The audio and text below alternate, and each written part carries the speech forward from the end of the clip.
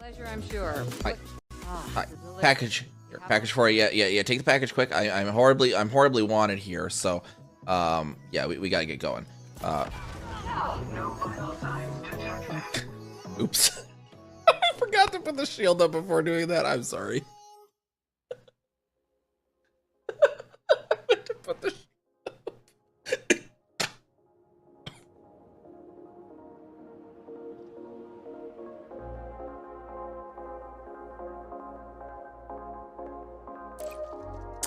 I was going for a, hey, here's your package, now die.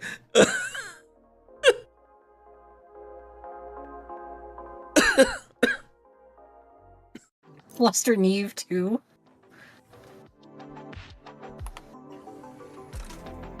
What can I say to Neve that would fluster her?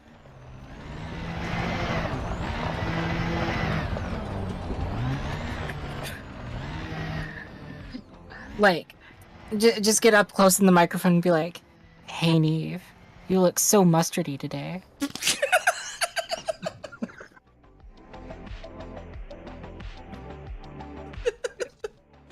I knew it was gonna be something related to mustard that someone come up with.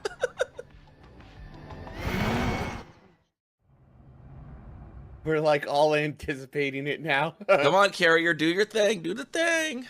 Do the thing, Carrier. Do the thing, Carrier. You can do it.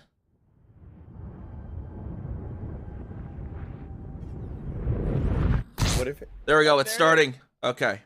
Now accelerate.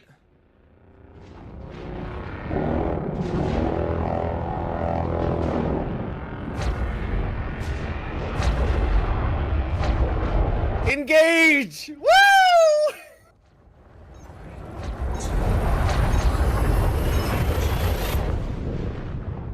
Boop, boop. There we go. That was actually well timed. I like that. That looked really cool.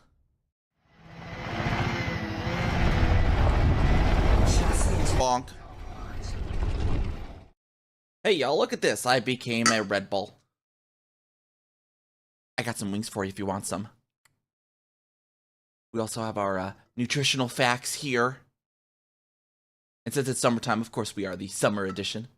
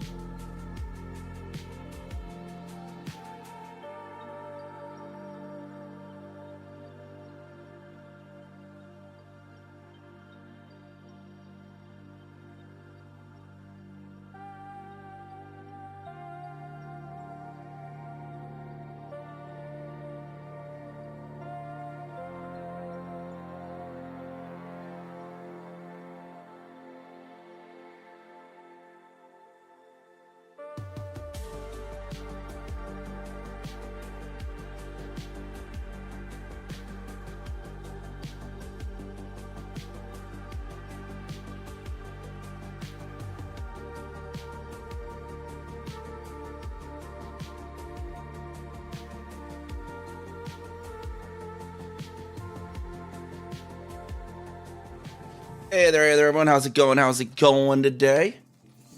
Gonna continue our trip out to Beagle Point. We got some stratum to scan here for the right at the start as well.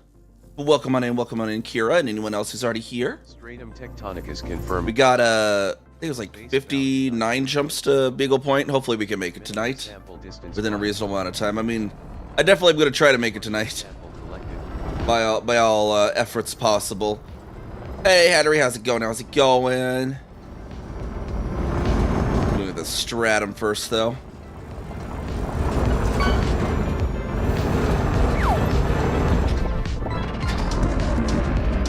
Still gotta figure out what we're gonna do Monday, though, because I need to wait for the Twitch payout before I can purchase Outer Wilds.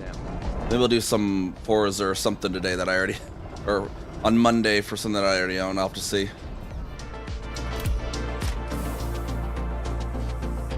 I think what we could probably do is... I'll just go from... On those 3 games, longest or shortest along, which one might be Outer Wilds and the Invincible? Or was the Invincible shorter? I can't remember. And then Second partial sample Ghost of Tsushima. That might be a plan.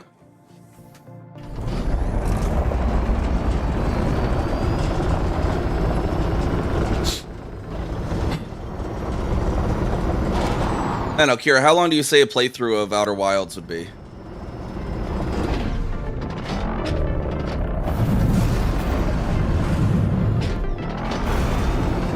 He's arrived.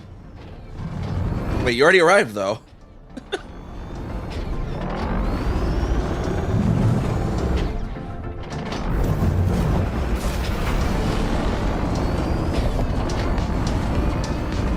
Oh, okay, you didn't hear the other stuff. I thought the ads were over for everyone by that point. Anyways, yeah, I see that the 3 games possible looking at for next for the Monday slots is Outer Wilds, The Invincible, and Ghost of Tsushima. That's figuring we can go probably from shortest playthrough to longest, which I think would be The Invincible, then Outer Wilds, then Ghost of Tsushima. I don't... How long do you say a playthrough of Outer Wilds is? Granted, it would be after the 15th or so, about 15 hours or so. Okay, probably like 2 or 3 episodes then. I think The Invincible said it was only like 4 or 5 hours, so that'd be the shortest, I think. That'd be after the 15th when I get the Twitch payout, though, in any case. So this Monday, we probably will do something else. I don't know.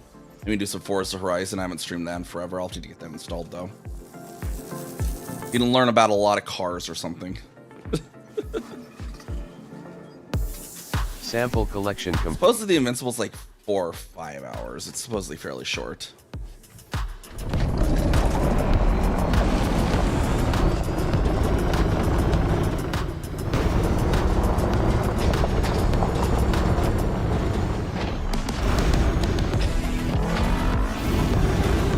Back over to our ship. There's some bacterium we can scan while we're here in any case.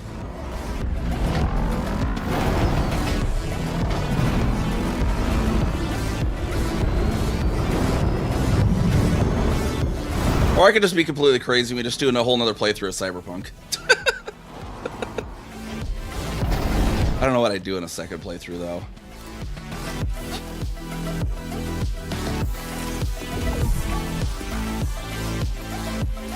Well, I think I started. I was like, just doing Netrunner again, but this time, like, okay, maybe I'll just do Netrunner in my personal one. Like, maybe I'll just do like the Netrunner, but extra on the stealthy or something. I don't know. First partial sample. Cyberpunk modded, maybe. Is there a crowd control version of it? Oh god, that Baldur's Gate chaos. Just get crowd control plus have all the party spec'd into wild magic sorcerers. Like a crowd control mod of Cyberpunk. You've traveled over 500 meters from previous sample. Oh, I guess I did mention too America Truck Simulator. We could probably get an America Truck Simulator episode or 2 in. Like, is there a crowd control mod for Cyberpunk? Second partial sample collected. Trunk Simulator. I don't know. I the vehicle physics in Cyberpunk drives me up a wall. That's the one thing I hate about that game. I cannot stand the vehicle physics in that game. That's why too. It's like I almost need like the vehicle physics version of Eye Bleach by playing some Forza. Get that out of my system. Be like, oh my god. Oh, like crowd control is like a thing that like lets games integrate with stream, and so like Minecraft has one where like the Twitch chat can like spawn enemies or do other weird stuff to game. Baldur's Gate has one as well where they can like spawn enemies or they can like make a fireball spawn on you, shit like that. It's like a plugin called Crowd Control.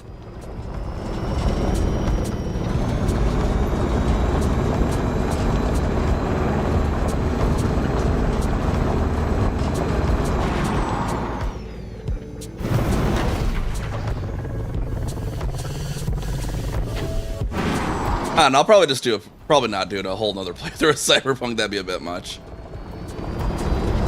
I'll just do my personal run because I always like doing a second run when it's like a role-playing game, because with role-playing games, your character has lived in that world for a while, but then you're, as a player, new to that universe on your first run, and so you're like trying to role-play someone who should know more about the world than you actually do on your first run.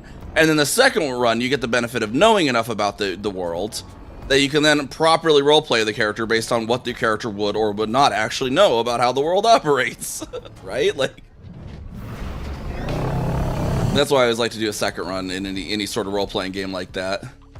Then I like to take it slow and roleplay. Like I know in my stream I started out, like people probably in my first few episodes of the Cyberpunk stream, I was driving slow and obeying the traffic laws, but like that's like what I've been doing in my personal run, because like I still do it on stream because like, yeah, okay, no one really wants to see me obeying the traffic laws for 5 hours straight when it's outside of American Truck Simulator. Hey Tico from Tokyo, how's it going? What you getting up to today? All right, let's get back over to our ship here, and then we have some other planets here with also potential stuff I need to scan in the system I came across earlier today. Oh, 707 TKO.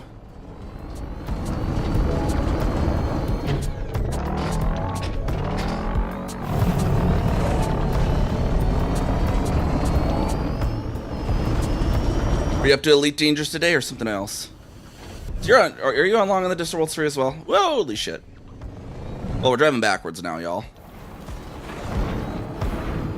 But yeah, no, the driving model in Cyberpunk. Honestly, the SRVs in this game are more predictable. Like, this is a better driving experience. But that's saying a lot. But I haven't streamed Forza Horizon in a while, and in a few months, Forza Horizon 6 is coming out, so that could be a good refresher. We can do some educational stuff about different cars, because that's like one of my I did for the first few weeks. I had like little episodes like giving people all these trivia about a certain car model, and then we go drive it around and stuff. It was kind of a little content thing. Yeah, I mean, yeah, I took my alt off of it earlier, like earlier tonight, because there's a carrier leaving from Colonia back to the bubble like tomorrow afternoon. So I shot my Caspian out over to Colonia, transferred the modules I need, because that'll allow the transfer to only be 4 days instead of 7. That way, I don't need 2 alts on this expedition.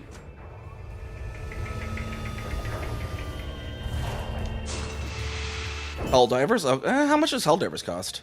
That's the thing too. Like I wait. Like I can't. I mean, I could out of my personal fund, but I got the payout coming on the 15th, so I'll probably wait till the 15th to get the next stream game.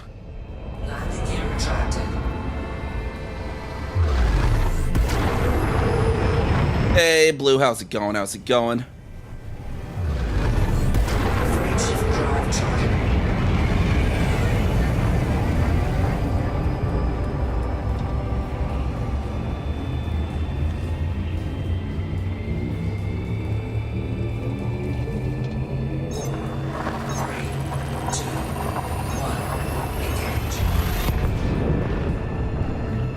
Water Park Simulator looked fun too. Maybe Water Park Simulator is cheap. There's like a Twitch integration with that, and it looked kind of silly fun.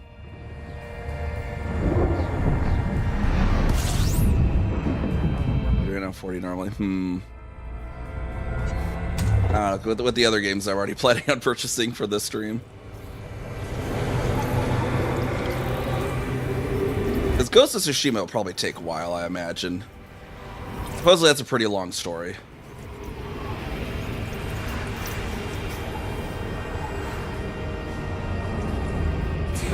Disengage.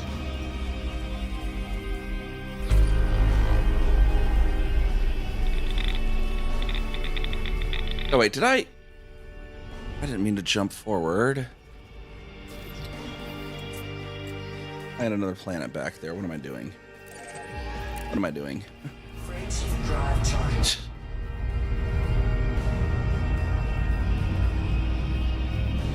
I had a whole nother planet to scan. I did not mean to jump system. 4, 3,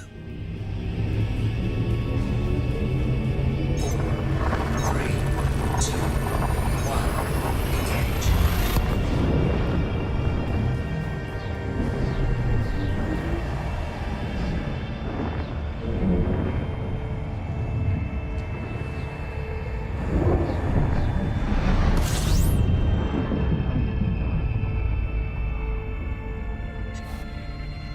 All right, let's see here. So, Alpha 2 Alpha is the other one we need.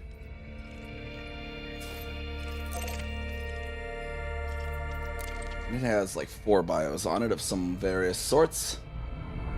Some that are codex entries. Fuel slipping.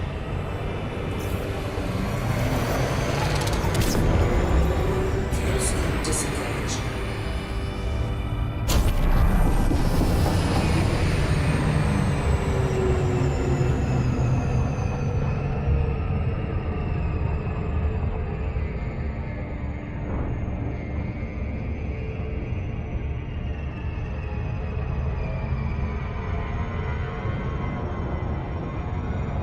Get back into HD2 as well.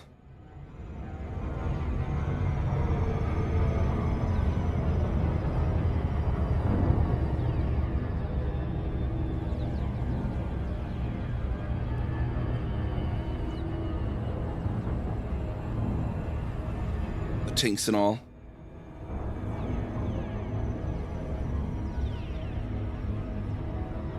Does it take like a lot to progress in that in Helldivers or something though? Does it like require a lot of playing? Like is there like what are they called? Season passes and stuff? That's the thing, I don't really know how much I'd be able to dedicate to games like that.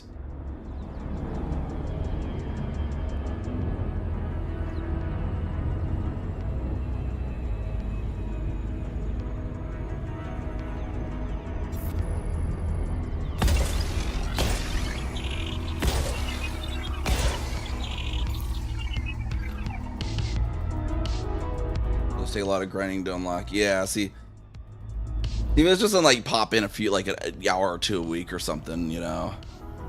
I don't know if that's enough to be worth it though. May host a new personal codex We entry. got some Fungoida, Osseous Stratum. They're in Paley though, but we need it for this region. Osseous. Fungoida is like in the exact opposite of where everything else is.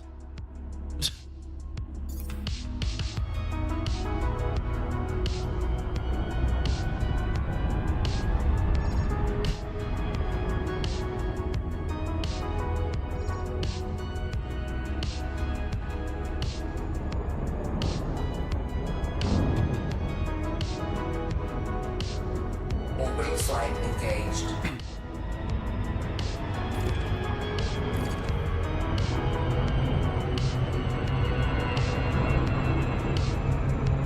Needed a Halo ODST Warbond. Isn't that a whole nother gaming series though?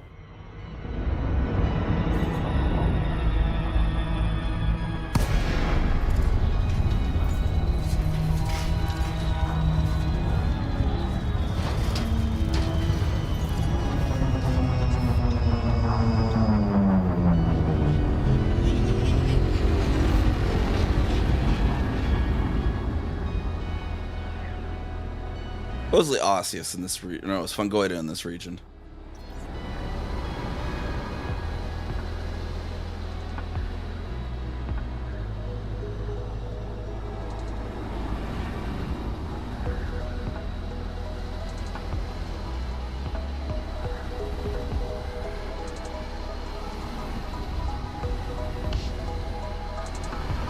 Weapons armor for HD, they have themes and ODST use Halo episode. Is that like their season pass thing or something?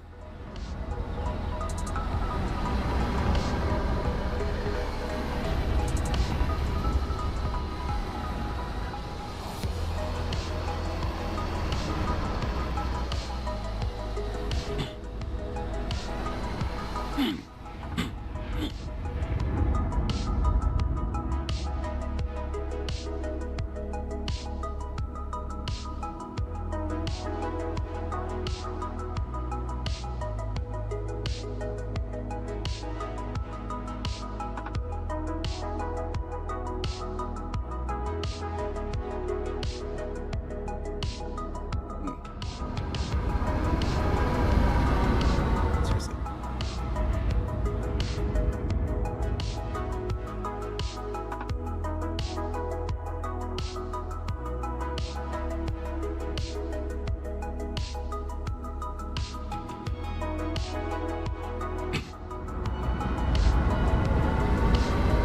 Oh, there's some Bengoida. Okay.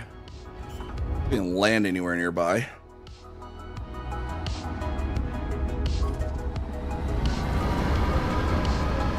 Landing gear deployed.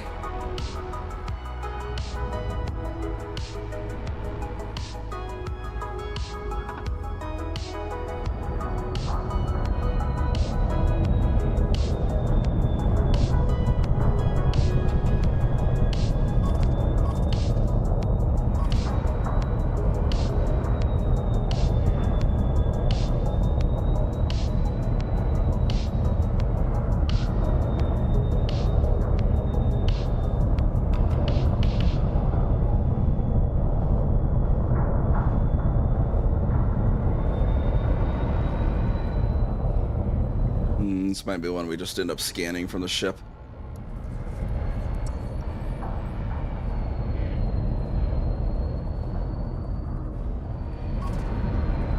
And land here.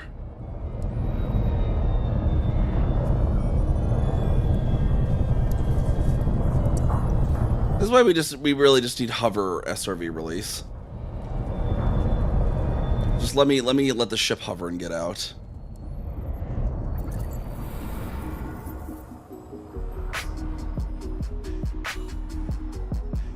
And the fungoid is not worth all this effort. It's only like 1 million anyways. Fungoida status is confirmed present. Yeah. Base value 1.67 million. Minimum. I can get the codex at the very least. What I'm really going for here.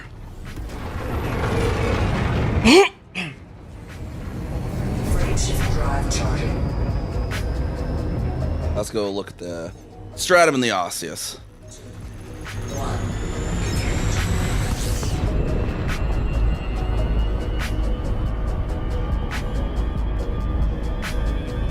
Engage. This planet doesn't have. This just says codex entry. It's not necessarily worth much. Bravo Charlie 8 has bacterium and formum though, which is worth 8 million.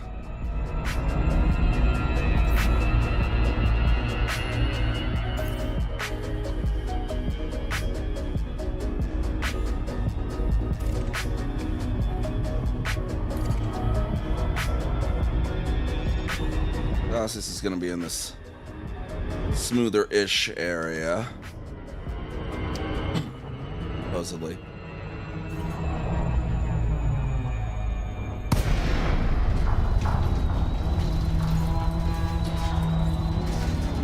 I don't know why my throat is being more irritated today.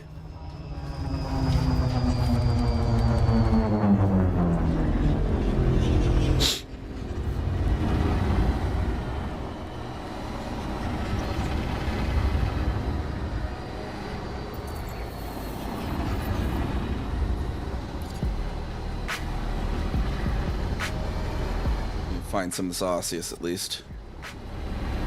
That one now. Usually on these little rough crests. Some stratum at least.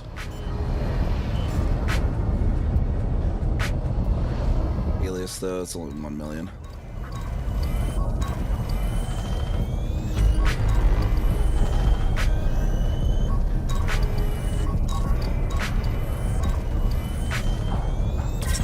Stratum paleo. Stay on the dang thing. Base value 1.3. Osseous. Minimum sample distance 500 meters.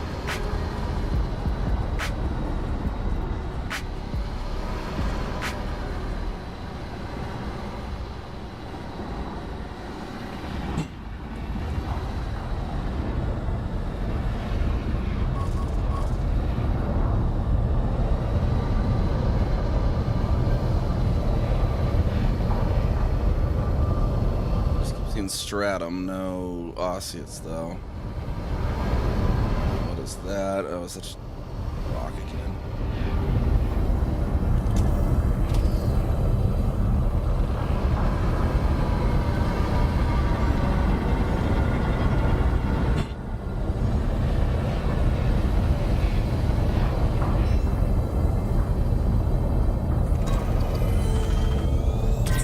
Osseous spiralis confirmed. All right, let's go get the bacterium on BC8. 4 million. Minimum sample distance 800 meters.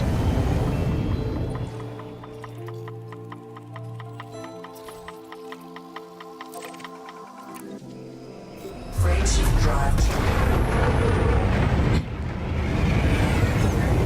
3, 2, 1. Engage.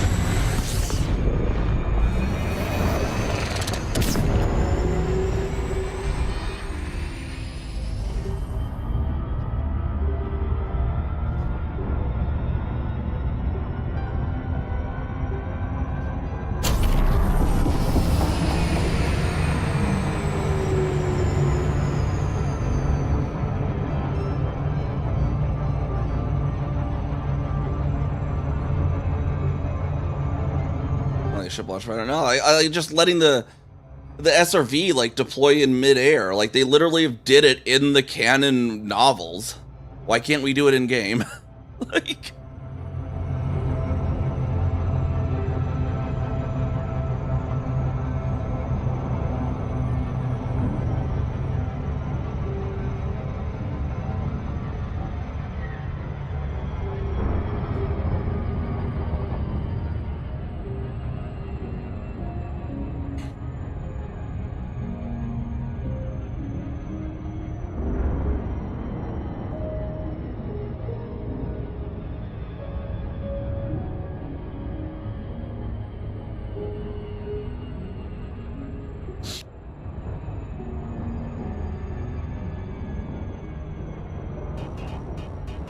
Alright, so there should be Bacterium and Formum on this one. Worth 8.4 million base.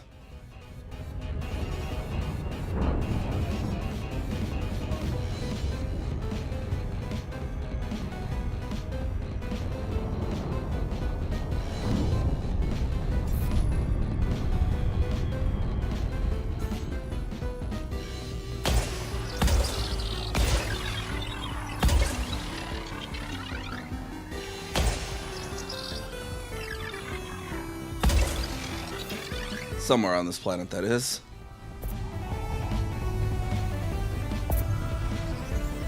Surface scanned by 50%. As long as the surface isn't annoying. May host a new personal codex entry.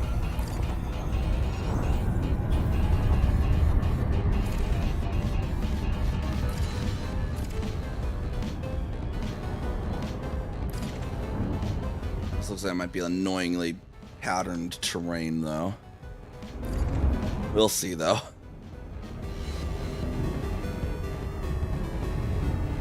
Take it down to the surface first.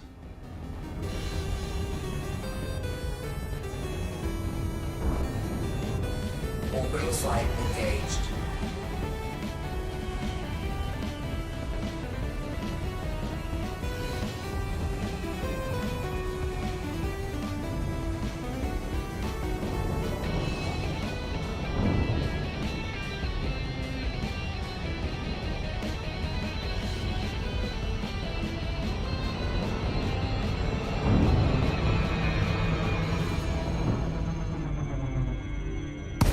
Right on down.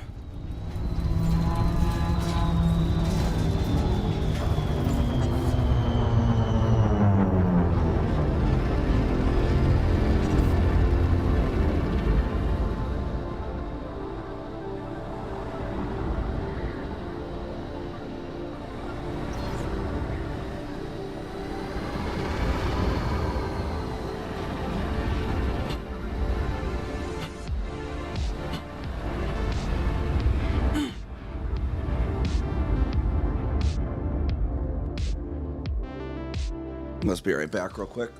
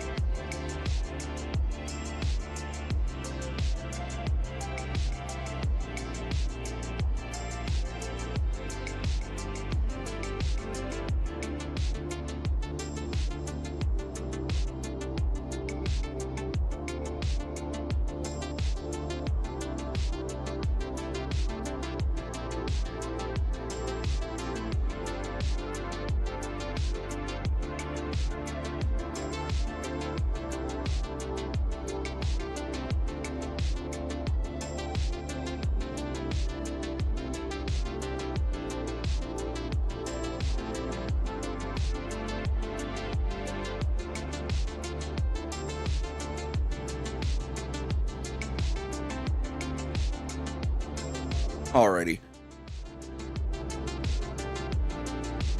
I don't know, it's just drier than normal in here or something.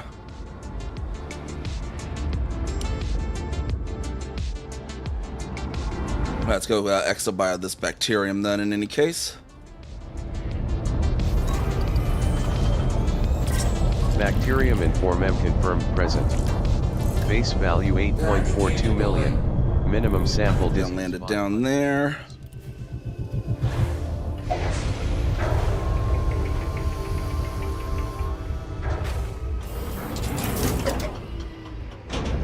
Low gravity.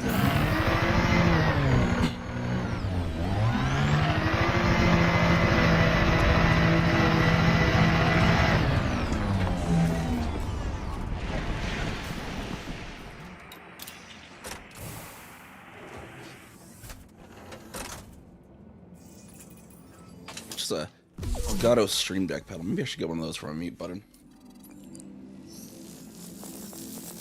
I don't have to keep taking my hands off the Partial sticks to sample mute. collected.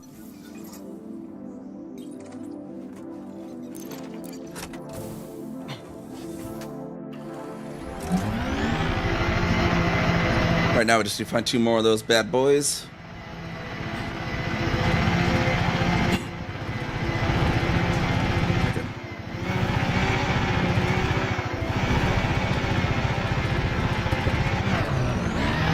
Minimum distance reached. You've traveled over 500 meters from previous sample.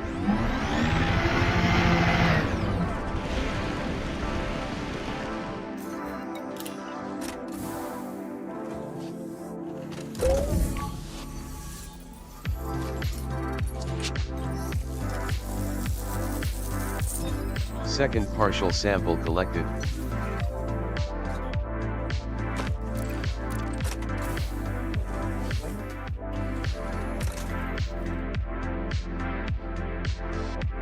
Well,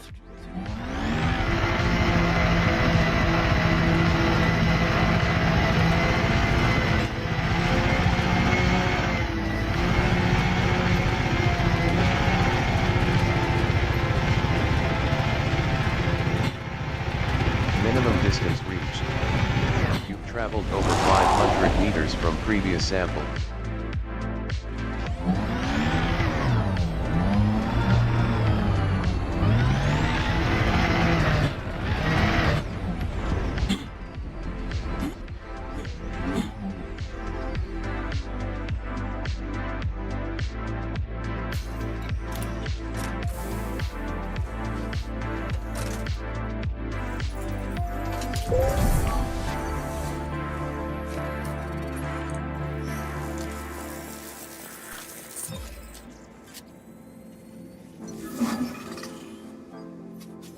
Sample collection complete.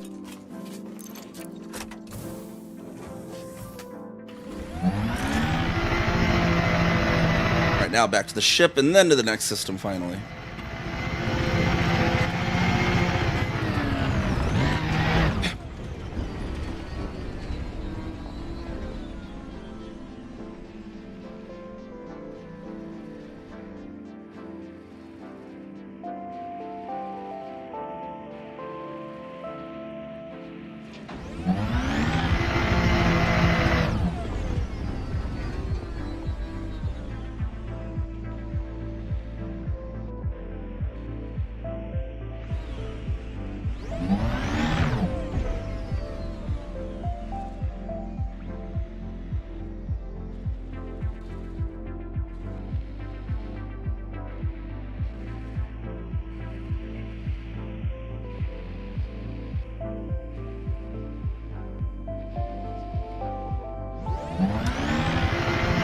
All right, back to the.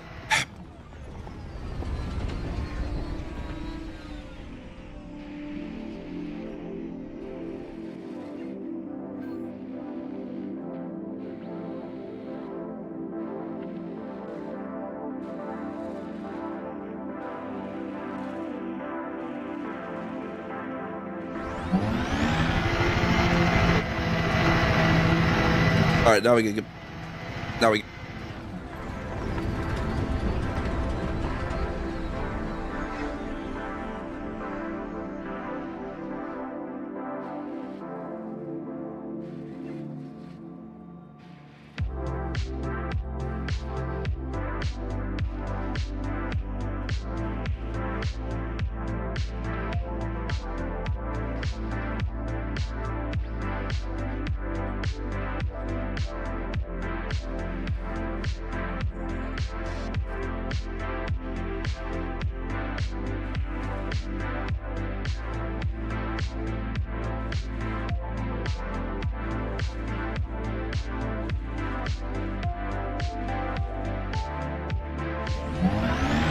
All right, now we can get back to the ship, I think.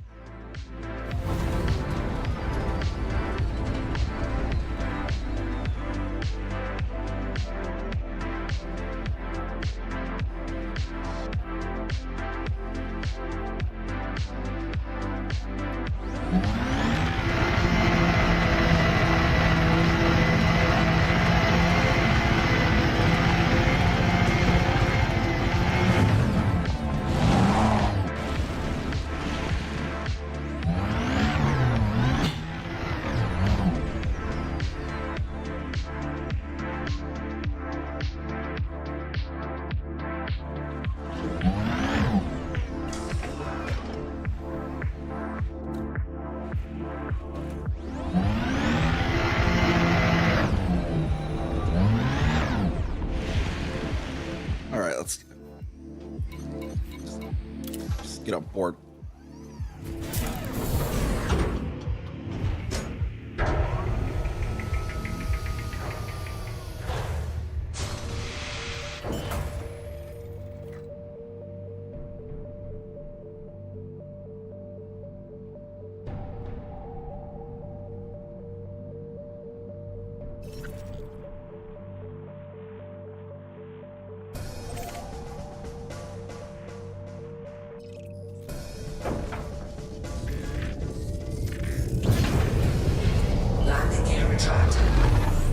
All right, now to the next system.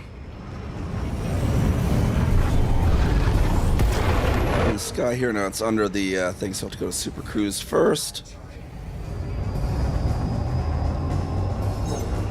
3, 2, 1, engage.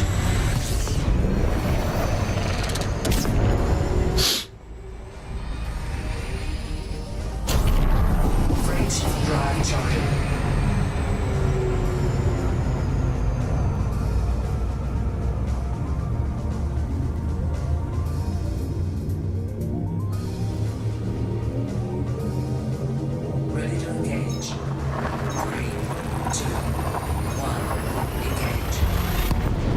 All right, let's see what the system has for us.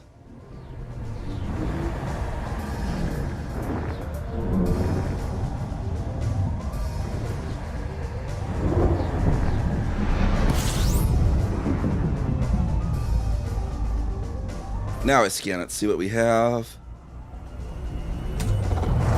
Fill up a little there. We got 14 bodies.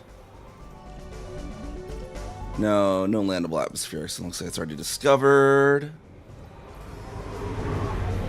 Freight drive charging.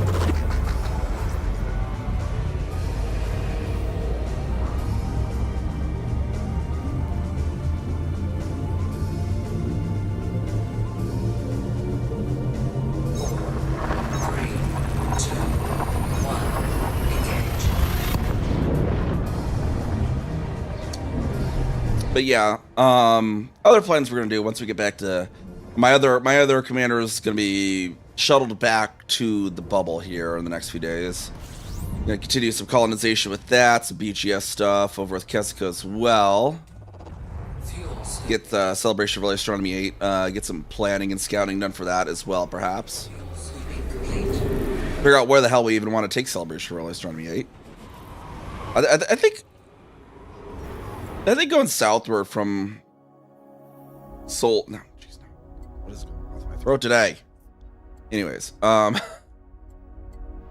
back southward this way. We haven't really went southward down to this way since like this whole section down since like Celebration of Early Astronomy 2. So that might be a good revisit. Discovered. It looks like. Yep. Freight drive charging. My throat could just behave for an hour or more, or 2 or 3. Oh, not the Imperial Inquisition. I was like, I don't know if it's on the hand or if it's just dry. I'm just like so phlegmy today. Maybe I'm gonna mute my mic to cough. That's why it's like, I need to look to see if I can get the Elgato Stream Deck pedal, so I don't have to take my hands off the stick to mute if I ever need to.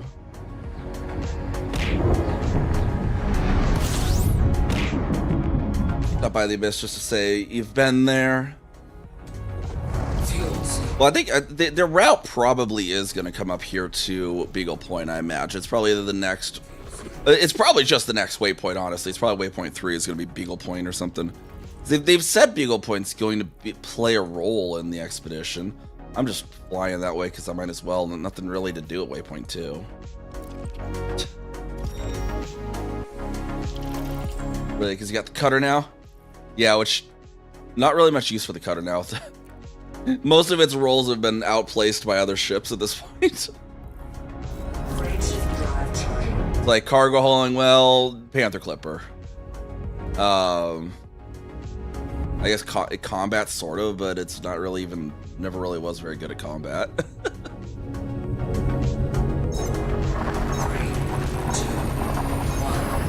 1. That's kind of why I wish they would have.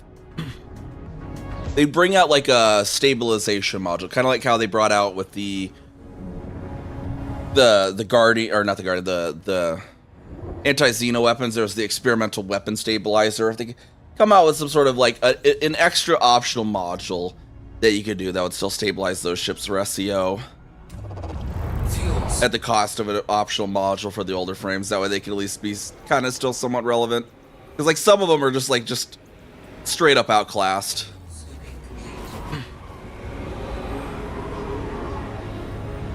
Only reason to really fly them is for the driving a classic car kind of look.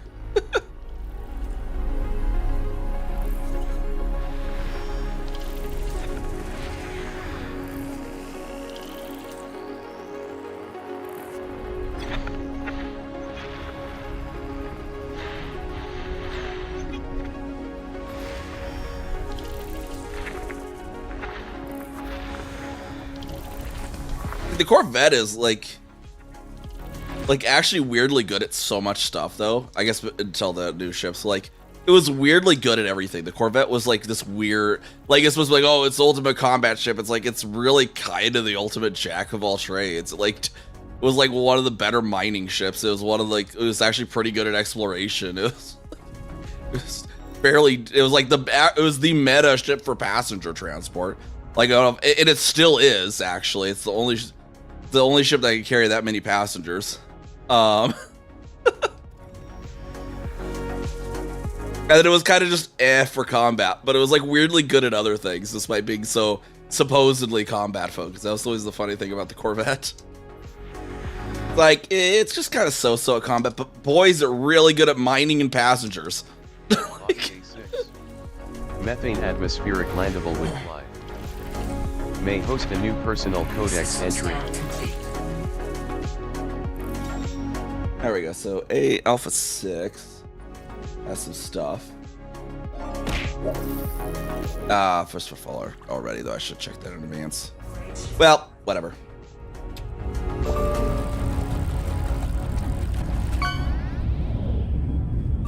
Size 4 hardpoints say no. Good luck getting those on target with that turn speed. 3, 2, 1. Engage. I don't know. The huge hardpoints are kind of overrated though. They don't do like they do more damage than the largest, but not so far and away to make up for the general amount of lost other hardpoints that you get. Because like System scan complete. after like the ships with the huge hardpoints, FDFs will take away smaller hardpoint ones, and the huges just aren't that much extra damage to really justify it. Fuel looping.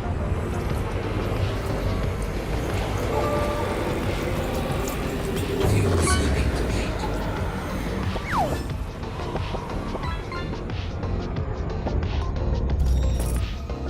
And like some of them even too, if you're like the frag mamba builds, people are putting like large frags on the huge point because there's no reason to waste to put a huge on.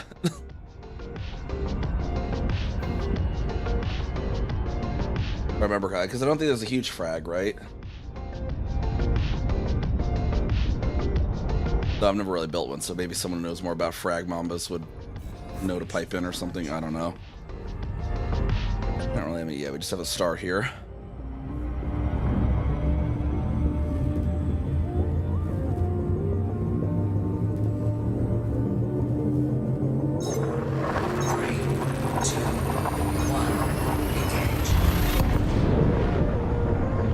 I don't know, I really do like the ones with the what are the aft cabins they're called or whatever, where you can see the nose. I really like those, like being able to watch the thrusters do their stuff while you're fighting. It is kind of fun.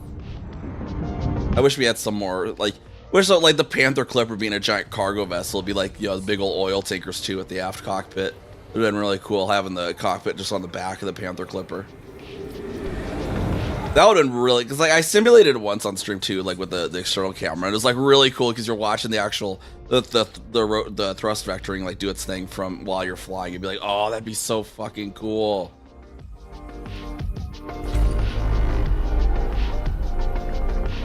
Use to play anything without a fighter bay. Fair enough, I guess. See, I don't even use fighter bays. Like, I think I have like one ship that uses a fighter. And, well, I guess Neve has the Type 11 too, because it's like you have to have a fighter. You can't use that thing for anything else, because you might as well. Otherwise, I wouldn't have. May host a new personal codex entry.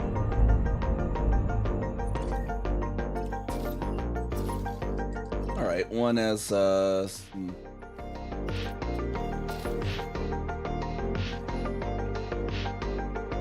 Tyrion Belarus red, and oh, that was first footfall though. But we got a Codex Bacteria on this one, so let's pop down to that.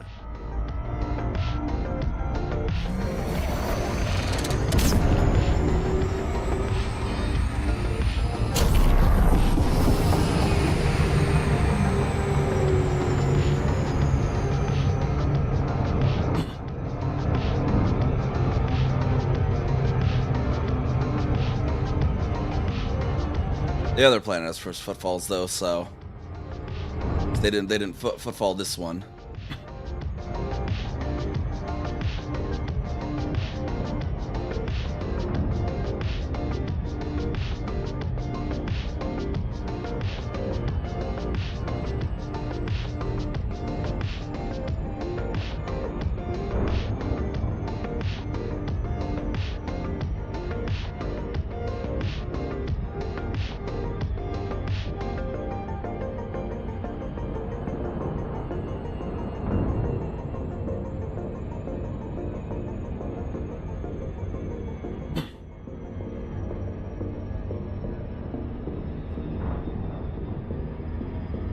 They even map this one? They didn't even bother mapping it, did they?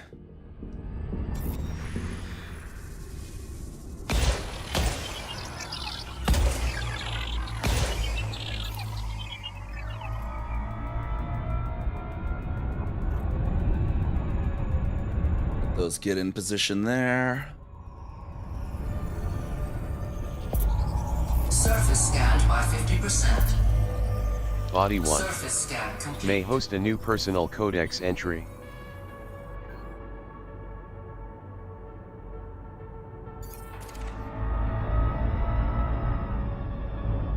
Or Micro Center. Maybe I just go to Micro Center for a stream book tech pedal.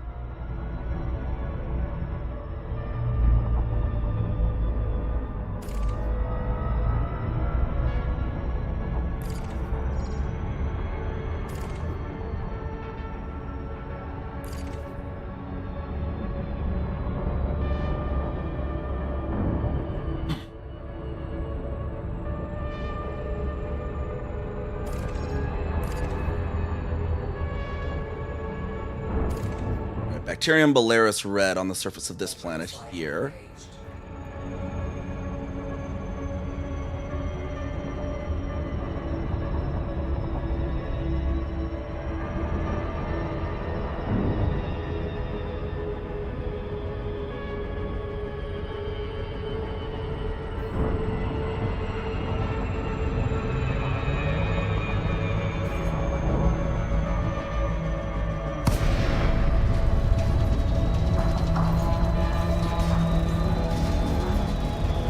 Down we go. Now we need to find the splotches, as usual with Bacterium. Oh, splotchy splotch.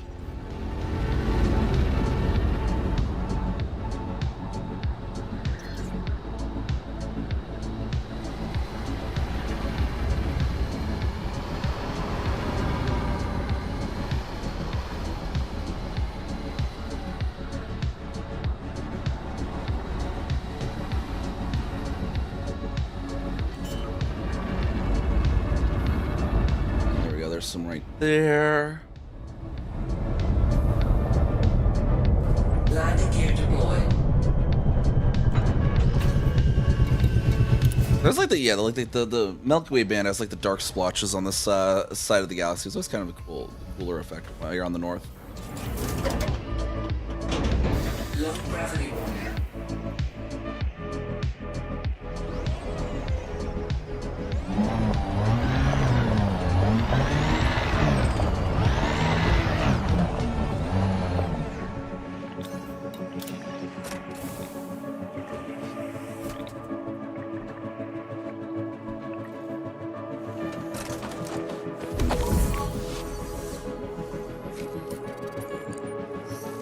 Little webbing of bacteria with the Polaris looks like. Bacterium Polaris confirmed present.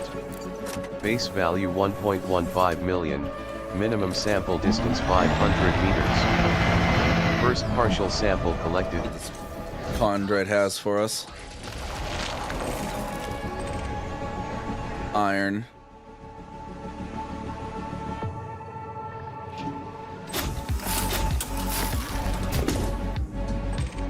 Not to run over that other one while we're scooping it, basically.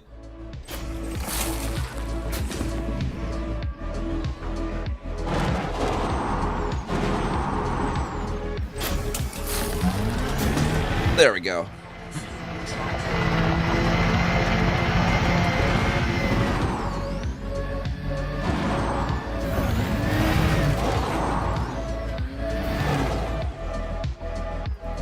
Minimum distance reached. You've traveled over 500 meters from previous sample.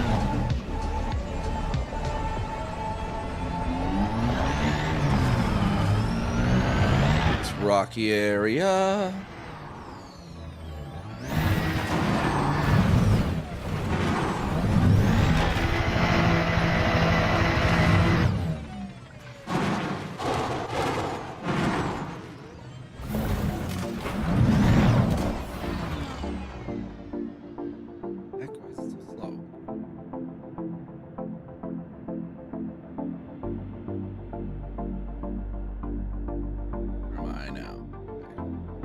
Right over this hill, looks like.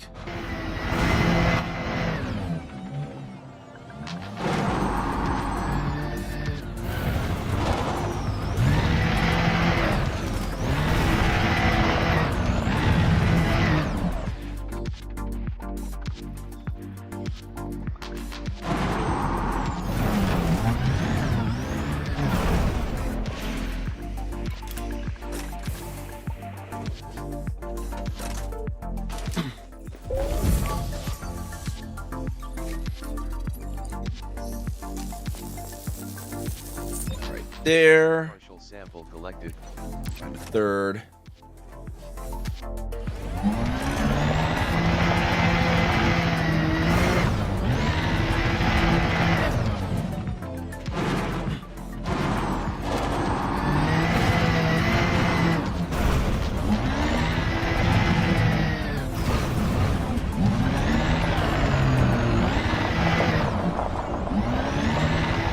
Minimum distance reached. You've traveled over 500 meters from previous sample. Reacting. Big basin. I like a mountain. What's on here?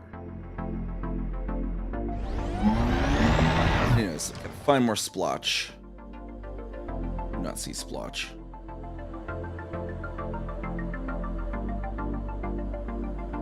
That splotch?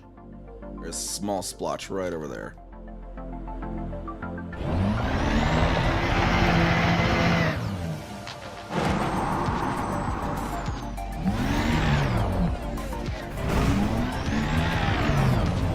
Right in here somewhere. There it is.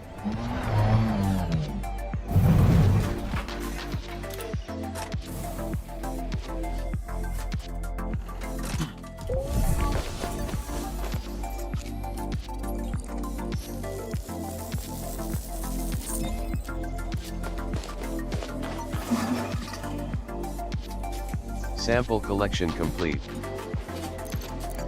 All right, back to the ship.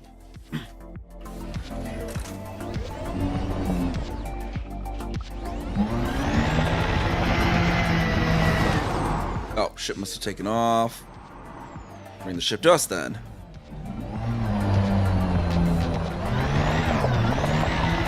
Let's see what this, basin or a crater?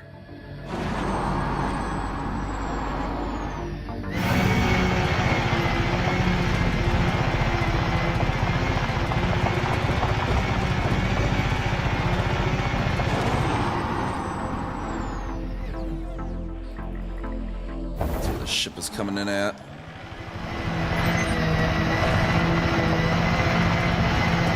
Let's check out the, whatever that is in the ship.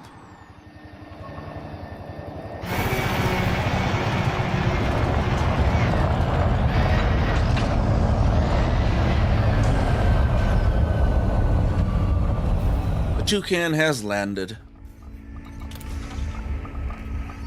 Hey, Rinsler, how's it going?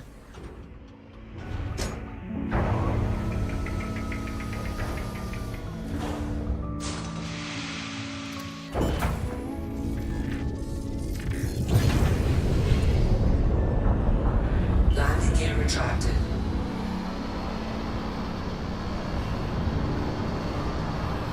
Look, this world has a kind of a fog to it then. Oh wait, no, there was a, okay, so it was a real shallow crater, it looks like then. Yeah. Oh, right. Next system's down behind the planet, so we'll need to go to Super Cruise. Frame shift drive charging. Not bad, found a few anime that seem interesting. I'm doing well. 3, 2, 1. Engage. So it's like really dry or something. I keep having having a cough and clear my throat tonight. Frame shift drive charging.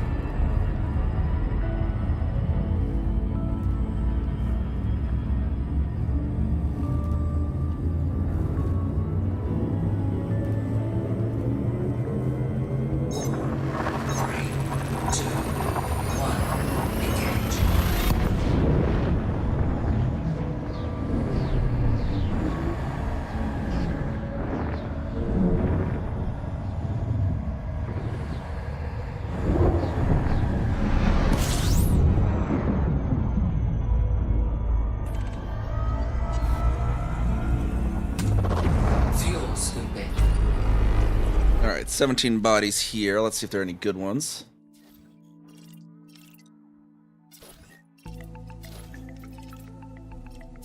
Fuel Oh, those seem to have bios though. frame shift drive charging. Continue making our way through the abyss then.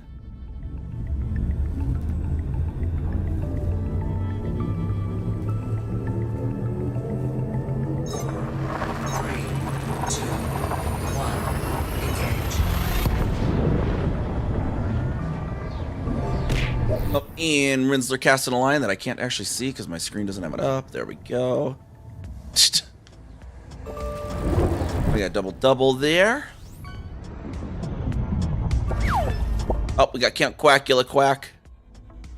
Move this thing down a little bit, or maybe over. There we go, Quack. And a new record on Count Quackula Quack. Heck yeah, Quack. Fuel scooping. So we got the Quack already in stream. Nobody's, you know, we won't mention to stream that nobody's redeemed the Quack of Dawn Quack. Stream doesn't need to know that. Quack. Let's see what do we got in here in this system here. We got some atmospheric landables. 2 bios there. First discovered by Hololive, apparently. Oh, Hobolove. Okay. Close enough, right? Quack. Quack and Dawn now, Quack. Oh no, stream found out. Whatever shall we do, Quack?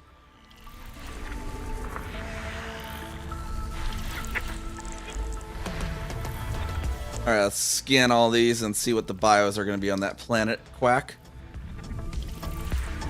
Might as well just scan them all, Quack.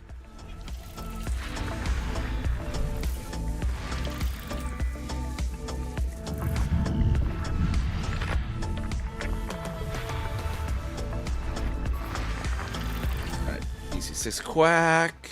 7. What else we got here, quack?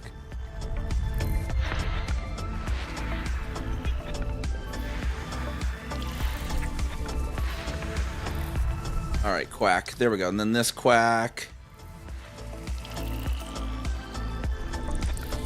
Which one's this one? High metal quack. A3 quack. Atmospheric landable with life. Ooh, bacterium and strep tectonicus quack. Codex entry and has high. Go get that shit, quack. Already have a targeted quack. Actually, not far at all, quack. That's a little boost, quack. Why am I quacking? Because this is the quack. Quack redeem and someone caught the Count Quackula quack. And then someone redeemed Quack of Dawn quack.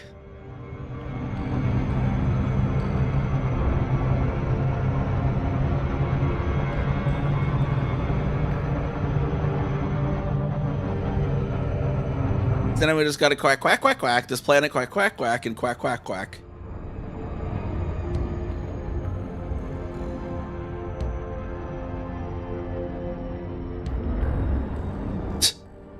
To do that one Gorillaz song, but with quacks instead of blahs. Like, went down to the market, quack, quack, quack, quack, quack, quack, quack.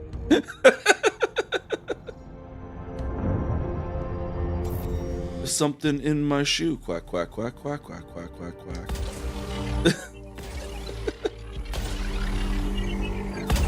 That song is so funny. Just how bored Damon sounds when voicing it. Surface Quack, quack, quack, quack, quack, quack. Body surface A3 scan complete. may host a new personal codex entry and has high biological value.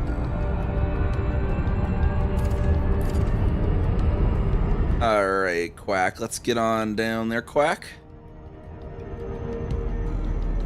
Got some Stram Tectonics money to make, quack.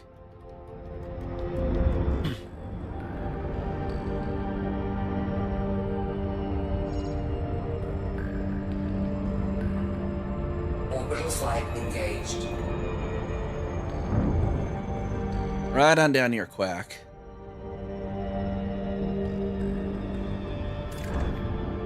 A bunch of these little hills all over the place, quack.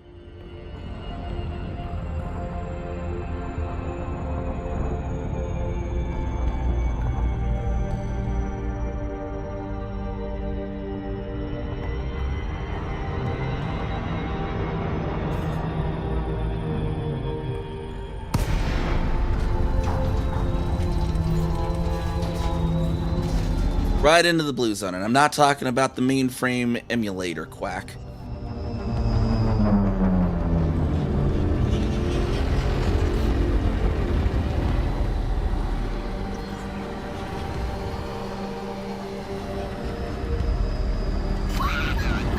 Here we go, quack. Well, and then the other quack will start here. Quack. Landing gear deployed. Alright, here we go. Some Tectonicus quack.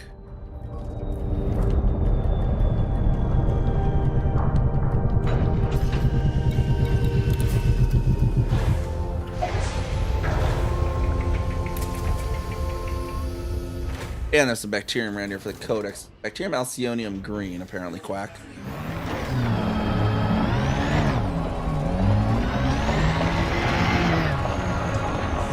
Grab these good boys first, though, quack.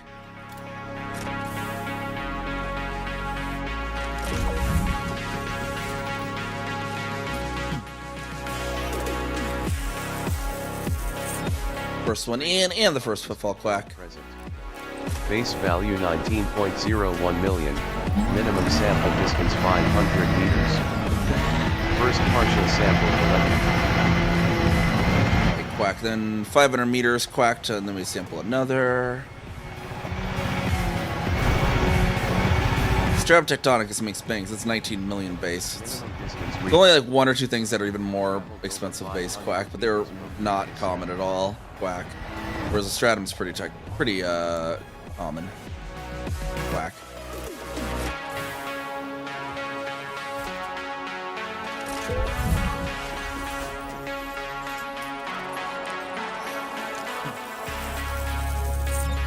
Second partial sample collected.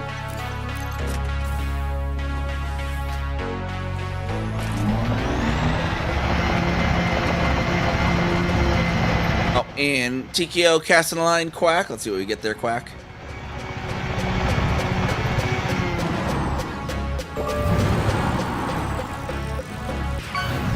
There we go, Quack. I think this one's over the line, Quack. There we go, perfect. In a triggerfish, Quack. 500 meters from previous sample. We actually get the triggerfish to like randomly trigger something. Quack.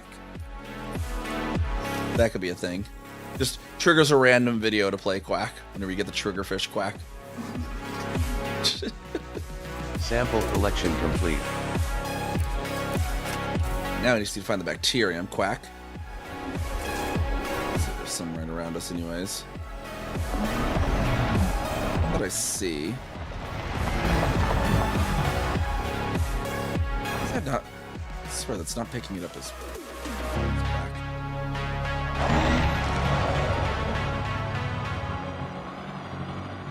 Ah. Out.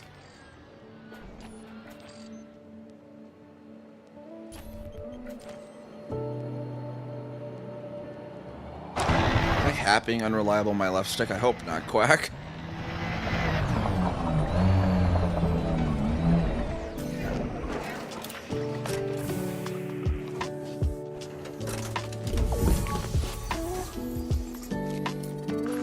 This one first here, Quack.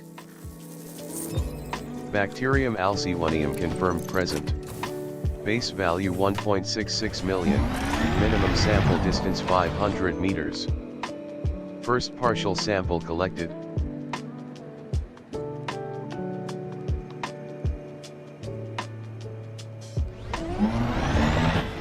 Back towards the ship here, Quack. There was another splotched in the ship, Quack. If I remember correctly, Quack. Minimum distance reached. You've traveled over 500 meters from previous sample.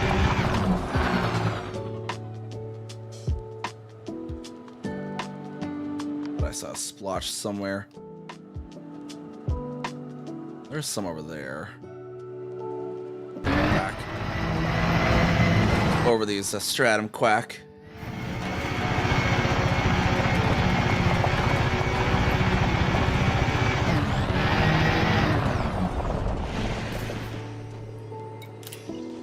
There you go, Quack. Okay. Scan these, Quack.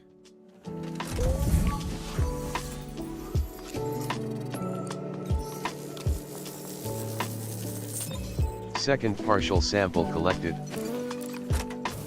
And then to the third sample, Quack.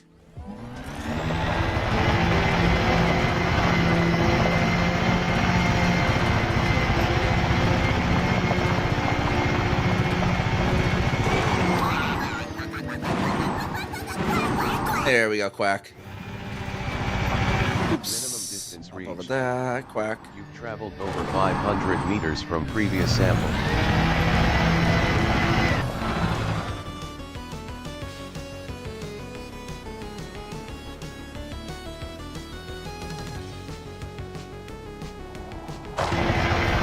Going right over here a little bit, it looks like, Quack.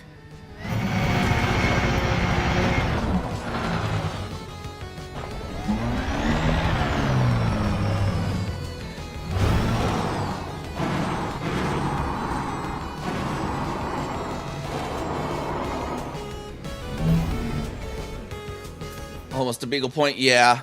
We're hoping to get there tonight. I think we got like a little around 50 jumps left. Quack. And a lot of already discovered stuff, so it's kind of quicker moving. Sometimes we're getting these where we go do some exobio though in any case. Try and at least get to it at some point tonight. Sample collection complete.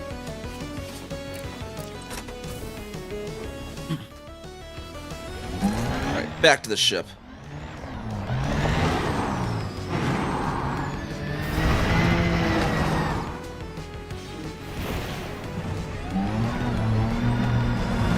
Where she goes so far?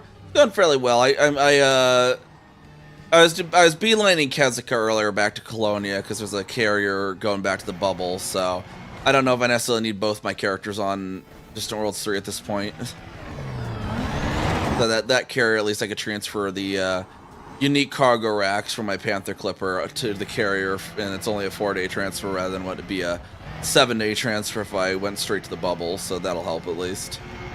And then I can get back to bubble stuff and planning Celebration of Early Astronomy 8 when I get back to the bubble, and then just keep Neve on Distant Worlds 3 and hope it starts being more entertaining.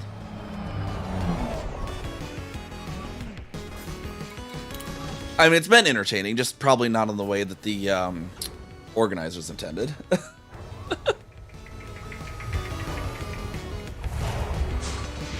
More in the popcorn way.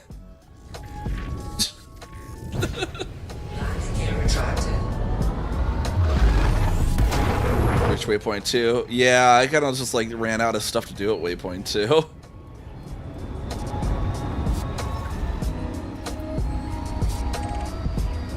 I mean, I like exploring. It's just, as we were kind of saying yesterday, there just doesn't seem to be, like, compared to Distant World 2, there's no carrot on a stick anymore.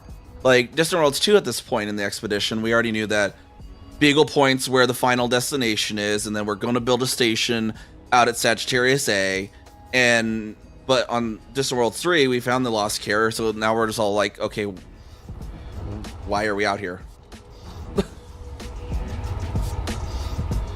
Have people getting ganked often? See what they're up to.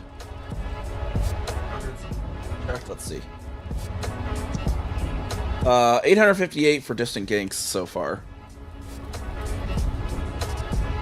Frameshift drive charging. That's the other fun. Yeah, the FleetCom Discord. It's so funny because like they just keep bringing up the ganker carrier, and it's like you guys talk more about ganking in FleetCom than gankers talk about ganking in the dedicated ganking Discord. Like literally, you can actually do a search for keyword gank from January 16th, and it's like 350 some results in FleetCom and like 200 some results in Galactic Gank Initiative. Right here because reasons. Yeah, it's like that was kind of like the fun thing with Distant Worlds 2 is like it's like you had like this end goal, right? Carrot on a stick. You don't really got that now. It's kind of like, and then the meeting stuff. Meetups points are just sparse. Nobody's actually going down to the actual base camps. They're just hanging out on the carriers. Early Astronomy. So Celebration of Early Astronomy is my own expedition series that I also lead. Oh, that's the squadron. I should actually have a one for the actual expedition too.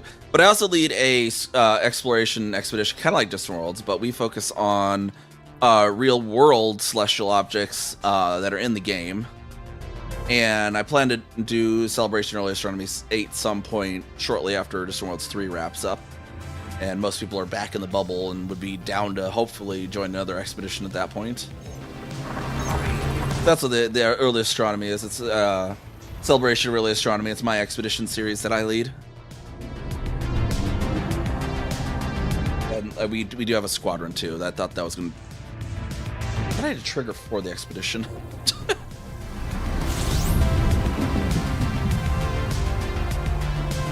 The expedition.info is our website for our expedition.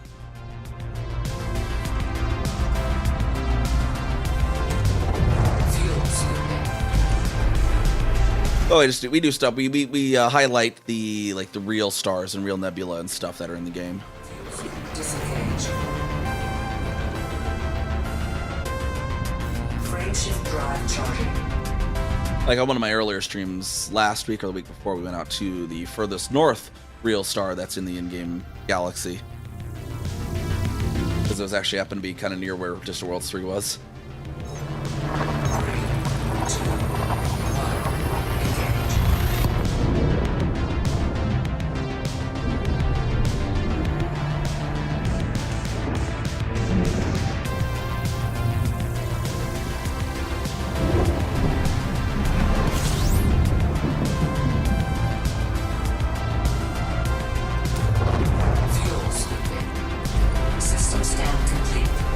Yeah, Mr. Insert 3 coins. Yeah. He's one of the ones that keeps routinely bringing up gankers. It's like, you know, you could just ignore the gankers, but that's too hard, I guess.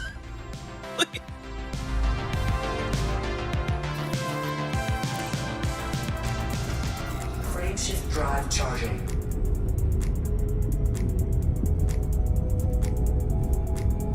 I mean, some of their reactions have been a little crazy, though. Like, I had one person back when we were at Colonia that in system chat I suggested, oh, hey, turn your exploration data into Dove Enigma instead of Yacht Station, because you can get rep with Colonial Council to unlock Baltanos. And this person's like, well, you're clearly a ganker. I'm going to turn my exploration data in where I want. I'm like, it's like, okay, I get you're right. I do ganking, but like, why does that make me clearly a ganker? I don't get the logic here. It's like you got to the right answer, but the steps are all wrong.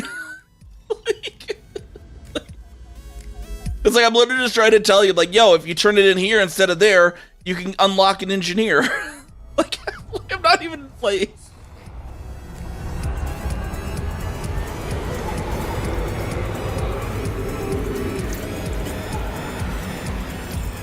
I mean, it's not wrong. They weren't wrong. I was ganking people in Colonia. But it was just like... it was just weird. It's like... It doesn't make sense at all.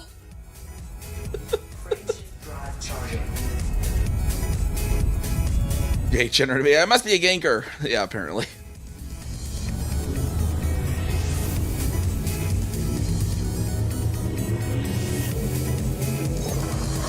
But you know, like, even, too, like with Celebration of Early Astronomy too, like I know Distant Worlds are like, oh, we aren't gonna have PvP events, but like there's some of the funnest things I've had on expeditions in the past have been PvP events. On Commander Perfect led an expedition that was the Commander Plater Memorial Expedition, and one of the things they did is they had a free-for-all PvP dogfight on a 3.5G planet with and you had to stay under 10 kilometers from the surface. It was really crazy because the small ships kind of ended up having an advantage there. You know, you weighed, okay, the small ships aren't as affected by the gravity, but they don't have as many weapons. And I was thinking last night too, like, for if we go in the right direction for it, what I'd want to do, like, as an event on CEA would be view to a kill and go to the view and do that again, you know, we call the event view to a kill, and you know, it's just a free-for-all dogfighting mess, you know? Because view is like 3 point something G as well. Warning. Frameshift drive operating beyond safety limits. What happens in Colonial States? Which argument is still going? Which one are we talking about? Warning. Frameshift I drive. was going to answer a math question back when I was in school at the on question, but it was the answer, but the actual questions were wrong. I got that a lot, Rinstar. I got that a lot because, like, I had my early elementary school years in, like, Western Nebraska, and then I moved over here. But apparently the way they taught the actual, like, syntax for subtraction with an older style than they were then teaching at the time. My math teacher in Western Nebraska was teaching old, like, 1950s style of subtraction. That worked the same, but then all the math teachers when I moved over here to Eastern Nebraska, and I'm showing my work and doing the older style, which is like, instead of doing the ticking on the top row, I guess is the new style. They like do something with the top, cross off some of the top row, and then do something. The style I was taught ticks off the bottom row and puts a little tick next to it, and that indicates if it's +1 or +1 or +10 or whatever. But all the math teachers in Eastern Nebraska were like, what the fuck are you doing? Like, what is this? They're like, it's working, but how? They didn't even know what the syntax was. It was so alien to them. Oh, the argument with the meta AI? Yeah, no. Like, supposedly there's going to be an option to turn off the AI pictures and that they use for the character portraits, but it's... I've checked multiple times and it's still not a thing. I've checked with people, it's not a thing. I'm not going to install that thing on my machine until that's gone, and then Yeah. And the other red flag I got recently too was like they were troubleshooting some of the elite stuff. Like someone was having an issue where they were doing a quest and it wasn't flagging properly, and like Othon's like, oh, I just looked and here's the journal entries that your thing sent. So it's like, okay, so you're just getting like everyone's journal entries? Like kind of a like it's like it's a little more data than I was really thinking you should be getting. Like, oh, more than just who's using it. No, he's straight up said, here's the journal entries I saw, and he like pastes straight up like what would looks like the journal entries that the person would have on their local machine. Like apparently it's just, his thing's just collecting everything. So I'm kind of like, that too, and when you install it too, it like has so much just crap. Like there's like we installed Meta Elite and there's some folder it makes, and there's like 3,000 plus subfolders with files in them, and it's like, what is this mess?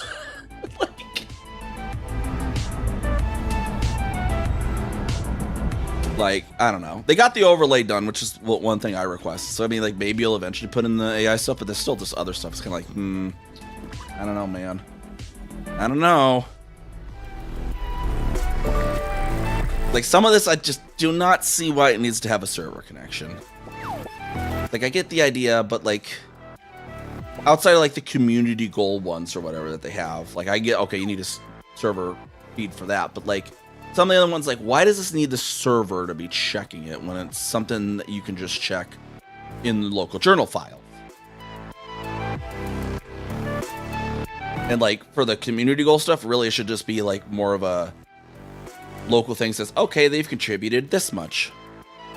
It doesn't need to be the whole plain journal entries. Apparently is what Othon is getting, based on some of his messages that have been in that troubleshooting channel, where he is basically pasting people back their journals at them.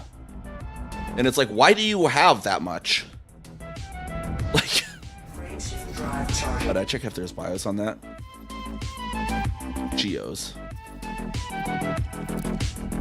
That's kind of my thing too. It's like, I mean, I guess if you want to, if you're okay with that, you're okay with that. But it is a little, it just seems extra to me.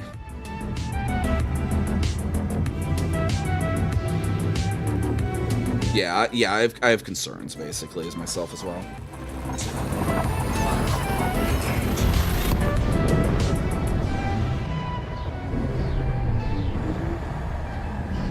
Like I like the idea. I like the idea of generative, or not generative quests, user generated quests. Hey, Bacardi Stan, how's it going? But so far the two options, Meta Elite and Elite Dangerous, not the game, something else that's called Elite Dangerous, that apparently does it. Both use generative AI, and so it's like, It's like if someone could just get like an interface, like an EDMC plugin or something that could do that, that'd be really cool. Like I love the idea, but I do not love the generative AI.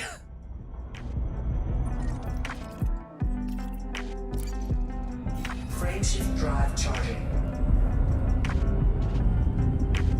And apparently the amount of telemetry gathered by Meta Elite, from what I've seen, I do not like either.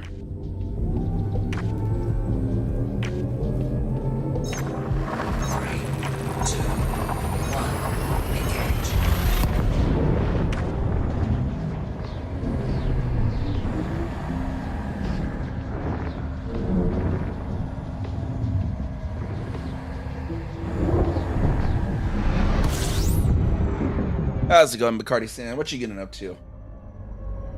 You're out exploring around here too, if I remember correctly. Fuel scooping.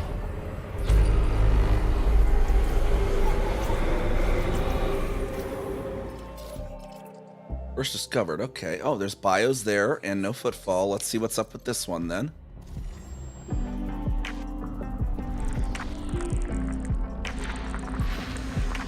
You just got back to Distant Suns parked for the night. Gotcha. Yeah, and I'm flying ahead to Beagle Point. I think my ships are all back on Distant Ganks. Although I don't only really have my mining ship and my exploration ship on the Neve account. I guess Kazak's got a bunch of random exploration ships on Distant Ganks, but they'll just stay there until the exploration expedition's done, I guess. Because Kazak's going back to the bubble. Ammonia. And then whenever we find out what the criteria is for the decal, I'll just Host a new personal have Kezuka codex buckyball out there or something. Frameshift drive charging. Wait, what do I... wait, bunch of Aureolus.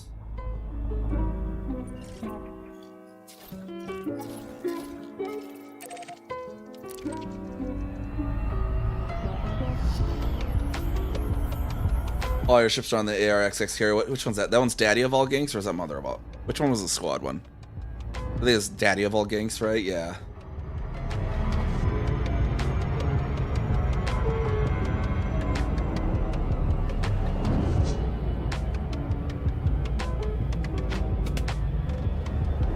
Yeah, that's Cal for All Seasons' squad carrier, if I remember correctly. Because the game carriers have been nice. They've actually, for the people that want to get to the waypoints earlier, they provide that service. Weirdly enough.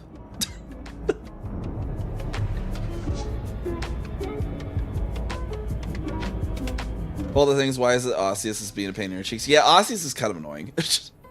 They'd like to be on the plains, but on the not smooth parts of the plains is the annoying bit with Osseous. So they're on those little like cracks and stuff that are all around the plains. So they're like, sometimes they just don't spawn. It's really annoying. Like I've been to planets that's supposed to have Osseous and you just can't find it.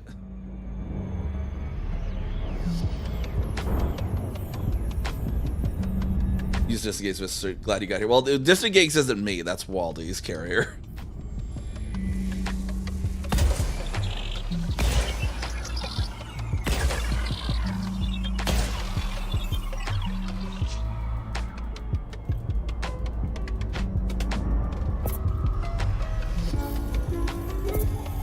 Surface scanned by 50%. Body 1X. Surface scan complete. May host a new personal codex entry. Yeah, the Fungoida are weird too. The Osseous, well, the Osseous is space bone spurs. That's why they're called Osseous. They're calcium growths. They like spurt out calcium and they make bone basically. Ossification. We got Fungoida and Bacterium here. Fungoida Cetaceus. These might be unsmooth terrain again as well, but let's see if we can at least get the ship scan for the codex, if not the proper full scan. Fortunately, the conch is not here, which is what I was really looking forward to on this planet. Orbital flight engaged. It may or may not be terrible. Doesn't look particularly terrible.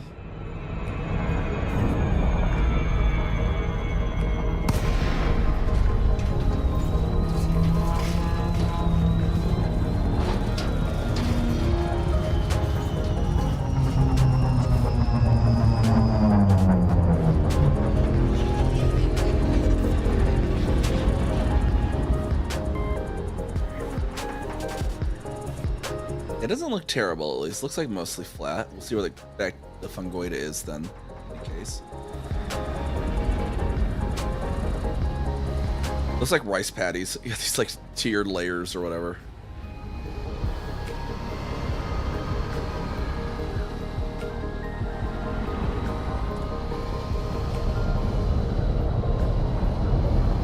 I just gotta find some fungus among us.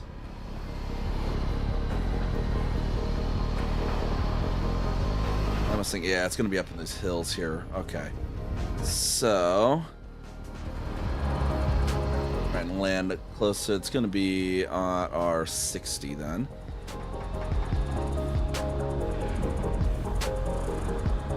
Landing gear deployed. Land on this little section here.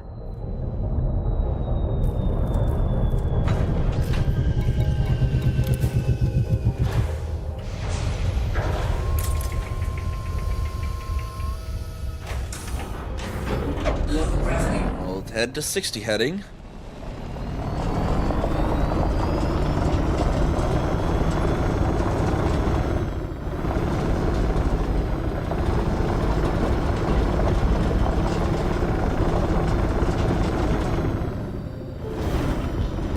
Carefully up the hill.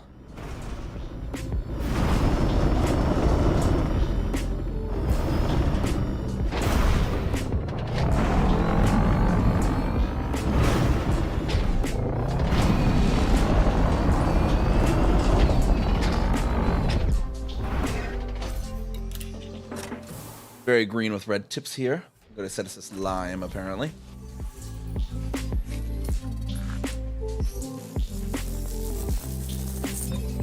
Fungoida seticis confirmed present.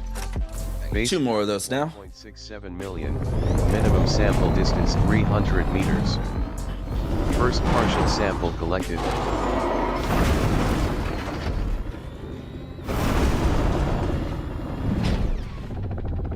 This whole field right over there, it looks like. Hopefully that's out of distance. 300 meters. Oh yeah, that'll definitely be out of distance. Minimum distance reached. Look down on the plains below us, stretching out. Previous sample. Kind of a good view here, actually. Let's screenshot this.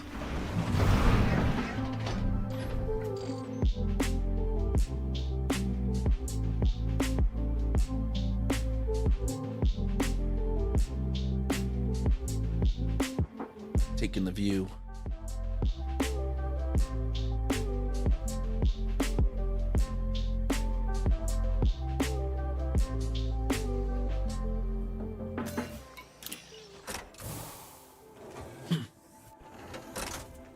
Archaic Earth had mushrooms that were made of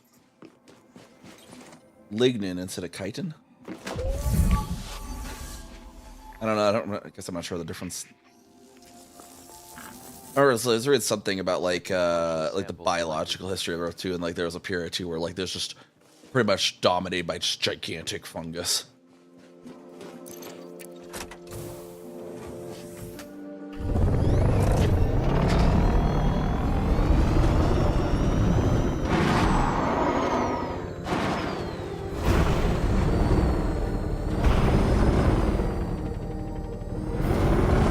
Yeah, like tree funguses. Minimum distance reached. You've traveled over 300 meters from previous sample. If there's any more fungus among us down here.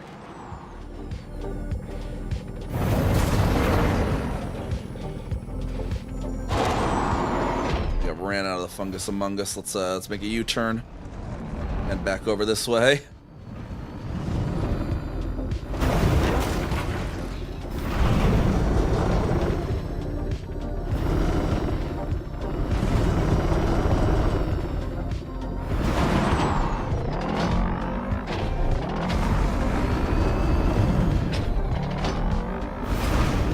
Fungus forest I see up there. No, just rocks. Probably a good fungus forest around here somewhere, though.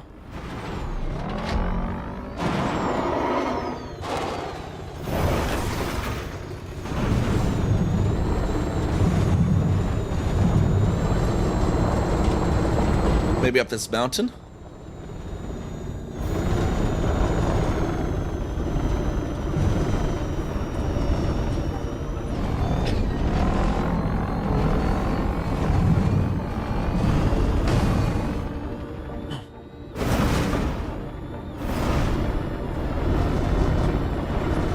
Ting it off.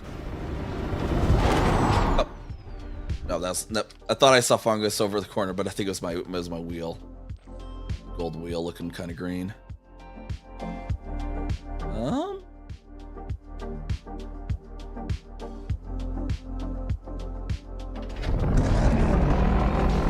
me go back to the mountain we were on, but in a side of it.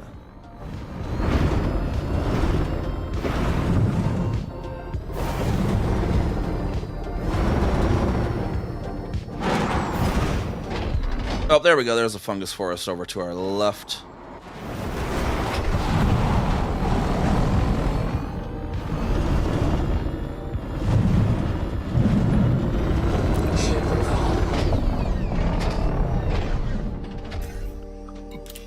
Perfect.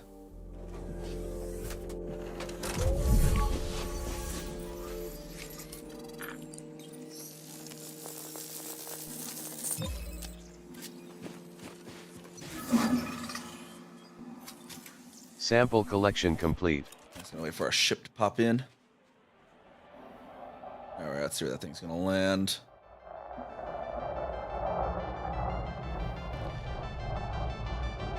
Better not be going too far away there, ship.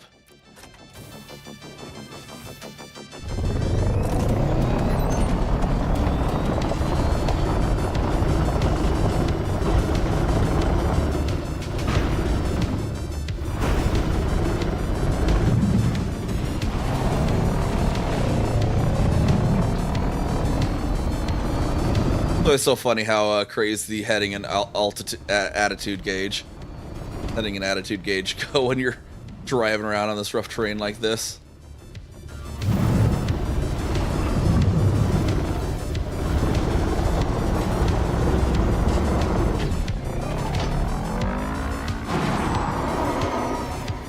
And the descent rate gauge. Oh, we got an outcrop there apparently.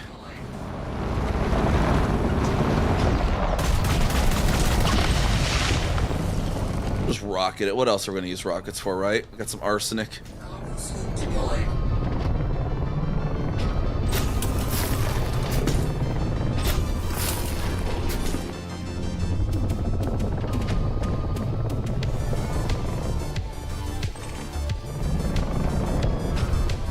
Sulfur.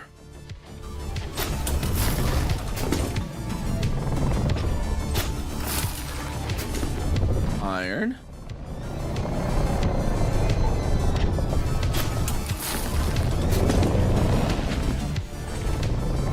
There's the sulfur.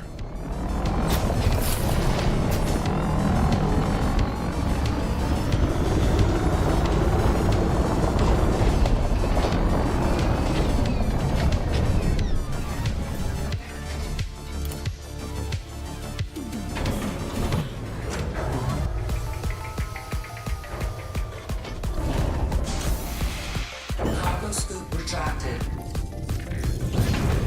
Landing gear retracted. Alright, where's our next system gonna be? Low horizon. Frameshift drive charging. 3, 2, 1. Engage. I wonder how much profit I'll actually make with all this Vista. I have a good like 7 or 8 Stratum Tectonicus in my bin. Once I get to Beagle Point. I'm sure there's a carrier there with Vista, I imagine. I think there's a DSSA carrier there, and maybe it has Vista, who knows? There are jumps left. We got 44 jumps left.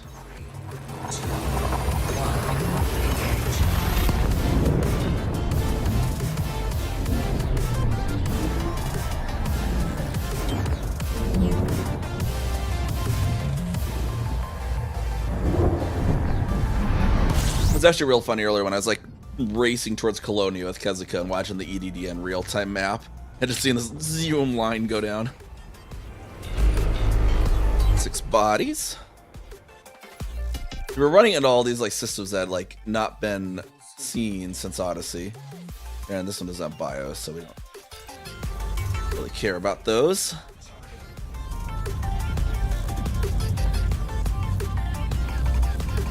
Oh, that's my my fast running Caspian. I sort of slightly refit Star Whip for moving around really quickly, sort of thing. With put on 2 extra class 5 and 2 extra class 6 fuel tanks on the thing. So it's really funny. It can do like it's like 65 jumps before it needs to refuel. Then when you need to refuel, you're sitting there for 5 minutes. Even though you have a 7A, it's like 5 minutes to fuel that thing. Fuels. But it's worth it for 65 jumps in a row without needing to refuel at all. Fuel scooping complete. Oh, all alive again. We got bios? We got bios. Okay. It seems like Hobo Love discovered this before. Maybe even on Distant Worlds. Should we get 8 bios on this? The carbon dioxide atmosphere. We might be here a while, boys. I think it's 8 bios.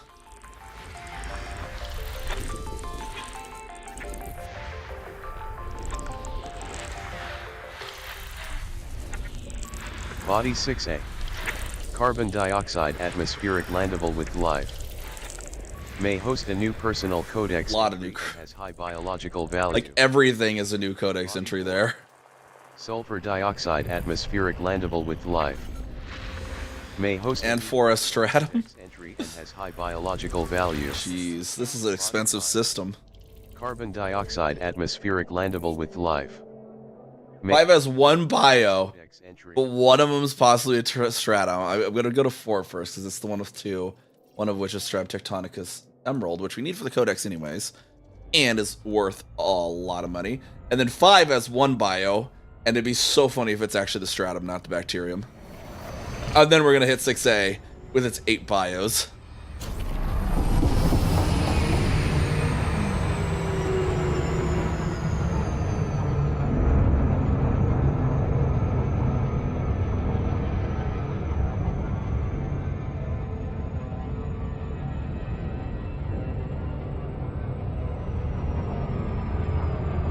That's very cool. Yeah, no, it's got a lot going on here.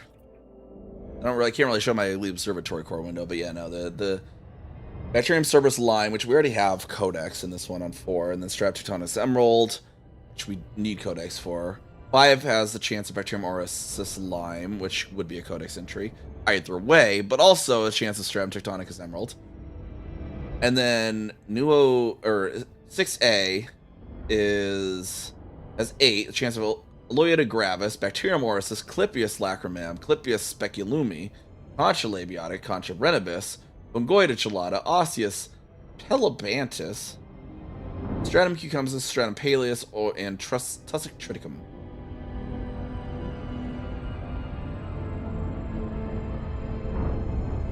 So even the cheapest 8, it's going to be 46 million base on that one.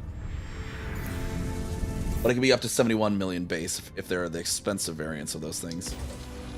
And the ones that it's one or other variant.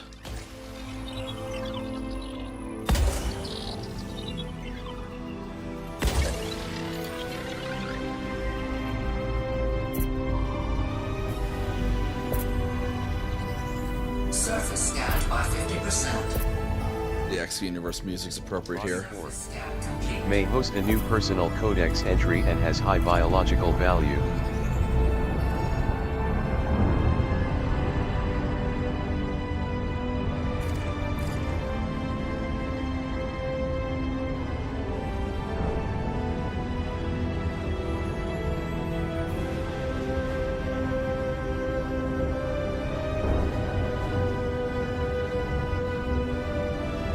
Flight engaged. We'll at least try to make the Beagle Point this stream. We keep lucking out though. Not a bad thing, but makes it slower. But maybe Monday stream we might do Elite if I don't make it Beagle Point here tonight. A little extra time tonight though, nonetheless. 22. Wow. Okay.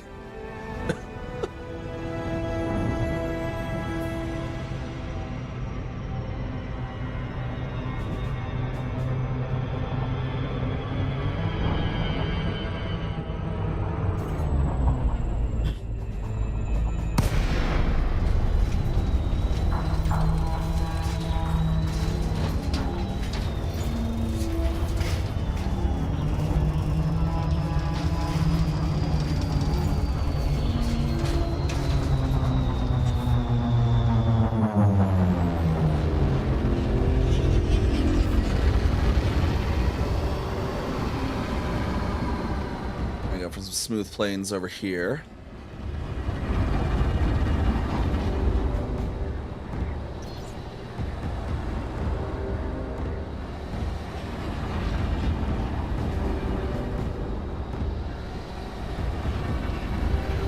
A lot of the Bacterium, and I see some of the Stratum.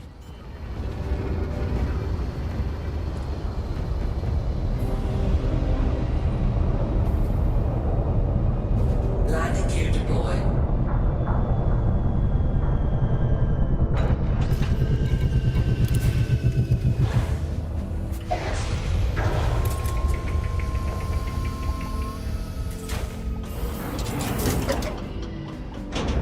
Low gravity.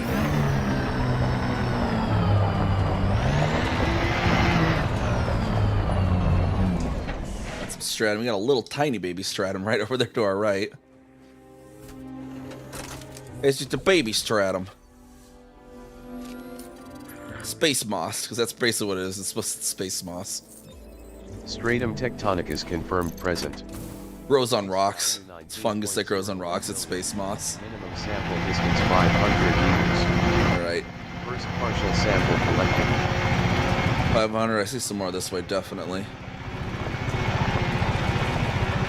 I always just love how on the north side, just you get these dark splotches on the band. I always love how it looks on the side of the galaxy. I forgot about that up until again now. Minimum distance reached. You've traveled over 500 meters from It previous. just makes it look so different than when you're on a surface planet on the south side or east side or west side. I haven't really done the west side all that much though. Maybe it has a kind of a cool look view. I've only done the west side on CA7 when we went to V429 Carine. And that was like the really lower west side rather than like halfway up or anything.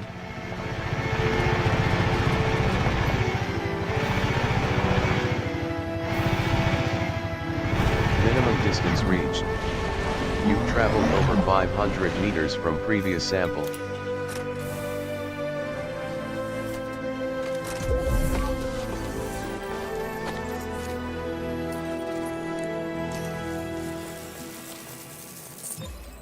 One there, and we also get some bacterium. We'll just hit the bacterium on the way back to the ship.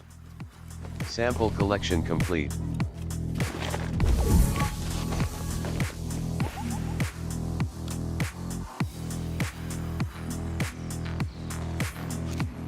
More of a might as well while we're down here, even though I don't need it for anything. Bacterium servers confirmed present. Base value 1.69 million. Minimum sample distance 500 meters. We'll probably run into 3 of them by the time we get back to the ship. Sample Or collected. close to.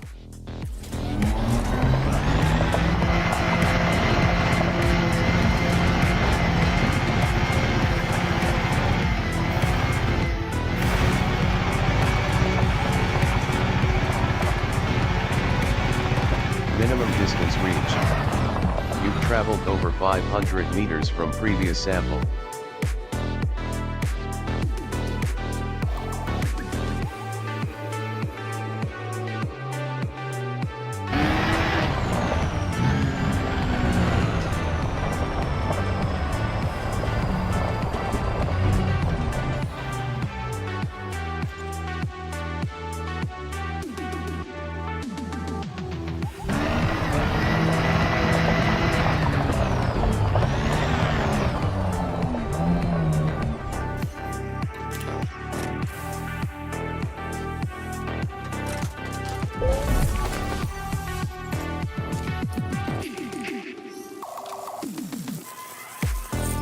Test Second this. partial sample Take some collected. on here real quick. Sorry, it's being weirdly.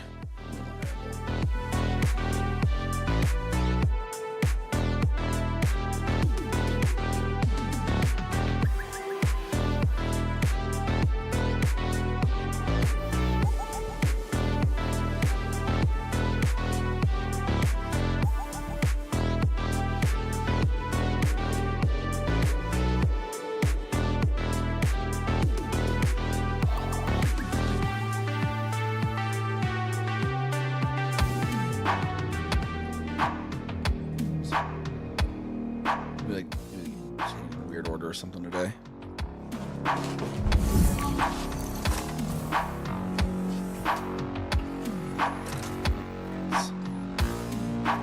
Yeah, I'm hitting it. I think that's what maybe I'm doing. Hitting it before I get in there. Just hitting the buttons in the wrong order, I think. All right, let's get that third bacterium in any case.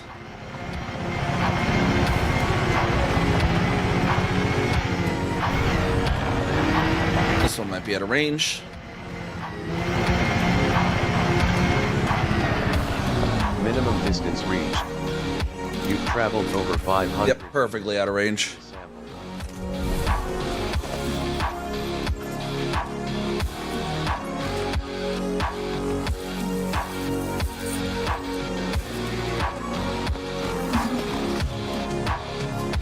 Sample collection complete. Ship now over to planet 5.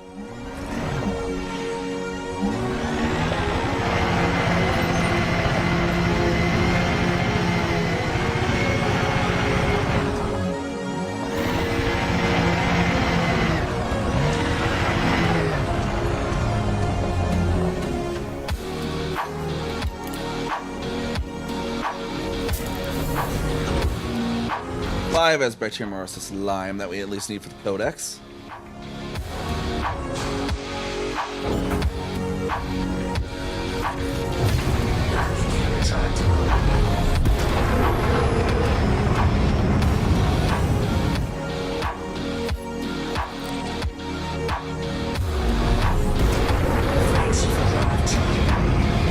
Right up to the escape vector. 3, 2,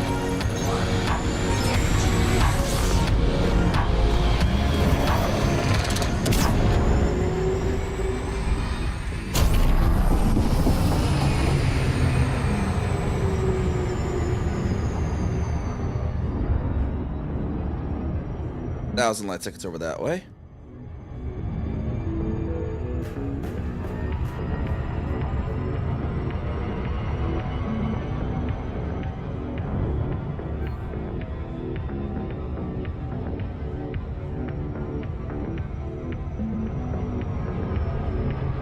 Slow down there. This nice thing mapped, and then bacterium at least. Possibly stratum tectonus. It only has one bio, but it's going to be funny if it's stratum. Sometimes it is. Sometimes it's a stratum, not the bacterium.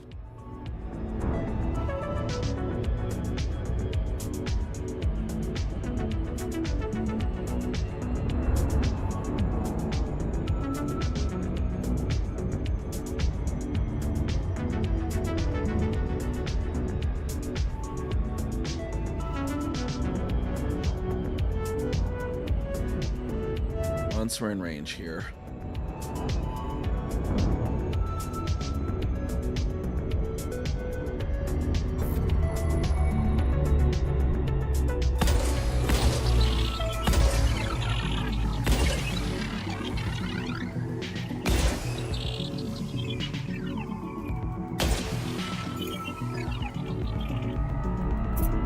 Which ones we get? surface scanned by 50%. Body Surface 5. Bacterium, which is good for the codex either way. Codex entry. And like right over here.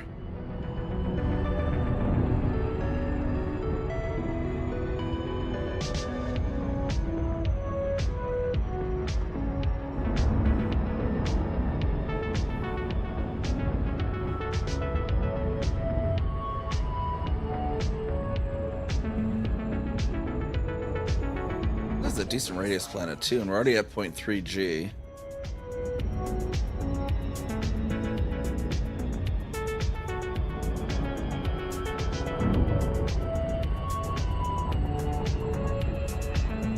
It goes all blue. Ground looks sort of smooth. I go in this tan area there.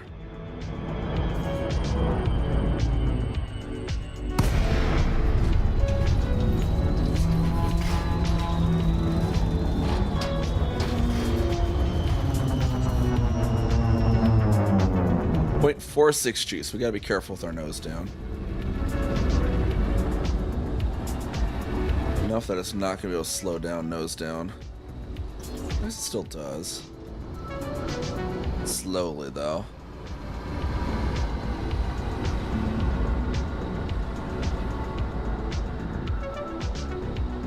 Heavy desert planet nonetheless.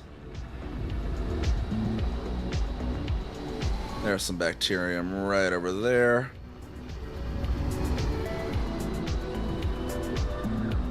These are the slime pool looking things, aren't they? The Rossus. landing gear deployed.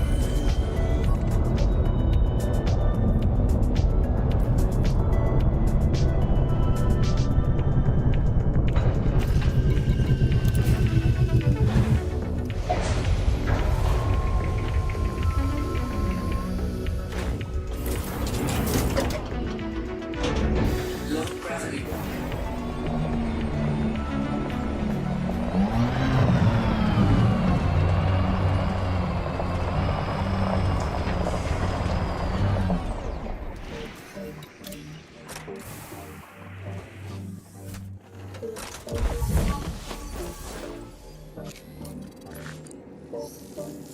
giant pool of slime-looking thing. Bacterium orageus confirmed present.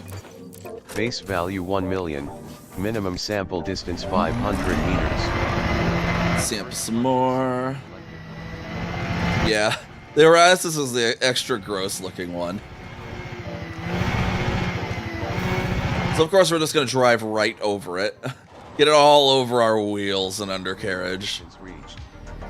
You've traveled over 500 meters. Yeah, we paid for that SRV bay decontaminizer unit or whatever. We're gonna get all our money's worth out of it.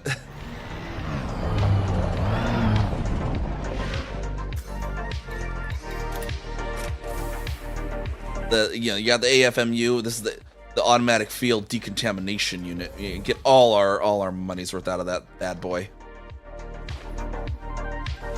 What I hate about bacterium too is like sometimes it's like you can't scan it unless you point in the right area. It's like that sometimes it considers itself under the terrain. Sample collected. And now, very important, we just need to do some do some donuts on the bacteria.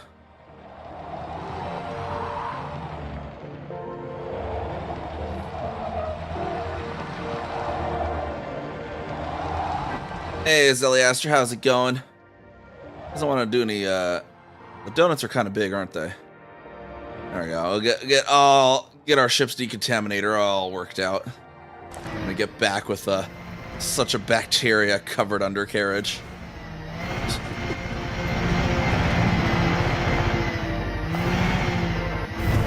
Maybe we're aiding in the evolutionary process of this planet by using our tires to fling the bacteria all over the place and seeding in new pools. Meters from previous sample.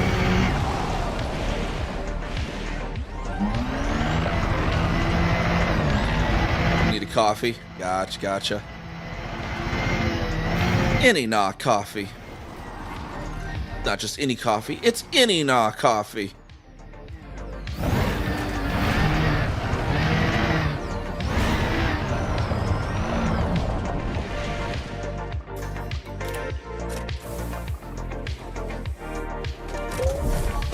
I was like, oh, it's on the hill. I was like, it looks like it's clipping into the ground.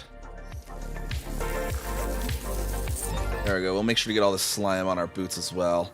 All over our boots. That way our decontamination unit can just really show off its worth.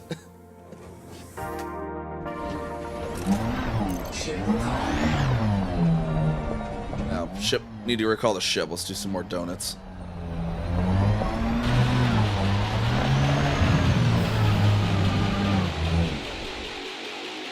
That'd be crazy if they made it like that there's like really less traction on the bacterium like it was slime.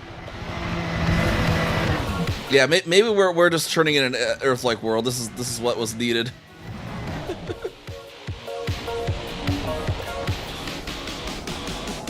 Ship at. Oh, it's coming in right on top of me. Perfect. Rarely does it actually seem to do that.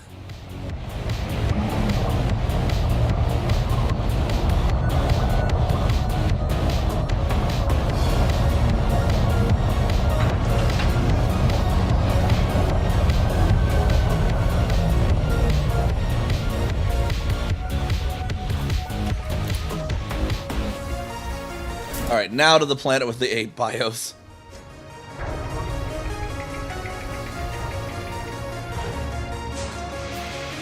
Six alpha.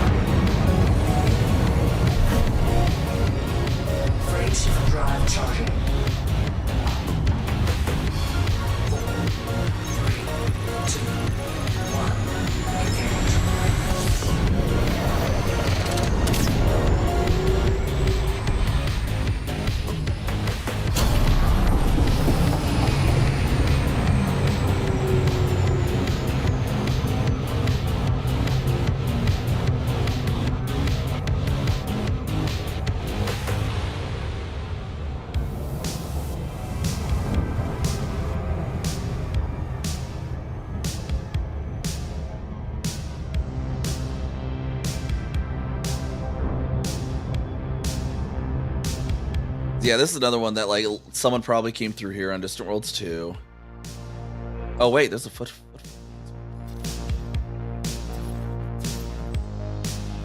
Interesting. Interesting that Jack didn't first footfall the one that was known to have stratum though.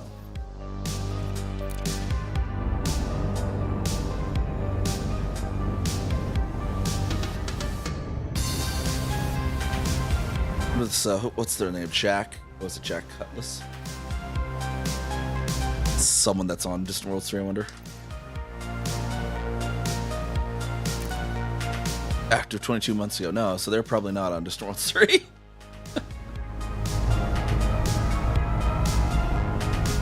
That is interesting that they came, they landed on the planet that doesn't have stratum tectonicus, and not the one that was confirmed too.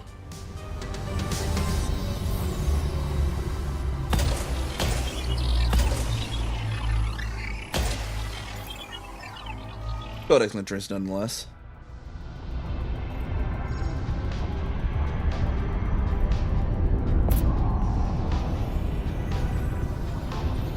Surface scanned by 50%. Who knows if they scanned them all too, seeing that they already didn't bother the stratum. Has high biological value. But oh wow, the concha and the fungus are like, it's like a little tiny worm of blue, right there. This is the concha and the fungoida are only right there. Let's try and get those then. Out of this whole planet, they grow in one freaking valley. Two little valleys apparently. Flight engaged.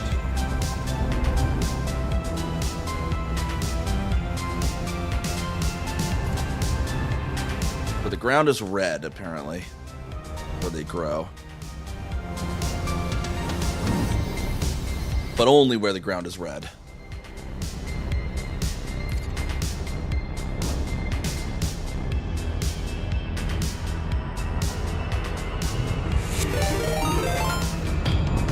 Oh, and awakened death with the ray. What's going on? What's going on? Wait, where's my... How's it going? How's it going? What were you getting up to? Were you also exploring then, I take it?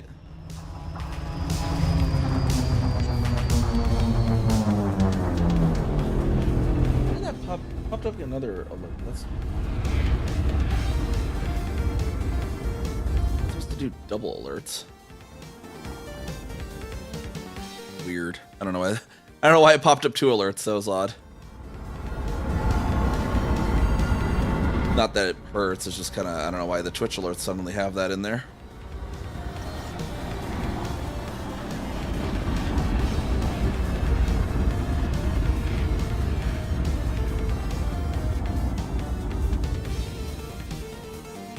Sucks.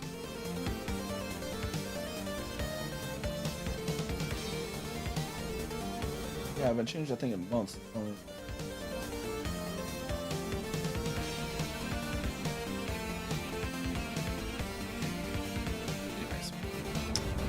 All right, concha and fungoida, I think it was, on the red rocks. Concha like to be in these areas sometimes too, and I think I see something ready. Whichever one this is, though, I can't quite tell. Get in our SRV for that.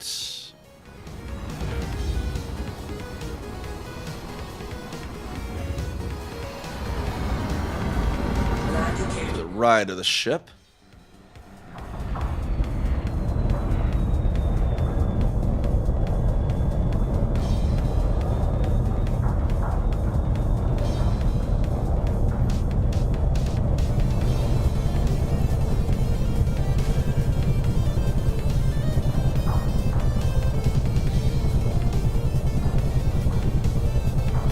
Flight assist off.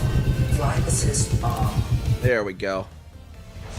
Started Valentine's Day figure calling Night Plus Exploration, but he decided he didn't want to show any of the systems that jumped to after reaching waypoint 2. What it was, what's Exploration Buddy do when it shows system, like the one, History, like the history you'd been to, or not familiar with exploration, buddy?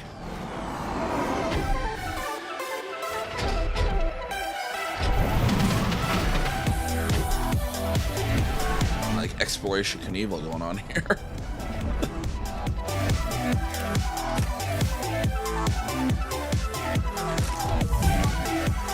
All right, it's the spiky butts. When were those again? This is the Concha Renibus. Concha Renibus confirmed present. Base value 4.57 million.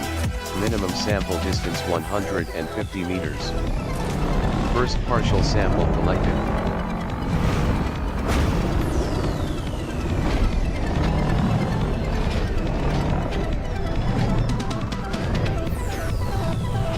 These spiky butts are not far enough. We need to...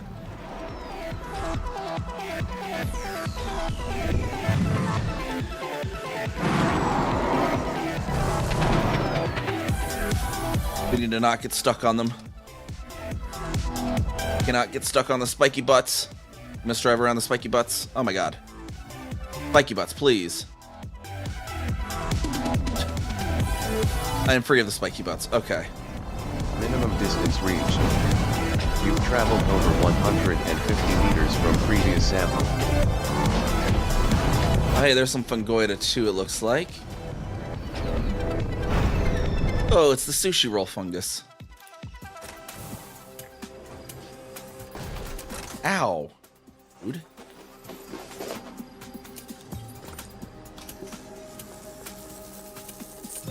Second partial sample collected.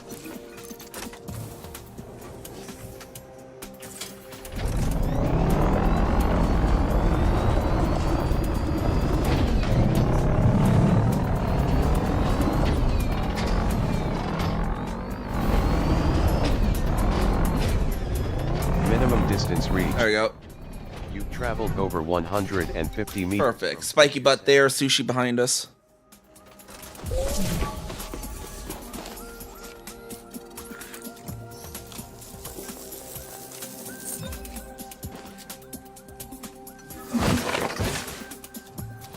Sample collection complete. Okay, now where was the Twizzler sushi? Ah, there it is.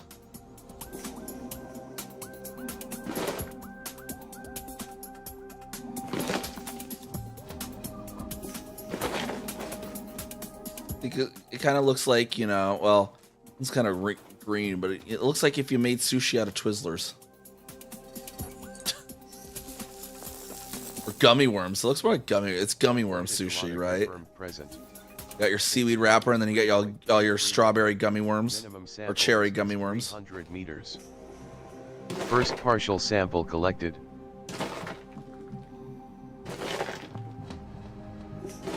I looked over my laptop video feed for a moment. It's like, why is it buffering? And then it was the sampling ring.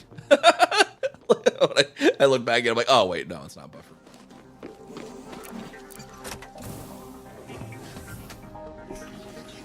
Exploration about to show you the planets and system will tell you the estimated worth of a planet. Tells you in planets at biosignals most likely on the planet how much. Okay, yeah, because like ED Discovery gives me that with the planets and what they're worth. I never really look at it. I kind of just know which ones are worth money and which ones aren't. And then my Elite Observatory manages the biosignals part of it. I kind of got that between my Elite ED Discovery and Elite Observatory. Over 300 meters from previous sample. And then my ED Discovery updates EDSM and Inara for me. There we go, more gummy worm sushi.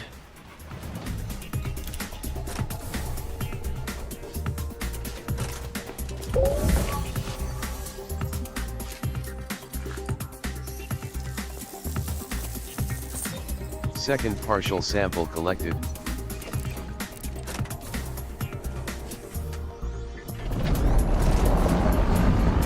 Now just need one more set of sushi. No spiky butts.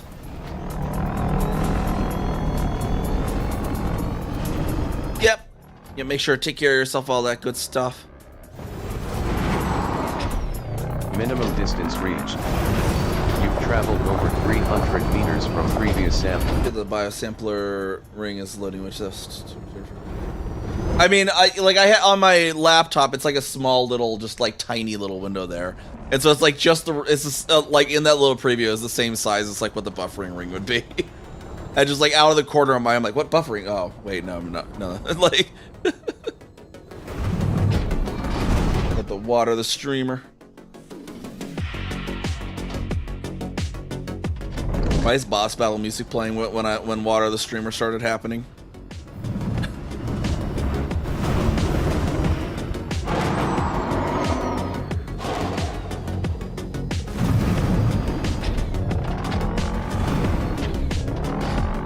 There we go. There's some Twizzler, gummy worms, sushi, whatever.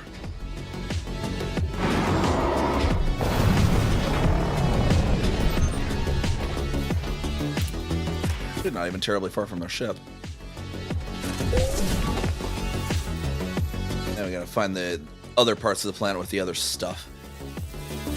Which actually, there might just outside the red dirt might be actually valid for those. Sample Restaurant over then. complete.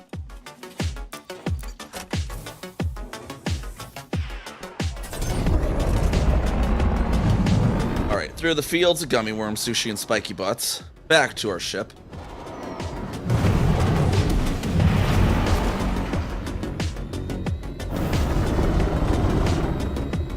Yeah, you gotta be careful about those planets there. Don't crash into them.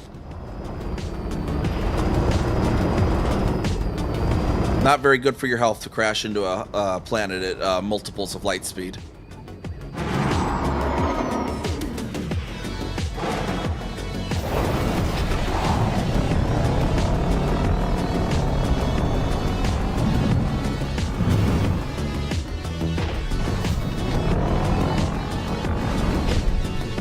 Down into the valley of the spiky butts again. Avoid that rock if we can. There we go, over the spiky butts.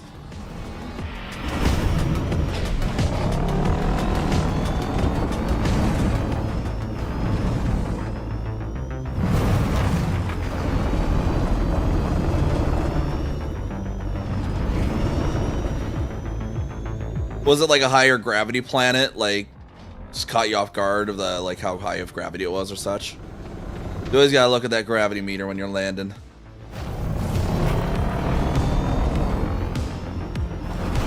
No, you're just headed too fast and throughout third party 2 it shows or generates a route towards a specific target through systems where no one has been. Every system is a bonus.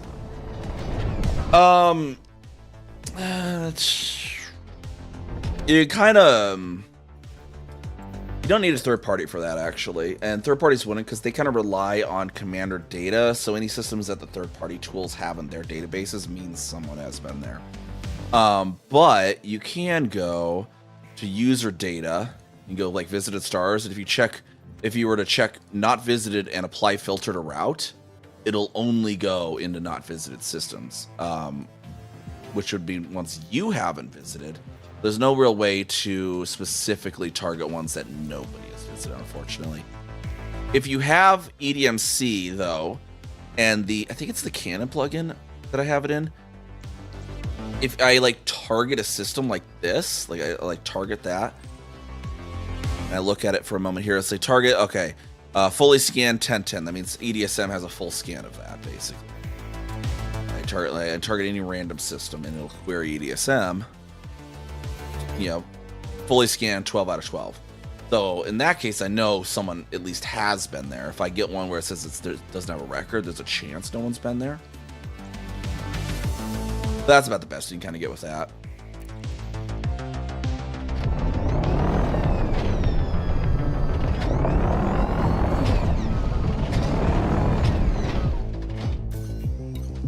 But unfortunately, yeah, the third-party tool databases, they only get their information about the names of systems and whatnot and where those systems are located when someone visits them. So any third-party tool, any system it knows about, someone has been there. But sometimes people haven't turned the data in. Like, I do span routes all the time, and I'll come across a neutron star that doesn't have the data for it, and it's undiscovered in the game, but someone has been through it on EDSM. but whoever went through it never turned the data in the actual game. That's also a thing. So if not opt, the Caspian can be a good combat ship regarding its size. Yeah, I think some gankers have actually been making gank Caspians. Seems to have a decent number of hard points on it. Oh yeah, speaking of like that, if I ever did do that exploration, like that, a view to a kill event with the high gravity planet too, I'd have to, because of the special thrusters on it, I'd have to be like, any ship is eligible but the Caspian, you know, because that defeats the purpose of the challenge.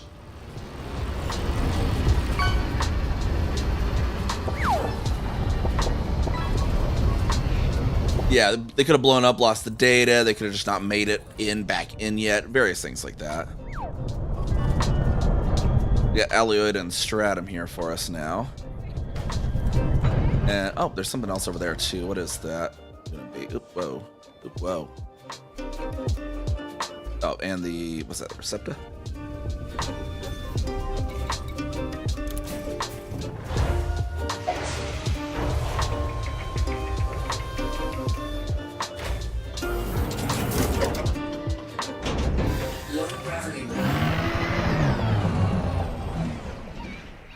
Alloy to start with right here under our wings.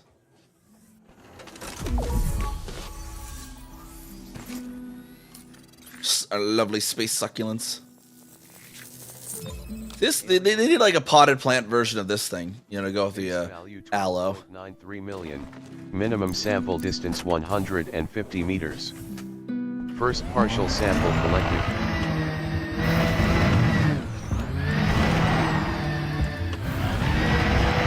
Distance reached. You've traveled over 150 meters from previous sample. There's a short range on these.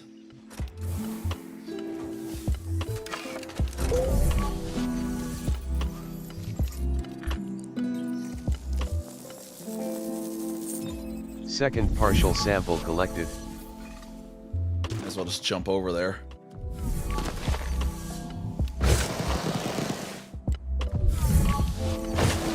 Looks like those ones are out of range.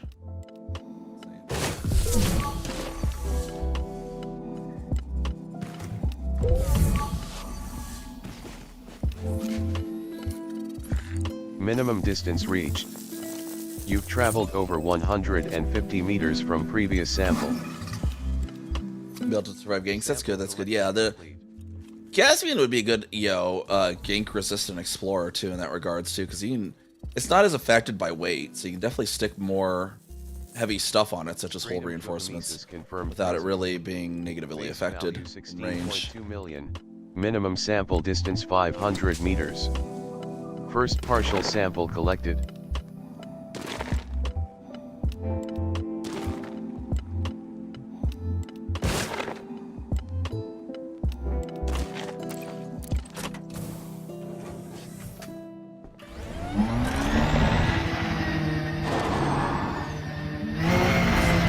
Find more stratum.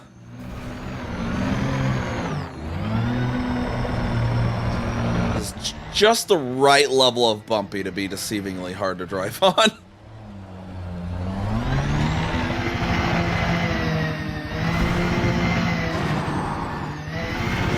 Minimum distance reached.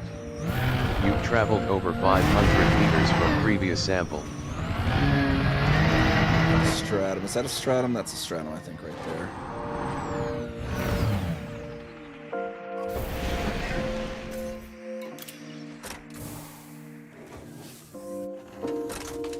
See if I found a rare planet, but I was just passing through, didn't have time to scan, and now I lost where it was. Oof. Second partial sample collected. Yeah, the whole, yes, especially on the Caspian, it's very resilient to weight.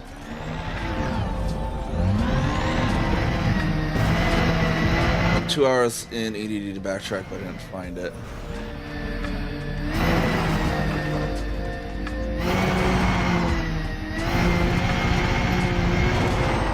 If you send your data at EDSM and you would scan at EDSM, you can probably find it that way. You've traveled over 500 meters from previous sample. HMC terraform without an atmosphere.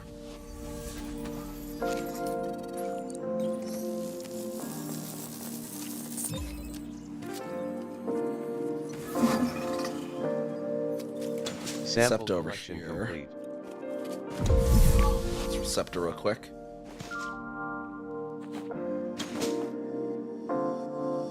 Hit this Receptor.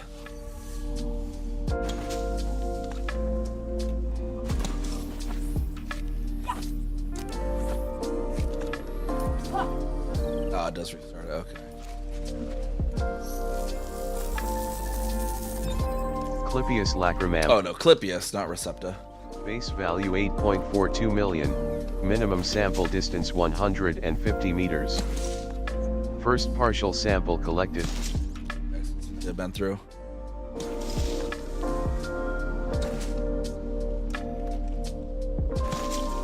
You can't have water with current game engine state. Listen, they can make clouds.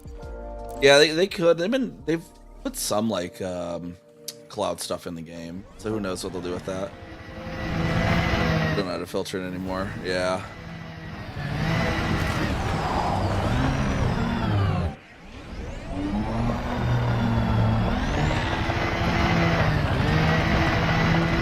Minimum distance reached. I mean, HMC terraformal is not terribly rare, at least. It's not like you lost an Earth like. That would have been real oof. Clippius, there it is.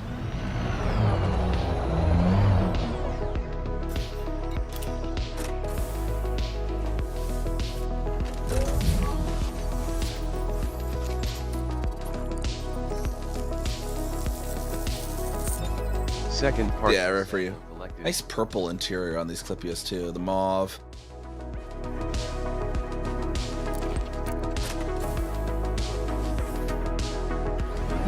You're using Gang 2, but not your goal. Minimum distance reached. You've traveled. Yeah, see, that's kind of the interesting thing to do. You definitely make a Gang Caspian that could get out to Distant Worlds 3 very quickly too.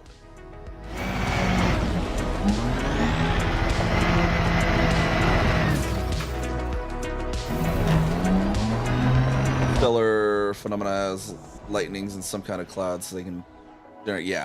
Yeah, stellar phenomena. They had the Titans piss clouds. Maybe I crossed someone in front of Terra Undiscovered World.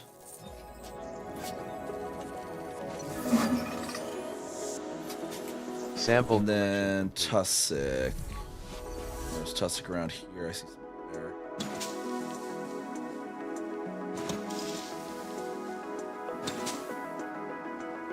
What was the maximum jump range output for the Caspian? Without neutrons. Give me a minute, I can answer that.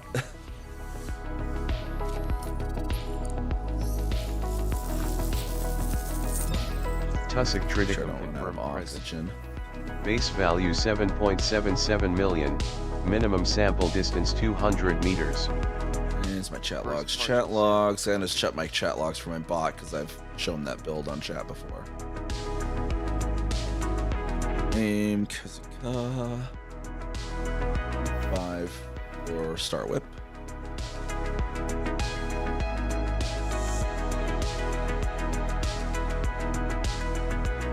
Star Whip.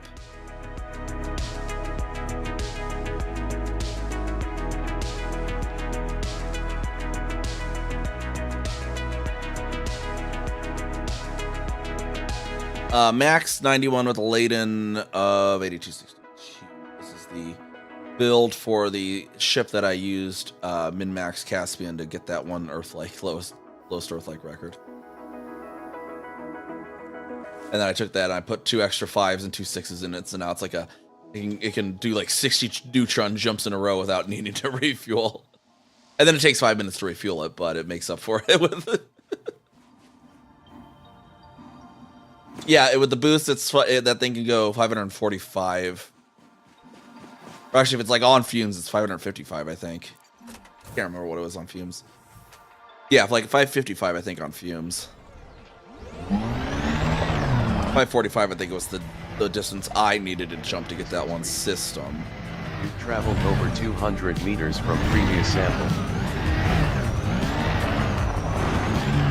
Except one is possible, yeah. And really, even if you're doing like quick neutron jumping too, you're gonna run into diminishing returns above 70. Because a lot of times, if you actually like generate a span trail and look at it, a lot of times it's not jumping as far as it can because there's just not a neutron in that position that it needs to be for that range, and so it has to jump short often. Second partial sample collected. Like a lot of times, yeah, it's like, yeah, it technically could jump 520 light years here, but it's only going to jump 473 because there's not a neutron in the position between 473 and 520, so it just jumps 473. That's going to be your main thing in the neutron. You start to run into a lot of diminishing returns around 70 light years, I've noticed, where it just doesn't really add up as much. Yeah. Over 200 meters from previous sample.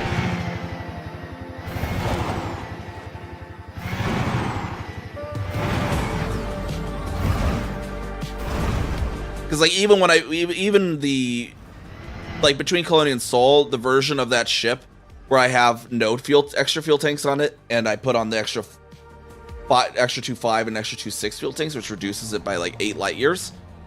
It was a 1 jump difference. Is all. Like I reduced my jump range by 8 light years, and it only increased it by 1 jump. Like there's just a lot of diminishing returns once you get high enough.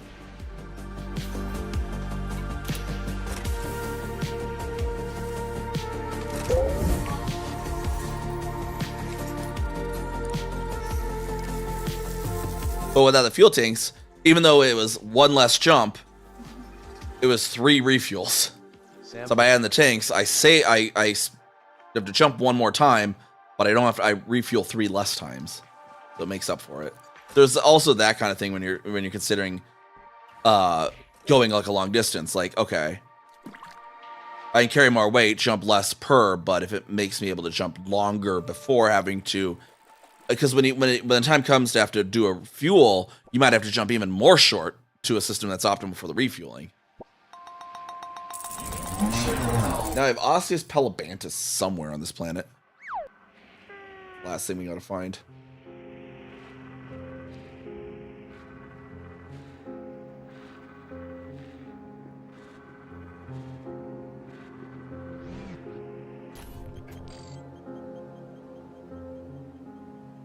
Yeah, the boost. Yeah, more than a fleet carrier. There are systems that Caspians can reach that fleet carriers cannot.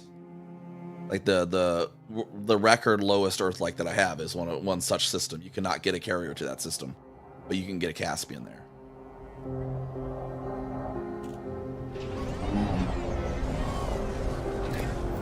But unfortunately, you also cannot get the Caspian back out of it. It means I can't actually get my name on that Earth-like in game, but you'll have it on my name on an EDSM at least.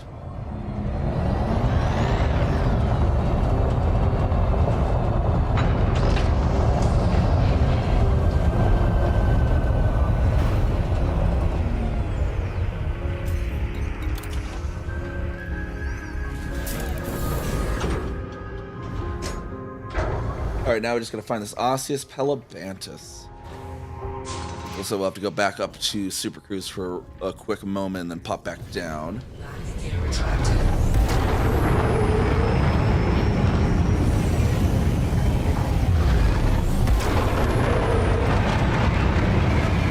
Frameshift drive charging. 4, 3, 2, 1. Engage. Yeah, like min-max right around 90 or whatever. I think that's the one. Yeah, it was like just above 90 for its max, technically. Is that what I said? I don't know. I put the link up there a minute ago. It says Osseous is everywhere.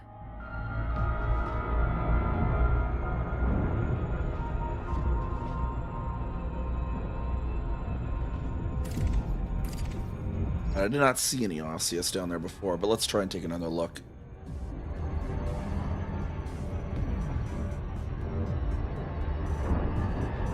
I take part in the mass jump today? No, I'm nowhere near that. I flew ahead from there. Now they're doing Masterstorms too. It's kind of annoying, announced a little late, but cool that they're doing that at least. See what other Masterstorms they have in the future, but yeah, no, I'm already like 6,000 light years away from towards Beagle Point now.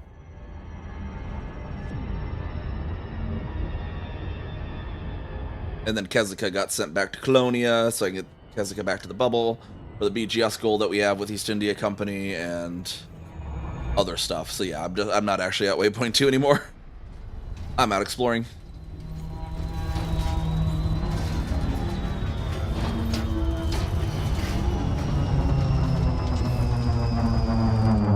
Wait, Mass Jump is in 25 minutes. Wait, what, really?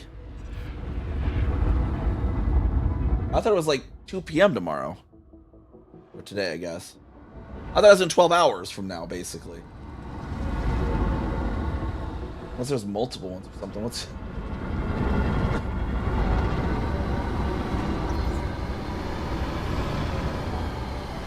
Going back to Bubble, how come? There's some... I want to finish the Alchadib colony before Celebration of Early Astronomy 8. I need to get Celebration of Early Astronomy 8 planned and scouted, and there's just some other BGS stuff to do, so I just didn't really feel the need to have 2 commanders out here in Distant Worlds 3.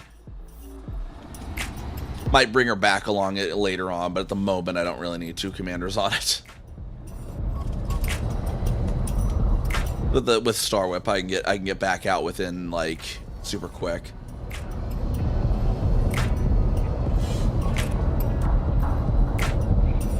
$19.21 UTC. Yeah, that's only gonna be like, well, it's like 840 UTC. Why am I looking at my laptop for that when I have right there in the game? CS. No,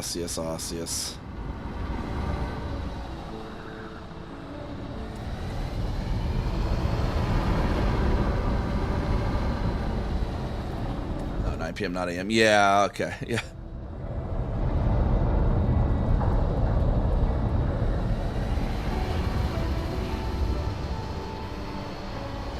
Yeah, the announcement should have the Discord relative date format.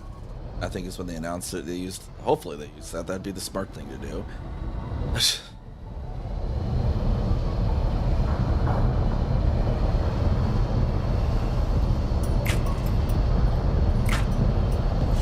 the Osseous though.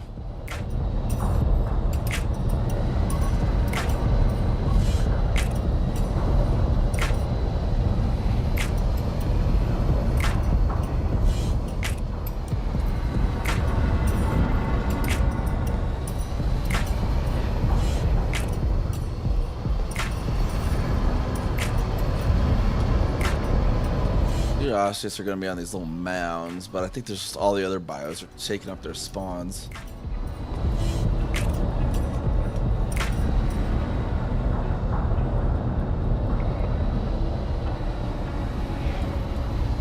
Yeah, I just not seeing Osseous.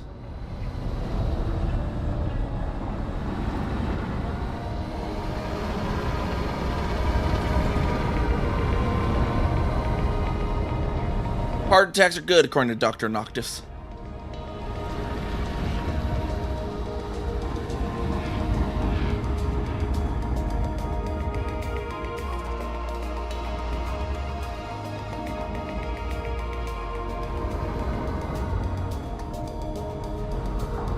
Yeah, no, not seeing the Osseous.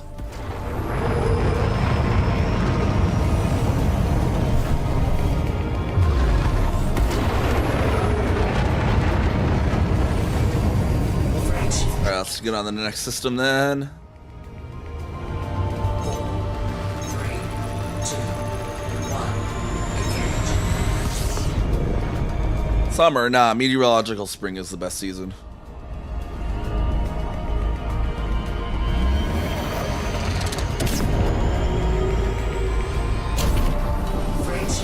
Summer is danger to you. How come? I mean, meteorological spring is danger to me, but, you know, Manor Tornado is glorious.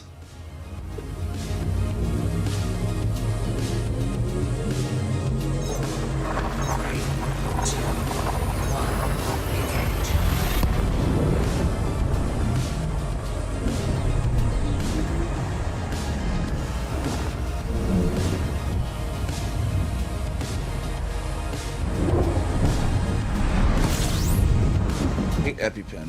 Sting bite. Oh, bee or wasp allergy. Yeah, no, that definitely would be dangerous in the summer. Probably like late, like mid-autumn is probably also real dangerous to you. I've noticed the wasps are weirdly aggressive in mid-autumn. Like wasps during the summer ignore you, but like mid-autumn when they're trying to find their place to hibernate or whatever, like holy shit, are they aggressive? Like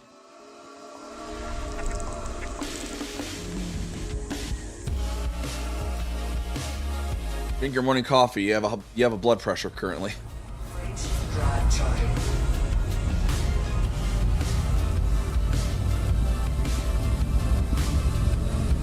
Like whenever I go to the doctor, they always think their cuff is malfunctioning when they first read my blood pressure because my blood pressure is so low. I have the opposite of high blood pressure issues. I'm like regularly like 80/60. Like it's ridiculous.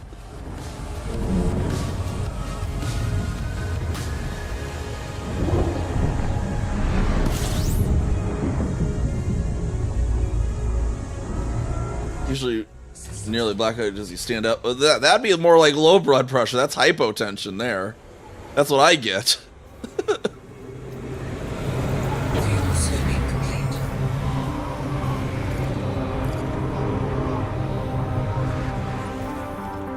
One big star there. Frameshift drive charging.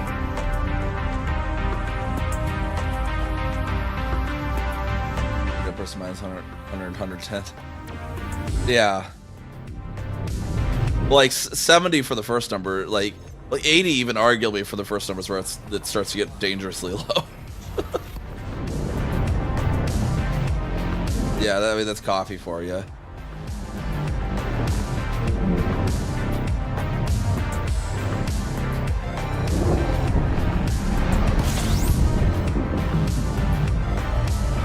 Yeah. Like 80 for the first number is kind of on the lower side.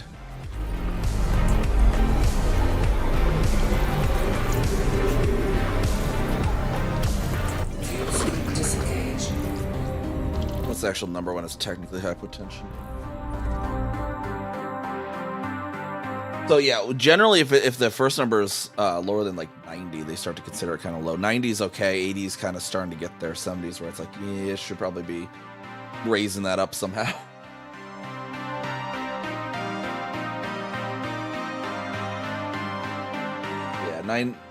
If it's like 90, it also depends on the second number. Like 90/60 is kind of considered low, but if it's like 90/70, it's not as bad, kind of thing. Moonshine gives you 4-wheel drive. Nice.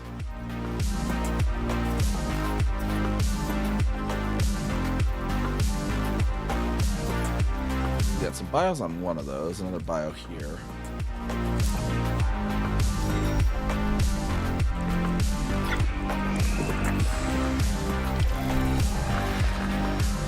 Oh yeah, 50/50 is dead. Like, the numbers matching is also never a good thing. I don't know what the numbers matching mean, but they're not supposed to match. I know that much. I know that the first number is always supposed to be higher than the second. Body B4. Neon atmospheric landable with live. May host a new personal codex entry. Body B5. Neon atmospheric landable with live. May host a new personal Codex to treat bacteria on those at least.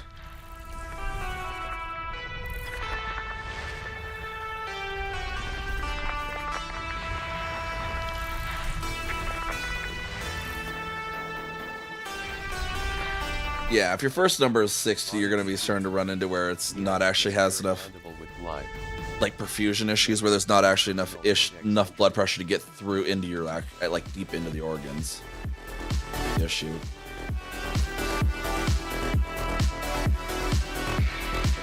Or got 3 different colors of frickin'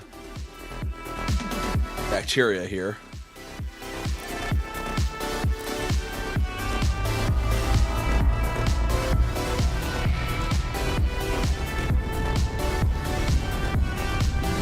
Heartbeat and pulse are different. Yeah, well, for the blood pressure, you had the systolic and diastolic. I can't remember which one's the first and second number, but one's like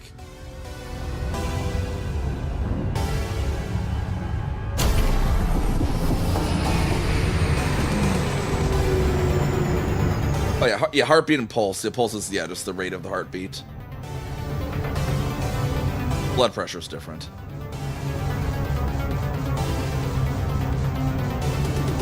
Heart rate should be around 100 for a healthy adult, as I understand. But I'm not a doctor. So I could be wildly wrong. Maybe it's supposed to be 1,000 for all I know.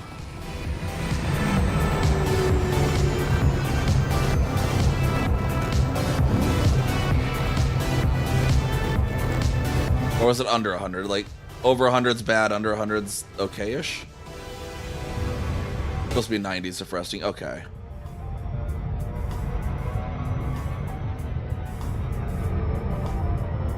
PSI or bar and metric. Diastolic, is it bar?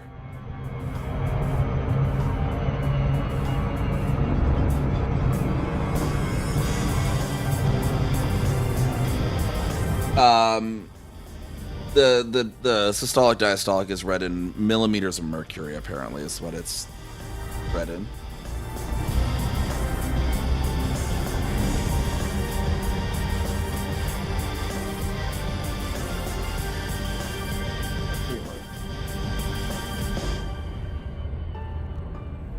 Millimeters of mercury.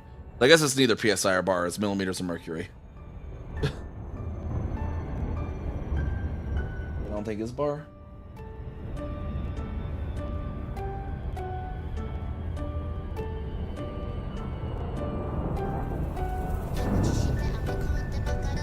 Yeah, 1 millimeter of mercury is 0.0013 bar.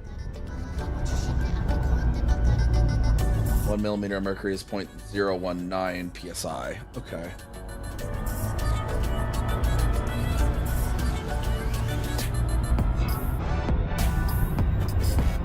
Yeah, because yeah, it can be measured with mercury, but apparently it's not actually the same measurement.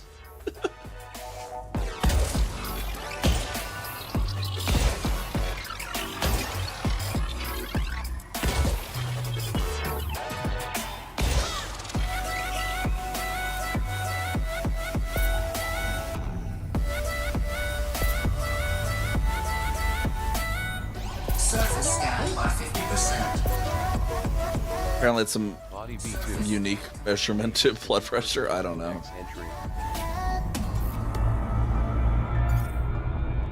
All right, bacterium. AC's cobalt here.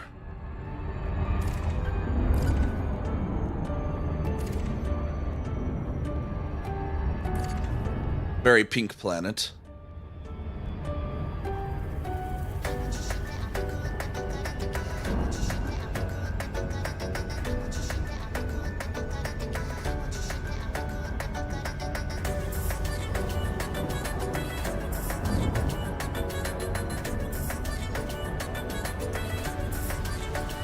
Orbital flight engaged.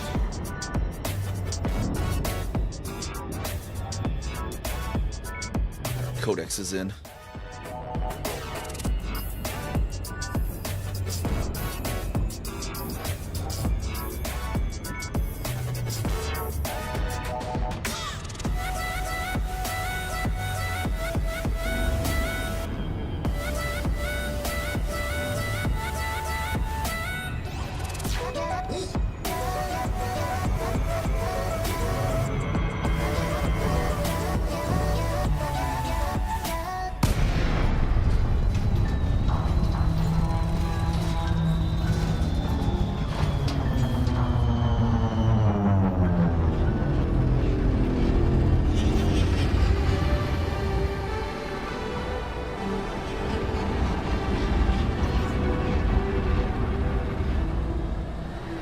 Very, very pink slime planet. Very wet looking, too.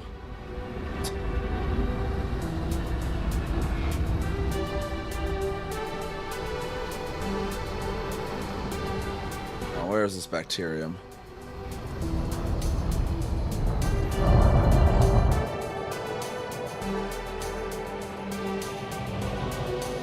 Oh, there we go. There's someone right behind us.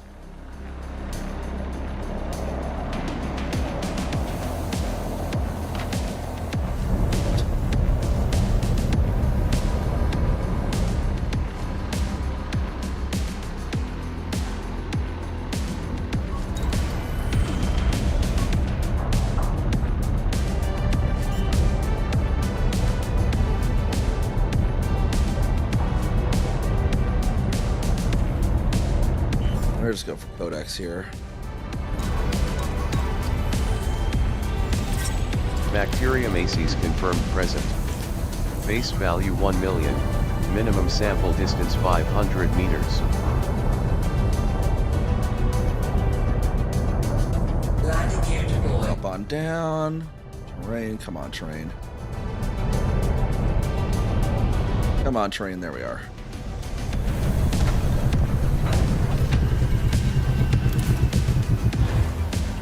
Play, lurk. Thank you for the lurk. They know you only have 5 liters of blood in your max, if I remember correctly, and if you lose 1.5, you're in critical condition. That's a lot of blood.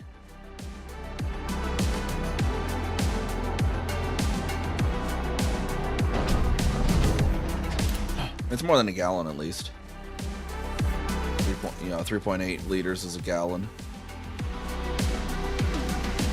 I just remember having that. It's just the funniness of that back when I had a 3.8 liter engine in a different car. It's like, I have a gallon engine. Partial sample collected.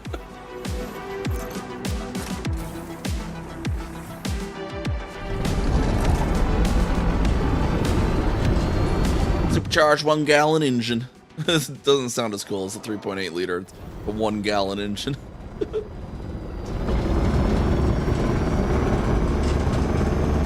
I used to donate plasma, but like my veins can't like handle it anymore, and they never complete anymore. I don't know what it is. It's just like it's stopped being able to. My body just is like, nah. 500 meters from previous sample. Which is kind of a shame, because like I'm actually like rabies immunized, and so like they'd actually probably really want my plasma, because the rabies immune globulin is actually the whole reason the post-exposure anaphylactic rabies vaccine is so expensive, is because the rarity of rabies immune globulin.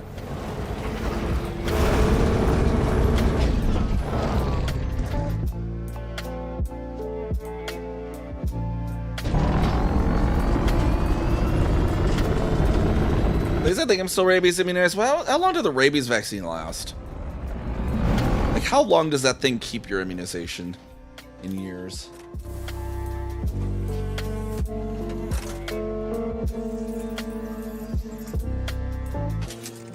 One to 3 years. Oh.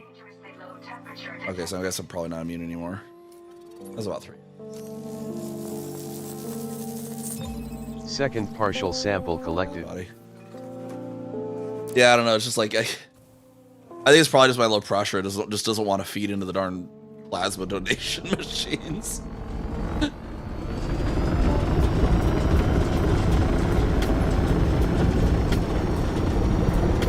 But yeah, I guess it's 1 to 3 years for rabies vaccine. I'm probably not actually rabies immune anymore. Hopefully I don't have another bat break into my apartment and bite me in the back of my neck again. Minimum distance reached. You've traveled over 500 meters from previous sample. Yeah, I just don't think insurance usually doesn't cover pre-exposure rabies immunization unless you like work in certain fields, unfortunately. Otherwise I would totally do that, because fuck getting the post-exposure again. Holy shit.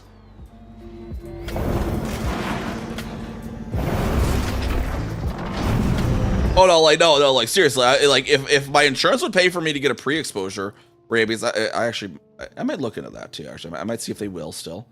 But I think what I understand a lot of times is just it's only deemed medically necessary unless you like work with animals. Like, but like, oh my god, getting the post-exposure is ridiculous.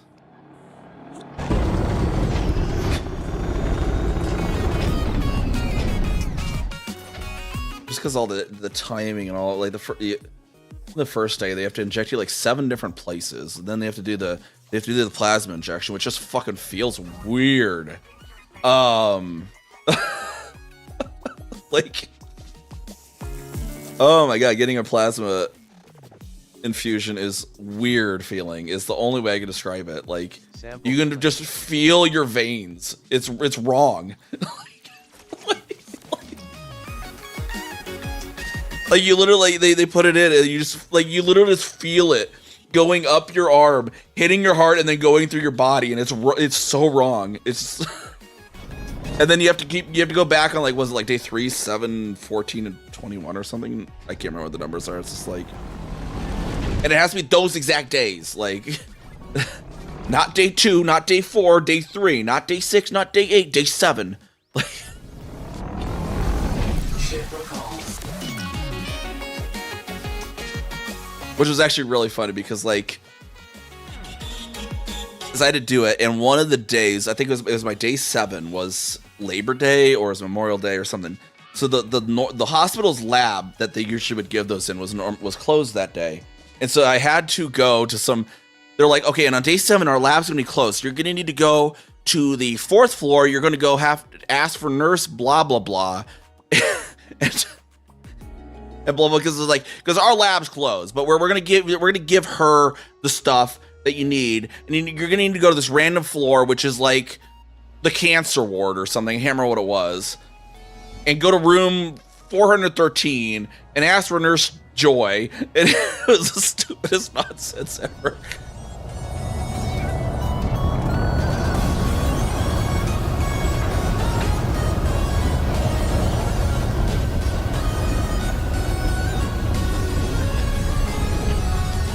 But no, yeah, on it, no, like the kind of like the most uncomfortable part was, yeah, the plasma injection, because it's like your body just feels it going, like you feel it going through your body, and it's just weird to feel that.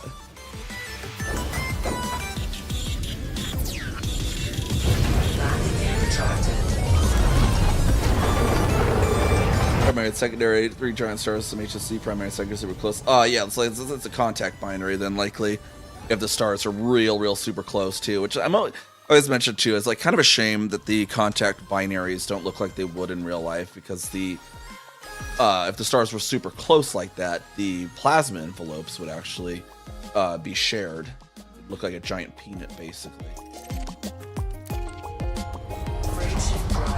because the magnetic fields would be overlapping.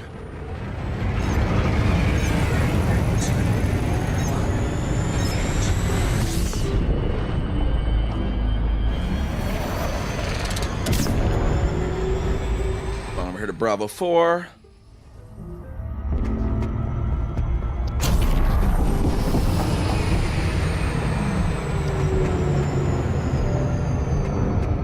Yeah, it's kind of, yeah, it was just, it'd require a little bit more than probably what they planned to code in like 2013.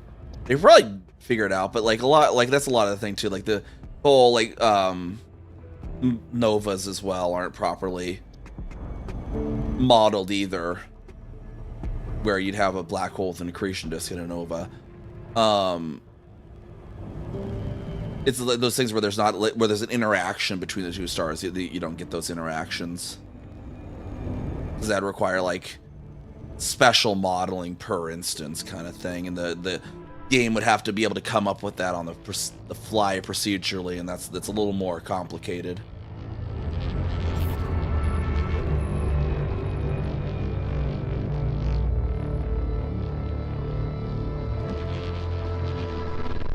Yeah, sold Explorer's Anchorage 90 versus 80 doesn't really give any improvement. Yeah.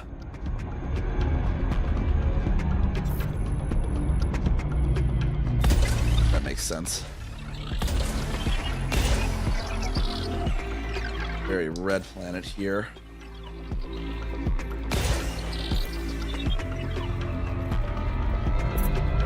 Yeah, it'd just be really, especially for 2013. Right, because a lot of what a lot of people don't know is like whenever you're generating a system, your local computer generates that. Whenever you're actually scrolling around the star map here, and you're like, "What's over here?" Like it's your local computer is figuring out all these stars on the fly. In modern 2025 hardware, no issue. 2013 hardware is a little more consideration, and you know that stuff's not an issue for 2013 hardware when the game was first released. But stuff like those shared magnetic envelopes and stuff for like a contact binary or accretion disk or whatnot, that would be a little bit more intensive for that older hardware, and that's why some of the graphic options too has like the checkerboard rendering and stuff to accommodate older hardware that would have a little bit of a harder time with the procedural generation of terrain.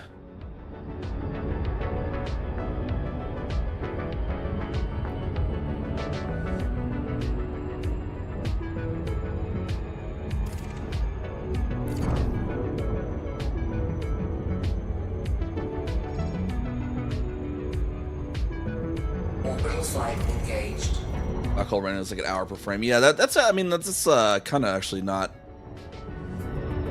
I mean it's on the higher end, but yeah, you'd be surprised some of the special effects and stuff they do in movies how long it could take per frame.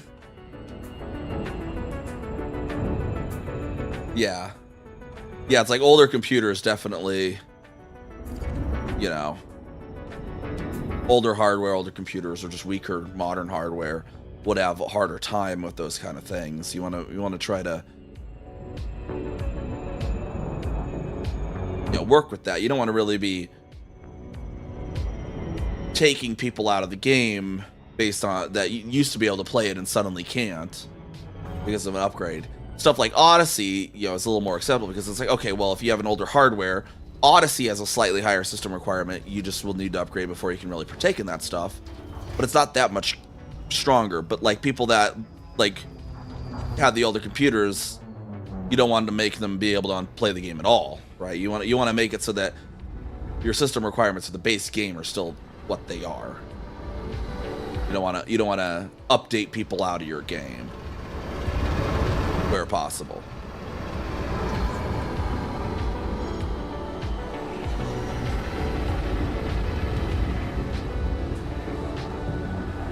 Yeah, because Odyssey has higher system requirements, but it's optional.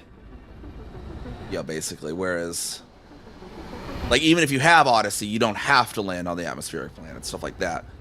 But like stuff like like a basic, just a regular star system that everyone would have to interact with, then is where you're running into issues and possibly updating people out of the game. I'm gonna find this bacterium in a moment. I'm gonna do a quick bite. Be right back though, real quick. Hi. Package. Here, package for you. Yeah. Take the package quick. I'm horribly wanted here. So, yeah, we gotta get going. Oops. I forgot to put the shield up before doing that. I'm sorry. I meant to put the shield up.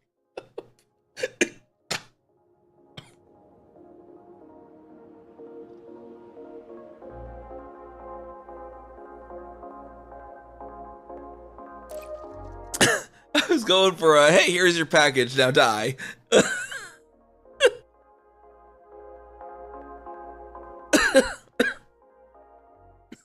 Fluster Neve too.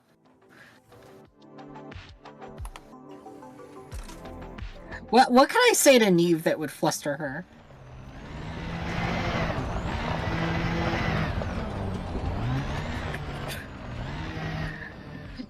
Like, just get up close in the microphone and be like, "Hey Neve, you look so mustardy today."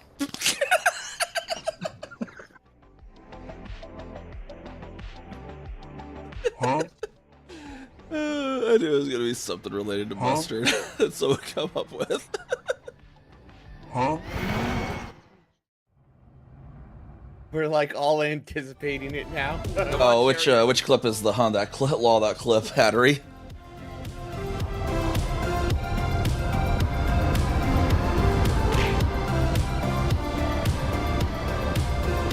I just came back to sit down and I saw the hunt cat playing.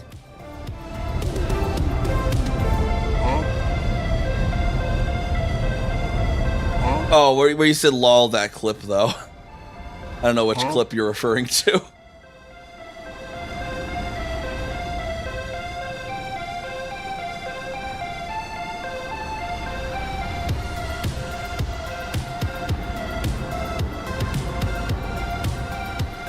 Let me find some of this bacterium on this planet though.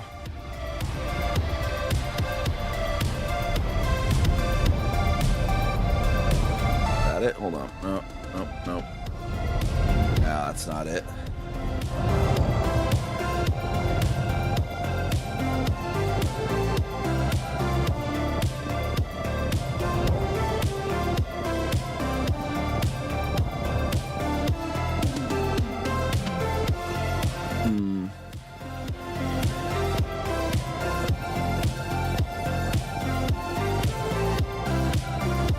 screwed the bacteria. We got 39 jumps still to go. Let's try and see if we can actually get there tonight.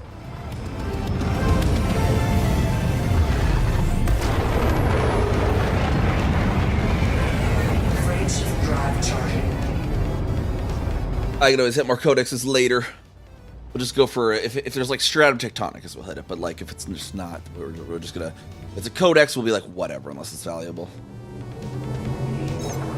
Let's see if we can get there tonight.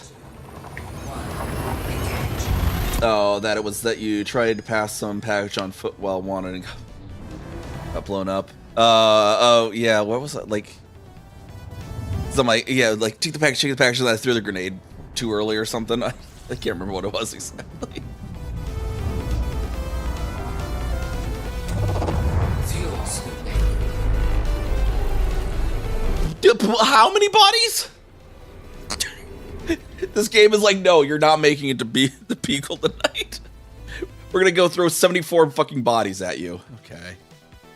Scooping complete. There's something with the biological. More biological stuff. Well. that is some high scoring system numbers here.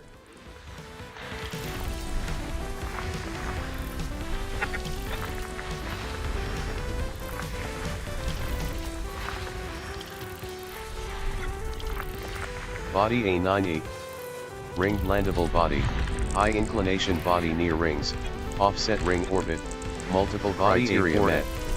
Sulfur dioxide atmospheric landable with Stratum Cucumsis is worth 16.2 million. Codex entry.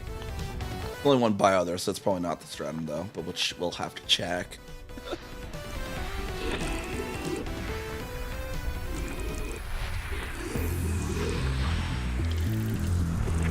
Oh, of course the boss battle music plays with the system that's actually appropriate. This is like the Explorer's boss battle, 74 bodies.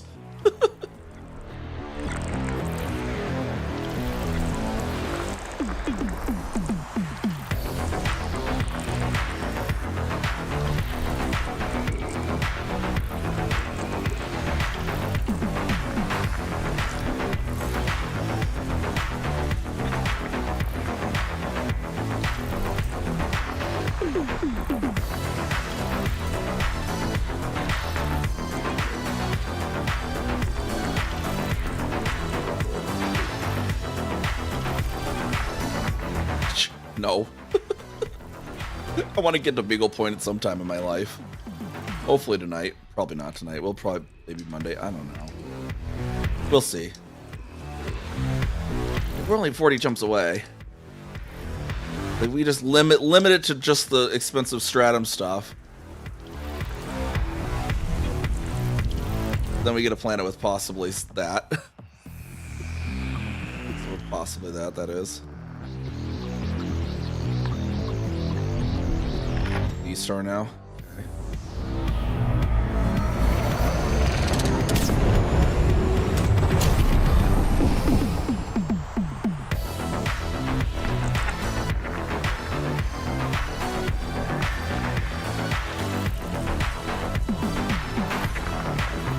Body BC6G. Non-atmospheric landable with glide. May host a Crystalline shards. Codex entry.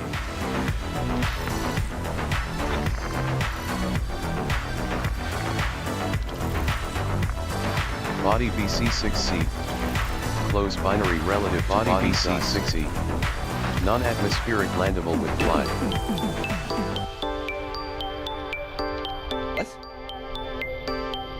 What? Elite Observatory doesn't even know what is possible on that planet. We have to go look at that now. I've not seen that before where observatory is like, it says there's a bio, but there shouldn't be. I need to figure out what's going on there. Yeah, 60, it's like, yeah, there's a bio, this game says there's a bio, but we don't have anything that should be there. Yeah. Elite Observatory has no clue what the fucking bio could be on 6E.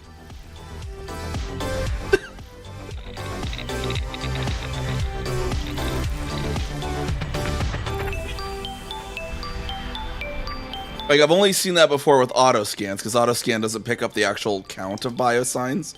So it puts it in as like, this might have bios. We don't know. We didn't get the actual count.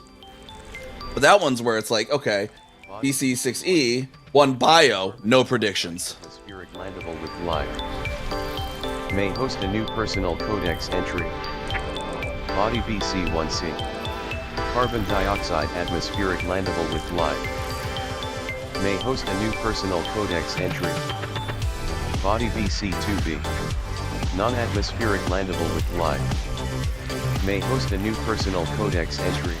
Found Raxla, oh my gosh.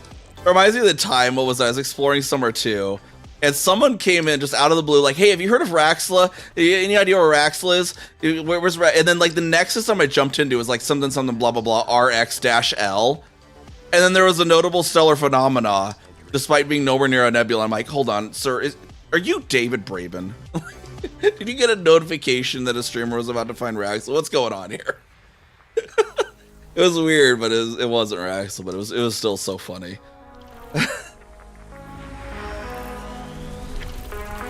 Body BC4H. Ion animation body near rings life. Offset ring orbit. May We have various crystalline shards on some planets. But BC6 Echo, it still is like no predictions. It predicts crystalline shards.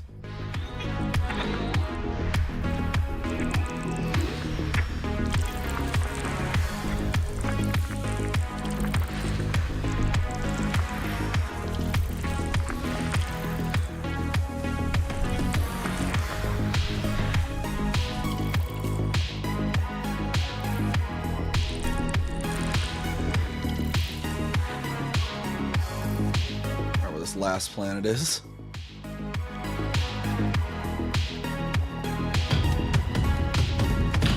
Hey, Mini with the raid, what's going on here? If I can get the correct shout out there. There we go. But anyway, Wade, how's it going, Mini? We found we have found something that we don't know what it is, and I've never seen it before. If you're just coming in, so we popped in the system with crap ton of bodies, and I have a bunch where it's like, okay, yeah, this planet has this and that, but BC6 Echo, where's BC? BC6 Echo, there we are, has a bio. An elite observatory has no clue what could even possibly be on this planet. It's just like, yeah, 1 bio signal, no predictions. So I have to figure out what the hell's on this thing. I've never seen that elite observatory. It just straight up does not know. It's like there's nothing that could be on this planet. Like, let's go figure out what this is gonna be. Because it like lists the crystalline shards on the other ones. There's other ones that have crystalline shards I'm seeing. The optional super boss, yeah. Raxla, I don't know. We found something, and it's observatory core is even confused.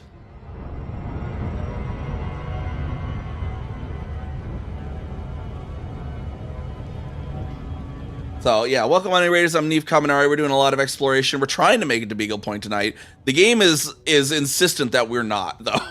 Because I like last system, I'm like, okay, let's just like, you know, we'll just, if it's Stratum Tectonicus, we'll go for it. But if it's not, we're just gonna keep going. And then it throws this system at me.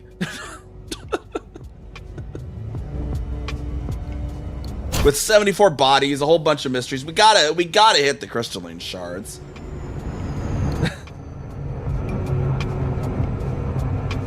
Made it to Veruna, called it a night. Yeah, see, I'm on my way to Beagle Point. I got waypoint 2, and I'm just like, I'm bored. I'm continuing on. Wait, how did the shoutout come so late? What the heck?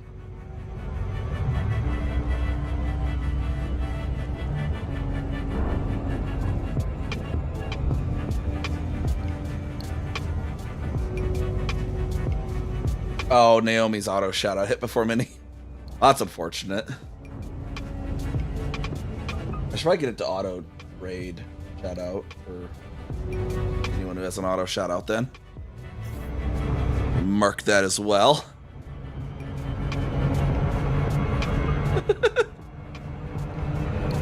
that way you get the auto shout outs. The raid takes priority for anyone that has auto shout out at least.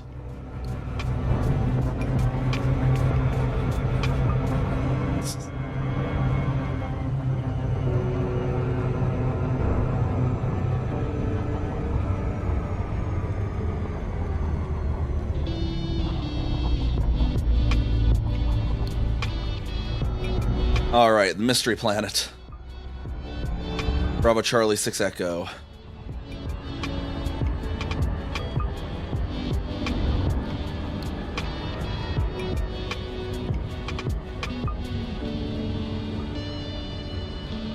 Like, I wonder if it's just gonna be crystalline shards. But it's weird because it predicted crystalline shards on the other ones, but not this one. And I don't think there's footfalls on any of these. Nobody else has been here since Odyssey, I don't think. First mapped. Someone's mapped it. Biology unknown in the canon plugin. Okay. What is this gonna be? Very dark out here.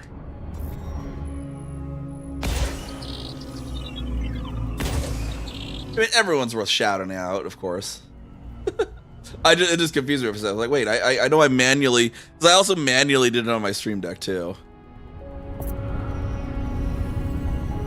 Surface scanned by 50%. Alright, what is it? Oh, it's crystalline shards.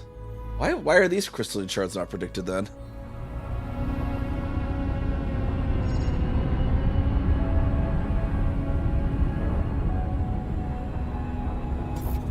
Let's see what... Okay, what are the materials for this one? So we got crystalline shards on this, then. Which would be... polonium. We got polonium in this system. Bravo Charlie 2 Bravo also does.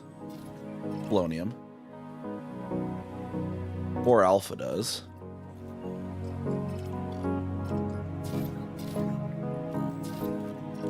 Ruthenium. Okay, so we got polonium and ruthenium. And 6 Golf. Would be niobium, right? Antimony's not full. That ruthenium, niobium, and polonium in this system. This is a really good system for anyone needing jumponium, though. That's like the three of the things you normally need for jumponium. I have the squadron perk for FSD injections right now, so it's less for me, but I think polonium and niobium are usually on there, right?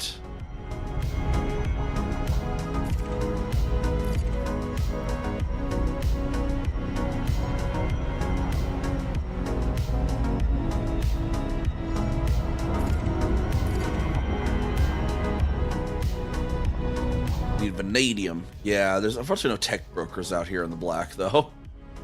Or not tech brokers, material traders. Alright, so the mystery was crystalline shards. Apparently this doesn't normally meet the criteria for crystalline shards, but we'll put that data into canon. Maybe Elite Observatory will figure out why it didn't predict them here.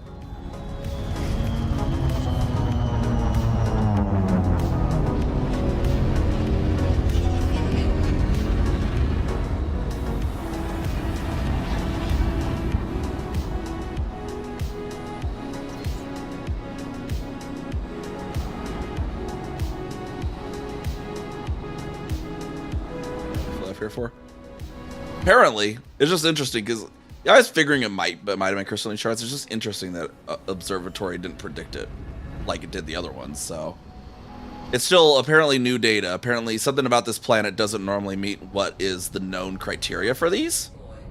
So it's good data to give the systems, because then it'll allow Elite Observatory to improve its prediction. Present.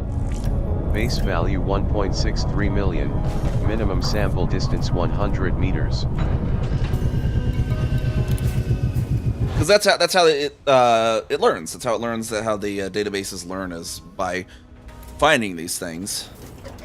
So now it knows that, hey, this planet, it does have the possibility of these.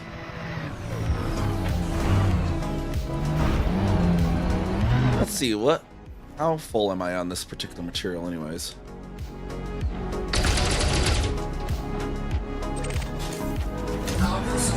I'm at 125 out of 150 in polonium. Might as well fill that up, I suppose.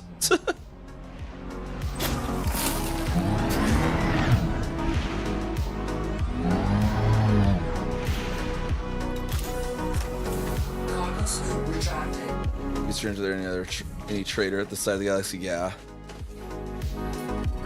It's kind of a shame you can't get like material traders on a carrier. I get why not, but that'd be kind of cool. Collected.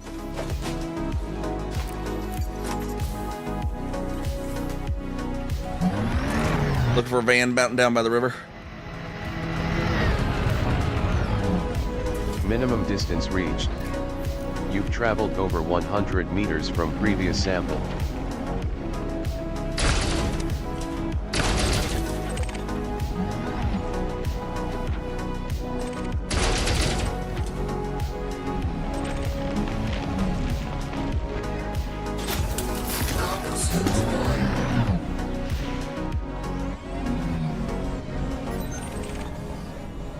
I'll enjoy the rest of the stream and get ready for work tomorrow.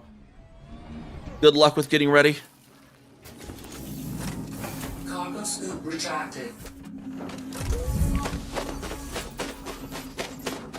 I mean, I'd say good luck with I'd say good luck with work, but we all know getting ready is the toughest part. Second partial sample collected.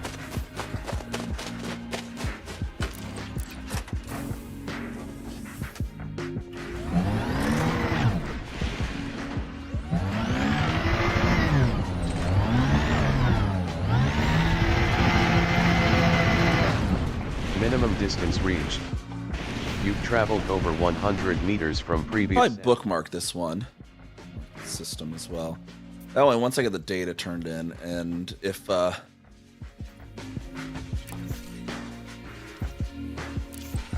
Distant Worlds 3 is heading this way, I could be like, hey, there's this system on the way.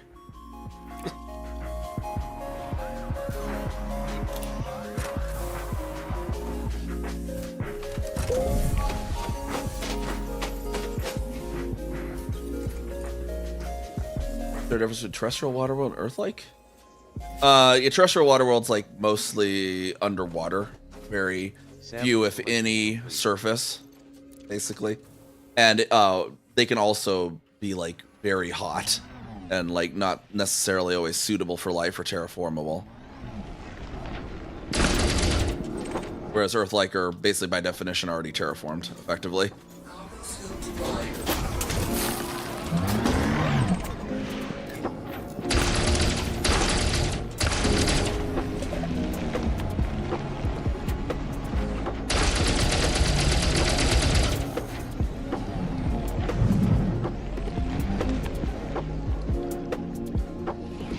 I ran that one over a little.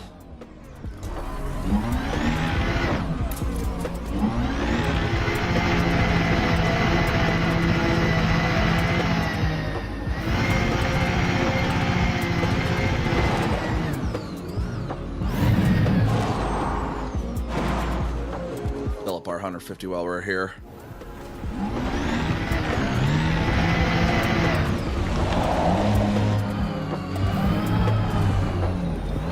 Cozy 322 Kelvin there. Really storm story. Yeah, no, it's like it's like my water world in Lagoon Nebula that I'm like, oh, it's the lagoons at Lagoon or whatever that one, and it's like 180 Fahrenheit is what it ends up coming out to. It's like a sauna planet than anything.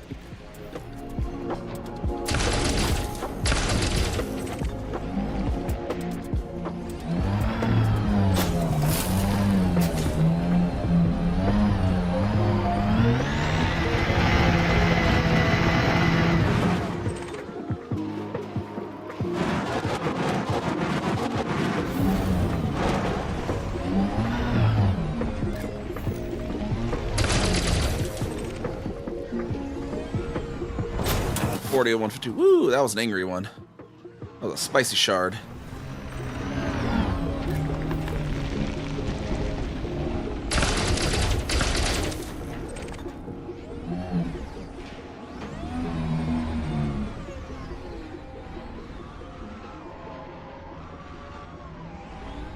Oh, that one movie, Waterworld?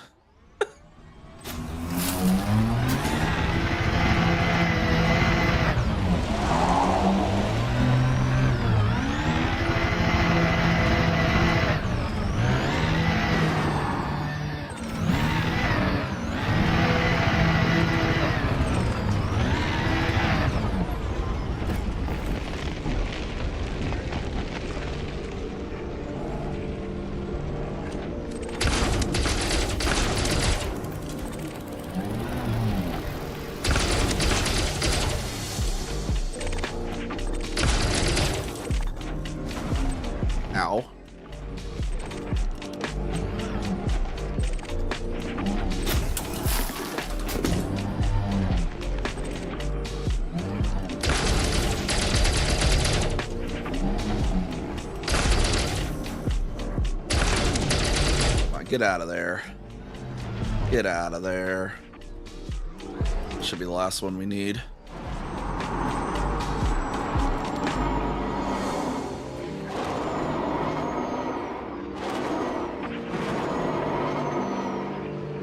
Come on. Nope. Get closer to it. Dang it.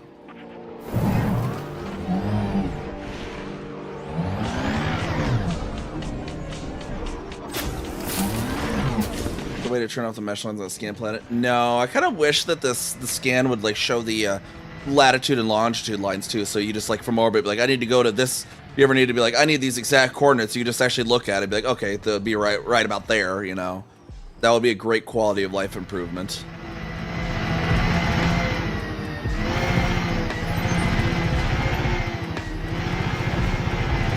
But yeah, just switching the combat mode's pretty much the only way to actually have them off. But I wish that the lines would actually have some like actual use, and you could actually tell like which you could actually just show the grid of the actual latitude and longitude.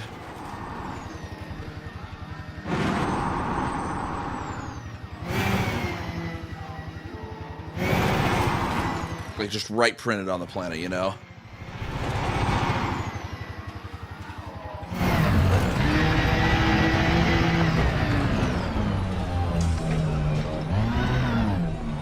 Even if it doesn't need the numbers, you could have it like where like north and south, or like instead of being all blue, like north starts to go more green, south starts to go more red, and then you'd have just a bold line for whichever one is decided to be the prime meridian, which is just completely arbitrary, honestly.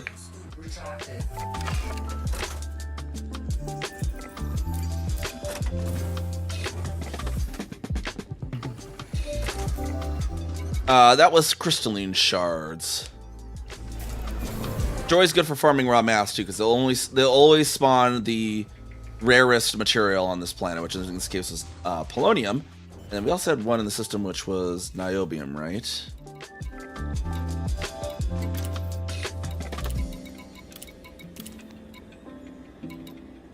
Am I just completely out of niobium? You can go farm some niobium, apparently. One of them was niobium, right? Was it 6 Gulf? ED6 Gulf, I think. Was niobium. We should go fill ourselves up on niobium too. While we're out here. Landfill retracted.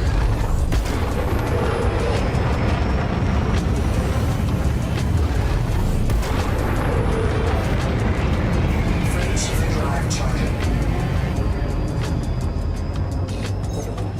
3, 2, 1. Engage.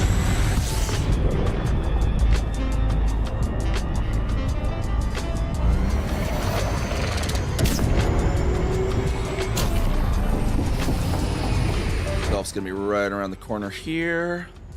I think it was niobium, or was it antimony the 4?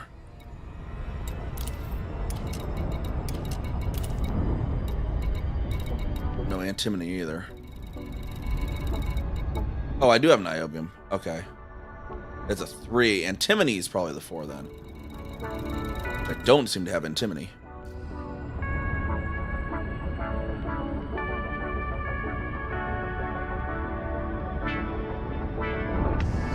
Very dark gas giant here that I hope does not have rings, because you can barely see this thing, much less its rings if it has them.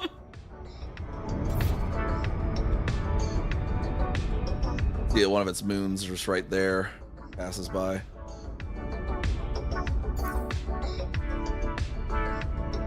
Pass right over past one of this moon here. Zoom.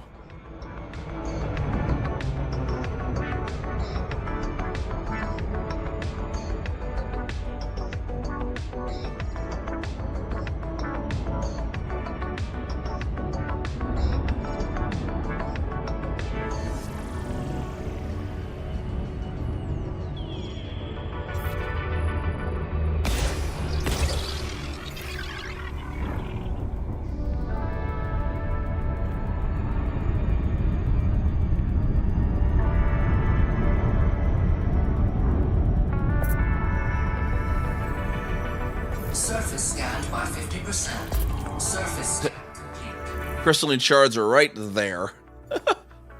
This is a very interesting pattern. One gigantic splotch. And Flight engaged.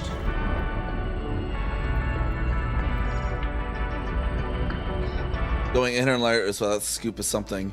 Oh, or yeah. Earlier today, I went like 20,000 without scooping with that with my Caspian. It was like 60 jumps out of the 80.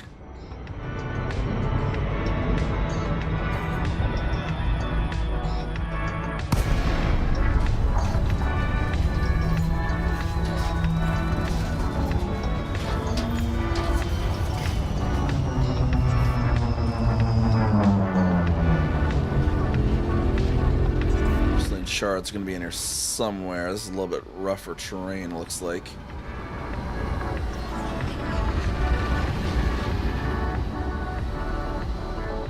Like roughly smooth. We should be able to land over here though.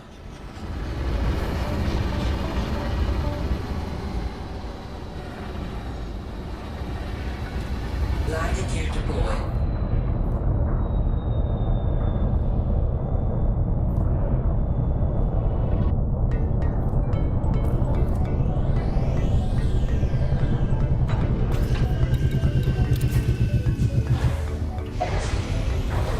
Got 1.4 thousand light year total range. We'll find a neutron that's not far. Low gravity.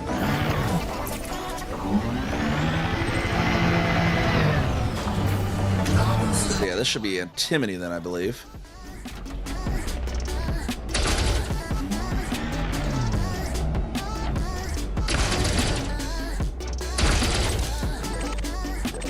Yeah, antimony we have like none of apparently. I didn't even see how much we had. I think it was none. Cargo scoop retracted. We really had none. I'm gonna do a relog tube so that it pops up to 150. Crystalline shards confirmed present. Base value 1.63 million. Minimum sample distance 100 meters. First partial sample collected. Yeah, antimony at 3 out of 100, so we need to real quick, 'cause it's a known bug. That'll update it to 150.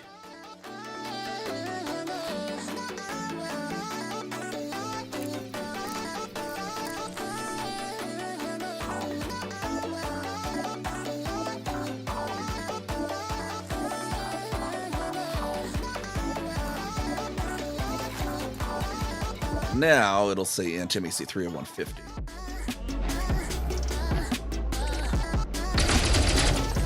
And then we just gotta relog, you know, like 70 more times. No, I'm just kidding. I think you could if you want to do that. That's pointless.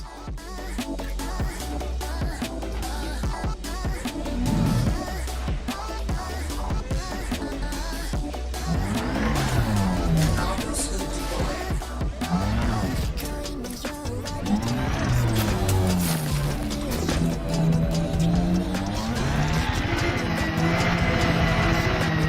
Cluster over here. Minimum distance reached. You've traveled over 100 meters from Yeah, sample. good luck. Yeah, the game just does not want me to get there tonight, apparently. Well, I'm gonna fill my antimony if I have the chance.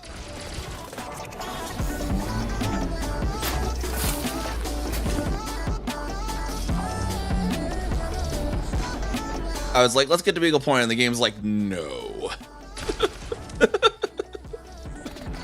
Oh, we still have days, obviously.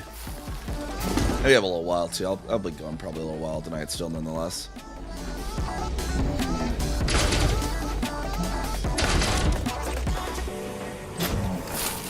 Let's exobioscan one of these. Cargo scoop retracted.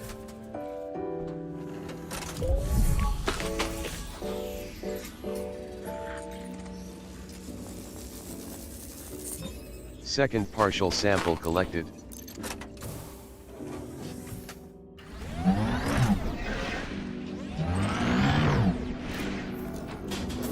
Cargo scoop deployed.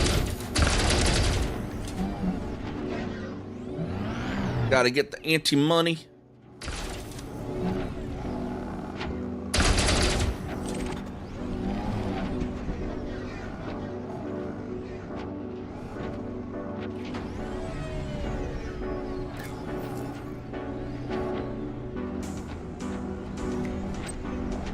Shard.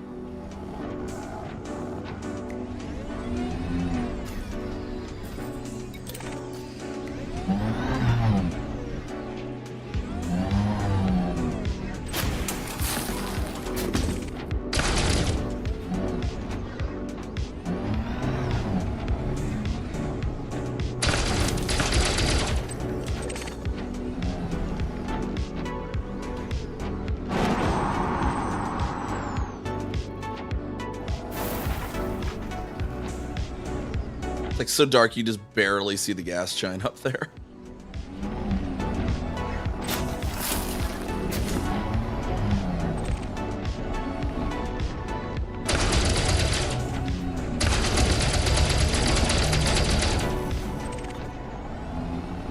I love it when they break down, so they just eject towards the ground. That'd be great if they just always did that.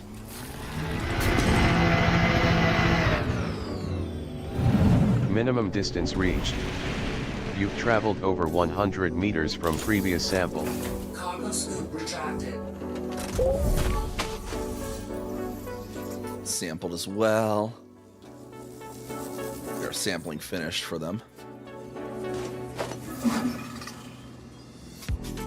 Sample collection complete.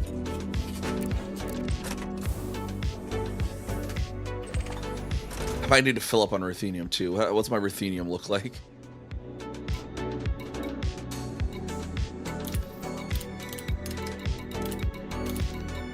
Oh boy. I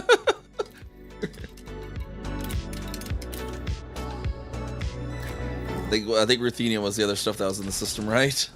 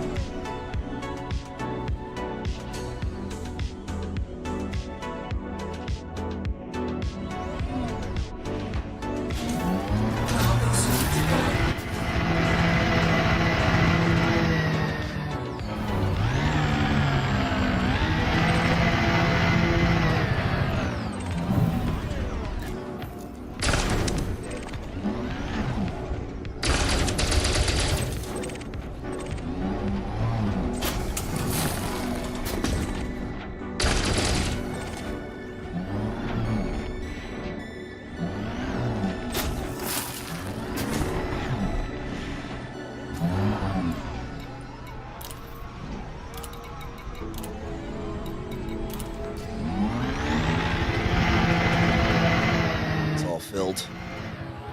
Might as well.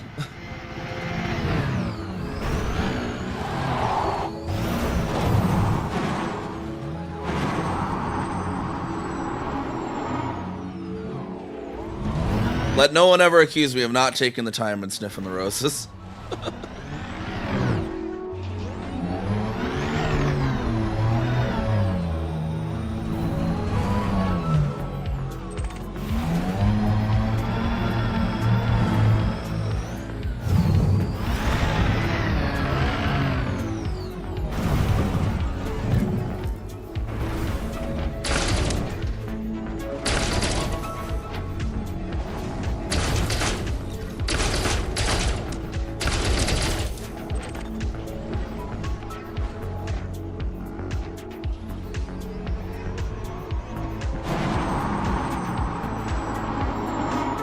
Dang it.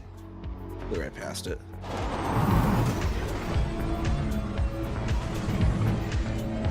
There it is.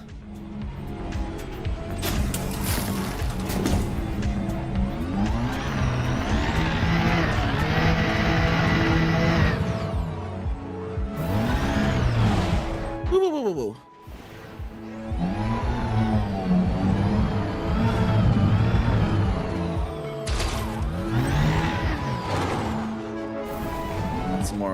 here. They got like another little their own version of like a Orion's L belt or whatever out here. pretty prominent stars there.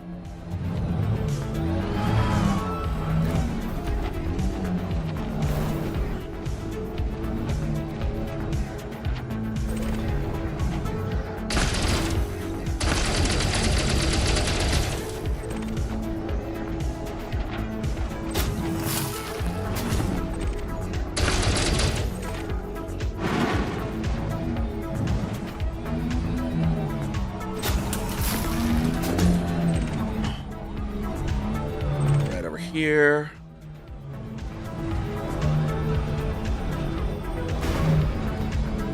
$42 at 150 now.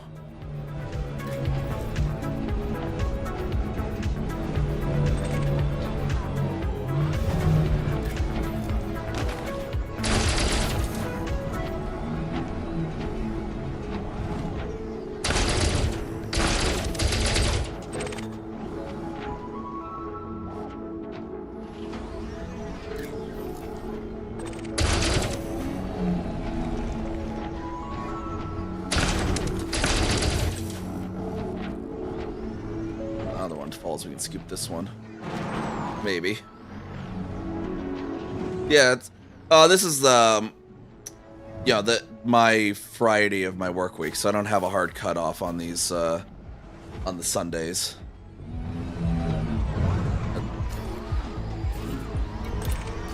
So I can go as long as I want today.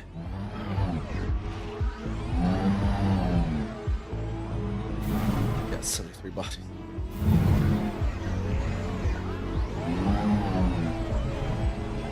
Bodies with a lot of them having interesting stuff, because even after the shards we got some things with stratums and other things.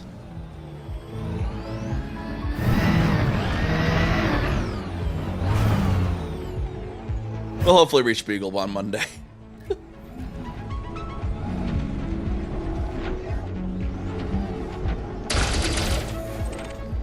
I guess I still have like 2-ish hours. I could probably go.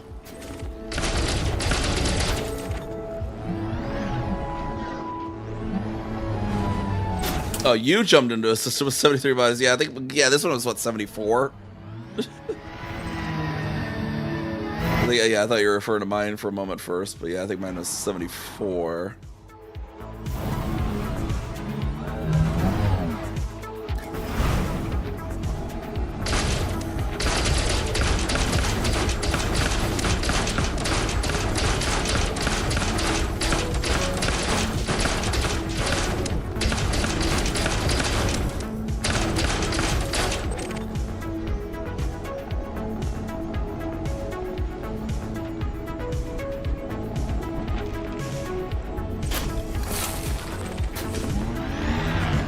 Here.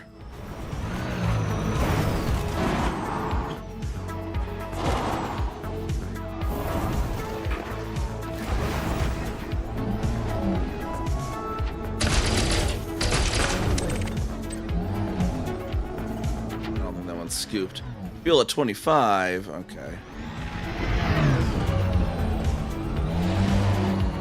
Bah, bah, bah, bah, bah. I have co-pilots, so I'll demand to check each interesting on them. You gotta get like ED Observatory or such.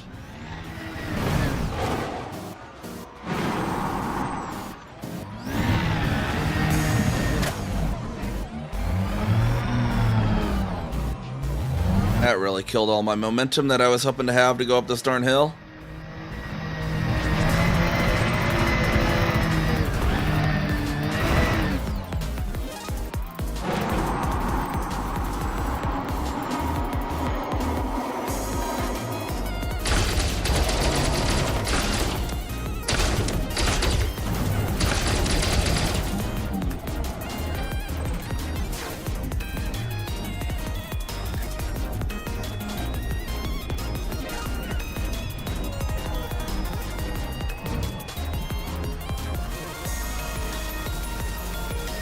Brightness of the Milky Way contrasted with just the blackness of the rest of the sky, though.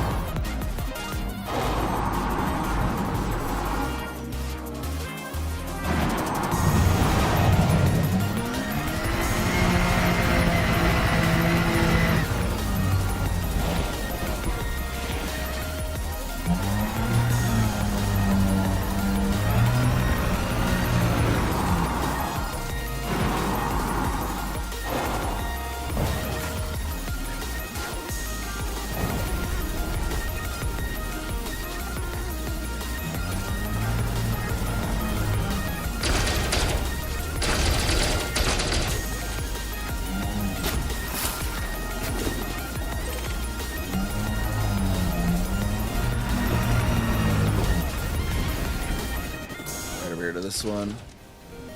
Shard under the ground? No, it's right there.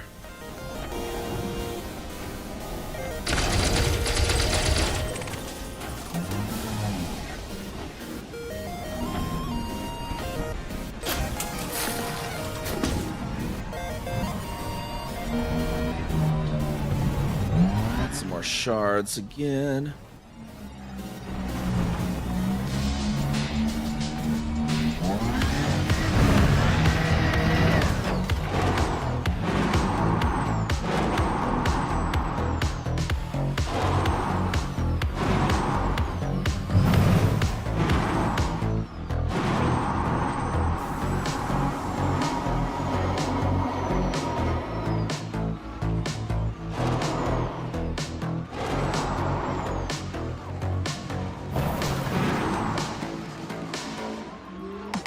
Cards are coming kind of sparse.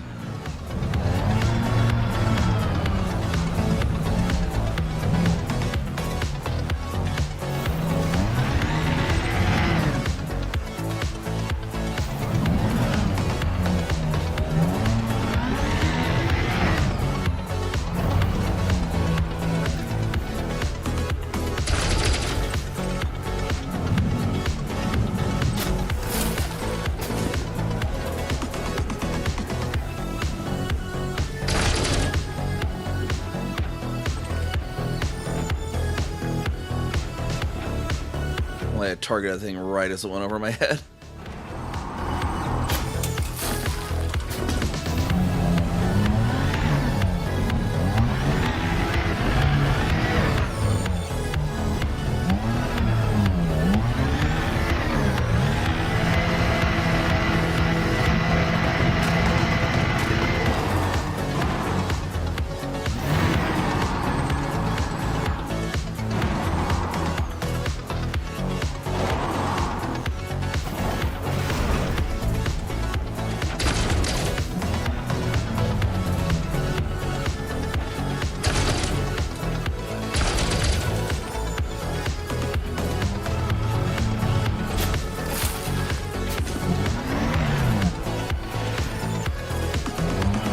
On 150.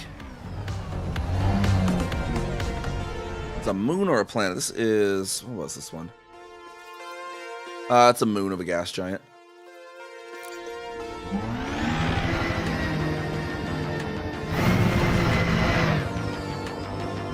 There we go. We got a few more crystal shards over there. Cluster at least.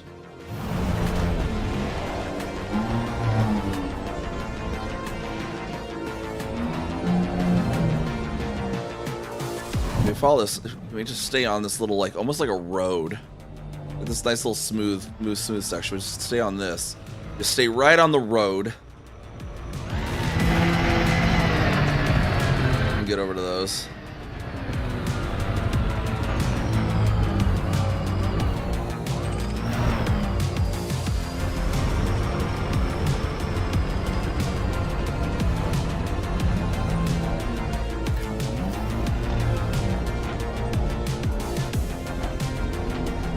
Finished.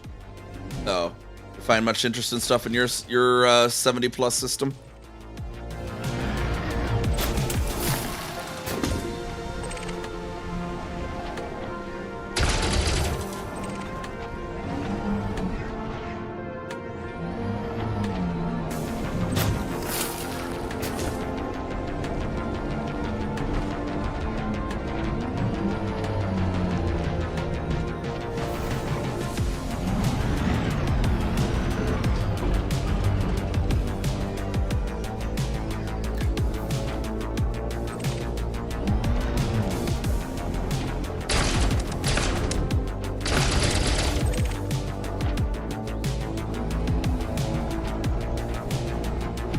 Check each, yeah. Yeah, it's just like getting very very bright up there too in the contrast with the dark. Closer and closer to the Beagle Point. It starts to get more concentrated in the sky.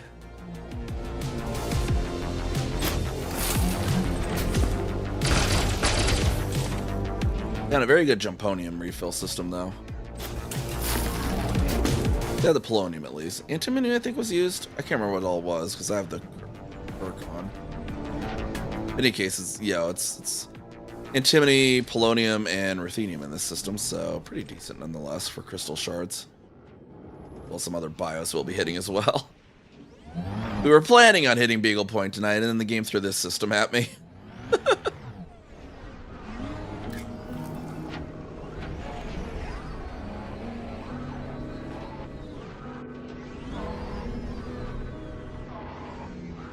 What's this thing?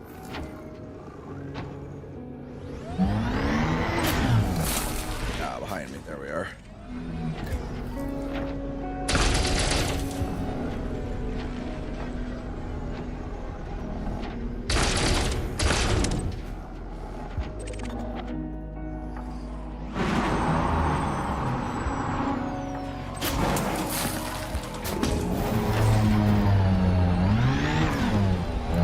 We're at 96 to 150 now.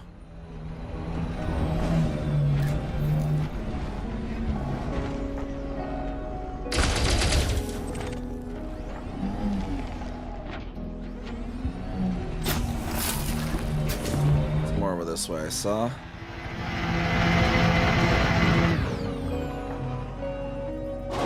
Oh, there they are. Those are full of thick clouds of interstellar dust and gas which blocks visible light, making it hard to see galactic arms and centers clearly. Yeah, and I really like the you see on this north side of the galaxy too, you see not as obvious as it was in previous systems, but in some of the other previous systems we've been in, those dark clouds were even more splotched and give it a different view to it than you get from the south side of the galaxy when you're near the bubble. It's mostly icy bodies, some HMC, and a lot of rocky and a lot of rings on the planets. Gotcha.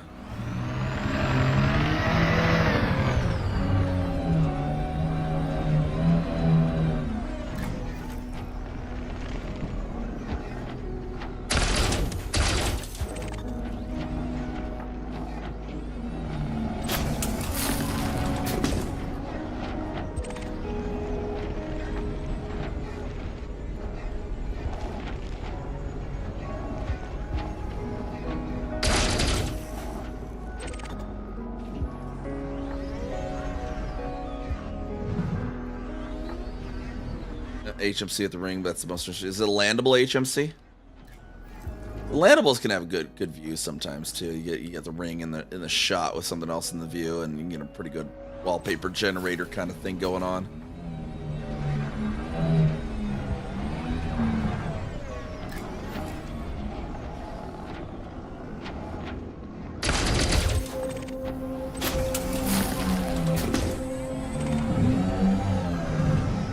Soidorite.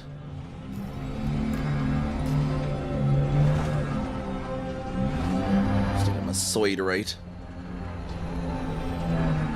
As.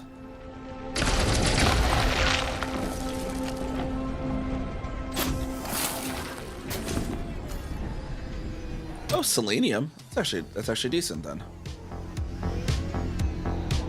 Those you can't get from crystalline shards. Selenium.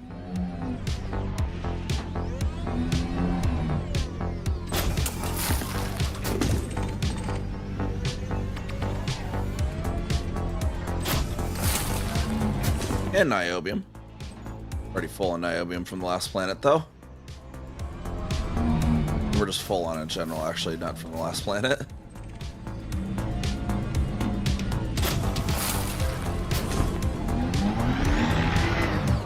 Sadly not landable. Gotcha.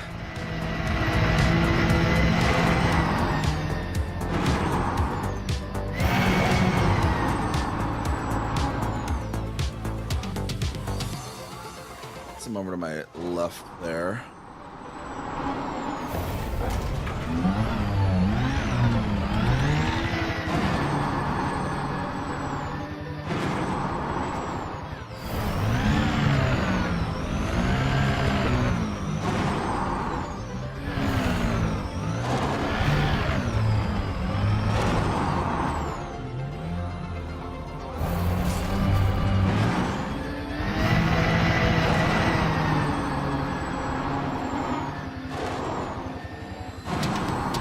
we should be able to fill up right on these. Now I got a nice little cluster going. This kid asking your grandfather how the ancients were able to see our galactic center without telescopes. When there's no light pollution in the layer or upside atmosphere. More translucent. Yeah, no, I grew up in a very dark sky area myself, and yeah, you can see the band of the Milky Way very clearly.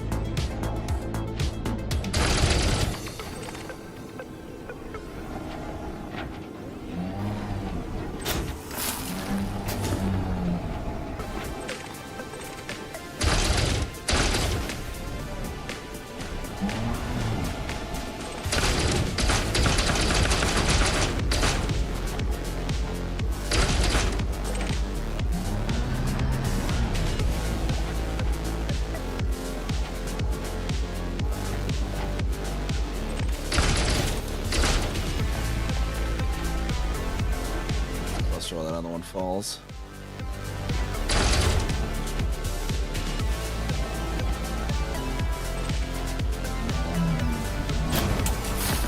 Probably that one ended up falling too. I don't even see it. Cheerly Antimony. There it is.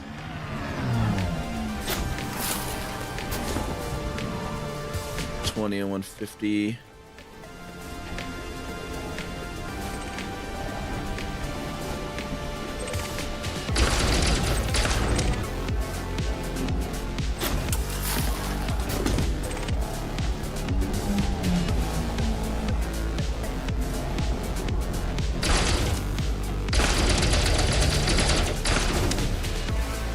Nab thing.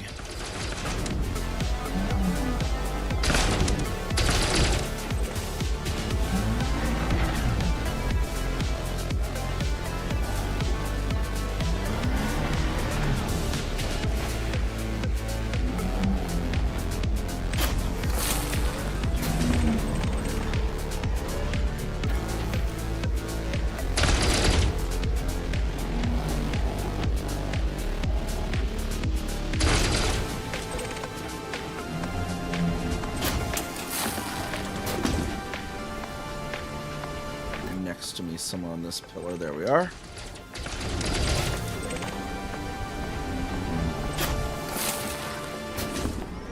They nerf brain trees? No, the brain trees are still good. From what I understand, I just haven't, you know, no brain trees here on this side of the galaxy.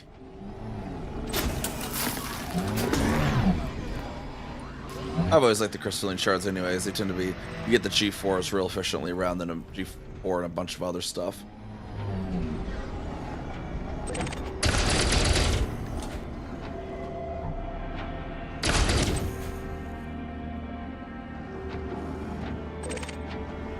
One day said light pollution was so little that there were sunrise you could too much bare eye. Like your light pollution's so bad you don't even see other stars?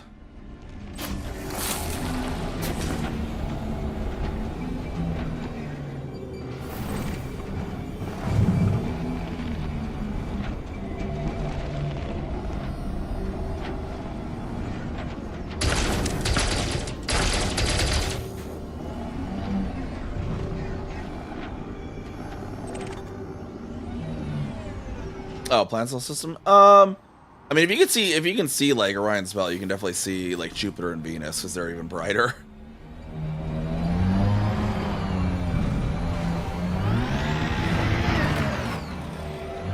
Some of them are less bright, but like Jupiter and Venus are really freaking bright.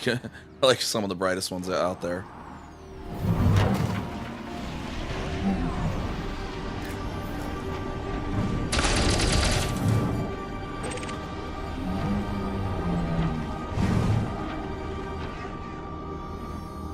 Place. Yeah, I mean, there's some like, but like, yeah, if you can see like the wherever you are, if you can see like Orion's belt, you should be able to see Venus at least. I think like Sirius is like the only star brighter than Venus in the sky. Venus is ridiculously bright.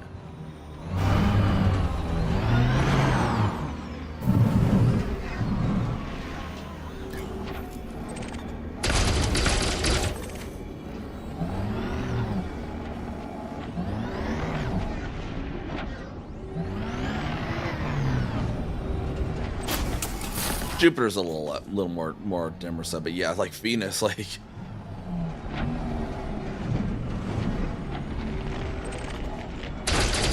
Venus out there with a reflective jacket on. Like, we made a video about a scenario where our solar system enters into our galaxy's thicker dust cloud regions, and the cosmic food gets absorbed into Jupiter, increasing its mass and turning a brown dwarf. Gotcha, yeah. So I think it's still like 10 times Jupiter's mass though before it'd even be brown dwarf, but yeah. Like a dust cloud or whatnot, a lot more matter. Probably our sun would probably eat most of that though, if that were to happen.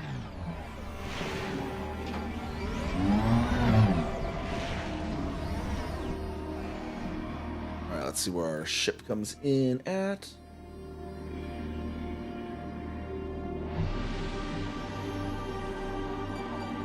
A1, no, that's an auto scan. That's backward system. A1. And one of these had 2 Bravo.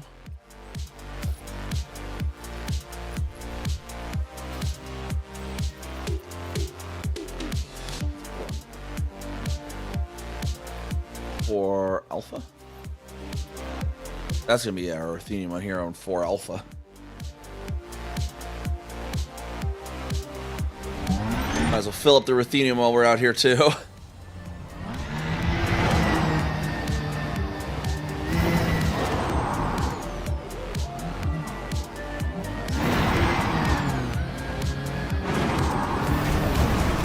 Boop, boop, boop, boop, boop.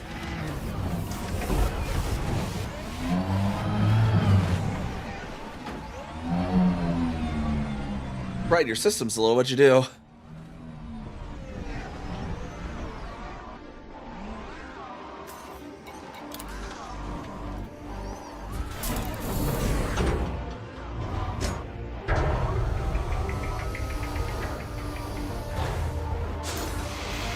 Cargo scoop retracted.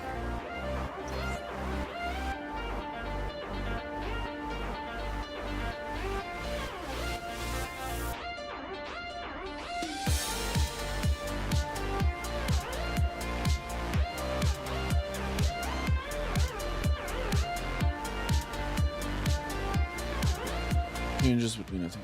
Is it? Hold on, your message before the last, for some reason it's only in my video feed and I can't. Chat box. In reality, we would only enter into it. Yeah, okay. Yeah, most of the dust would be eaten by the sun primarily. Yeah, I don't know. YouTube's weird, so it'll show a comment. It won't show in my actual chat box, but it'll show on stream. I don't know why it does that sometimes.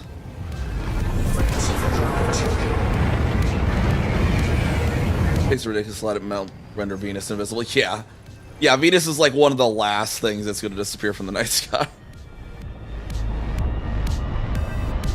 Yeah. Yeah, like Sirius or whatever. There's like one star that's brighter than it besides the sun.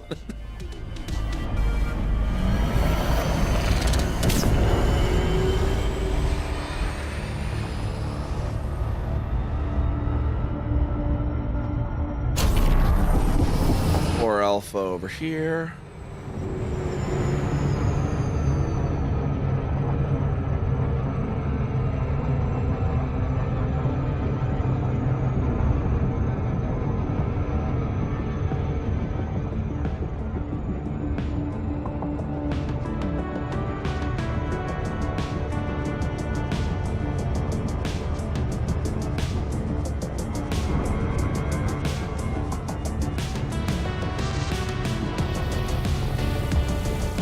doesn't want twilight just after sunset. You don't even need to wait for it to get seriously dark out. Yeah.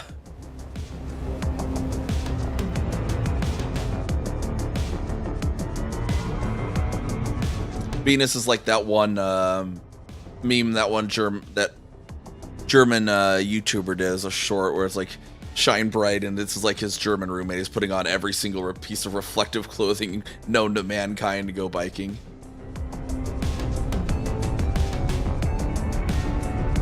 And Seth is like, shine bright like a diamond. Song. I love that one. I can't remember the name of the guy at the moment, but such a funny meme.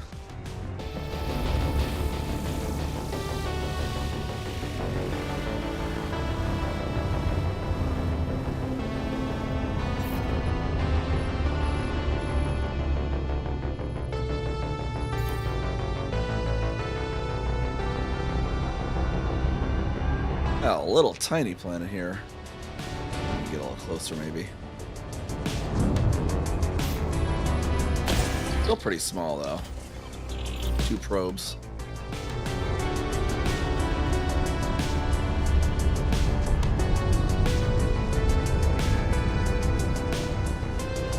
See a few things. Yeah.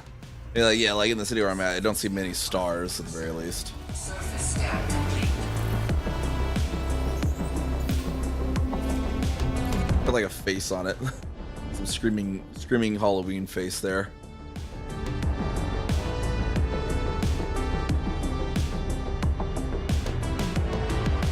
Orbital flight engaged.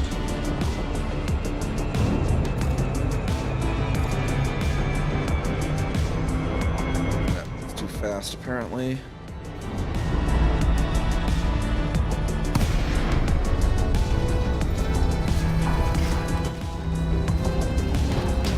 Ourselves down there.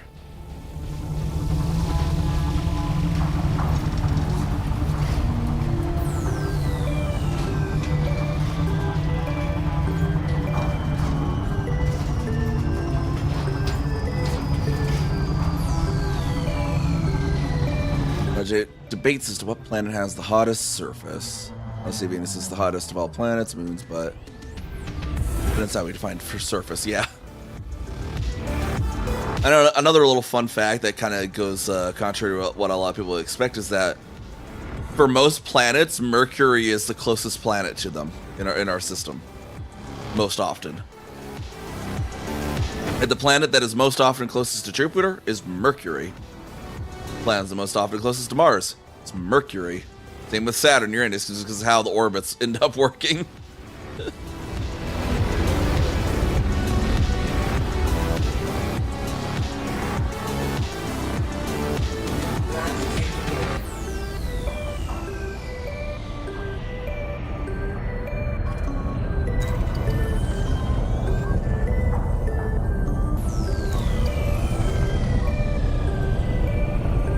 Yeah, I have to find the video of it again, but basically because, I probably even show it in the game, because I do have Soul.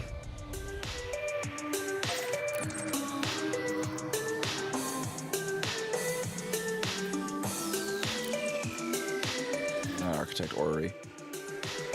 Yeah, very fast orbit time. So basically, you'll have like, oh my god, there's so many, showing so much. But right, so like, Jupiter, like for example, right here on this map, right now, Jupiter. The currently closest planet, freaking go over there. Okay. You got Saturn's over there. That's going to be a lot further. Currently, and then out of the inner ones, Mercury is the closest to Jupiter. And then the next closest on in that direction is Saturn, but it's even further. Now, for Saturn right now, Jupiter probably would be closer than Mercury. But then, like, Mercury, like, at times will end up, like, coming around here, and, like, yeah, it'll be closest to Mars and other stuff like that. Just because of how it just keeps, like, most often, it's, like, more often than not, the closest planet to most of the planets in the solar system is Mercury.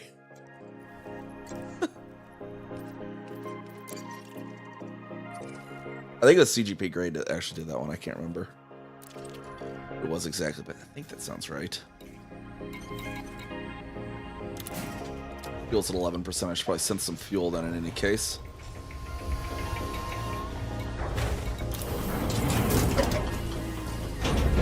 Low gravity warning. Fuel replenished. Right, okay, the YouTube did it again.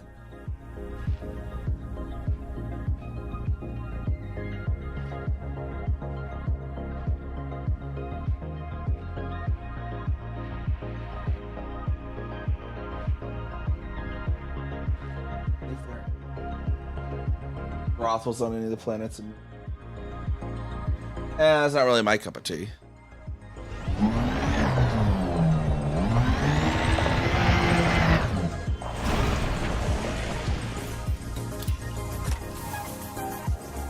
But that plan takes so long, yeah.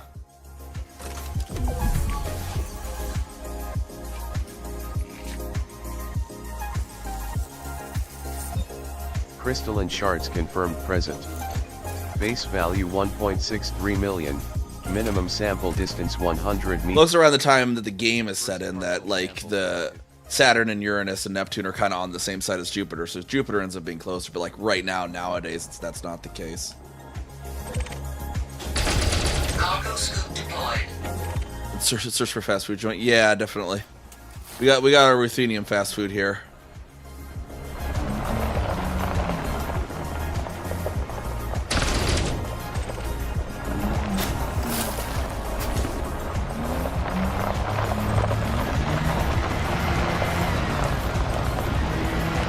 Minimum distance reached. You've traveled over 100 meters from previous sample. Retracted.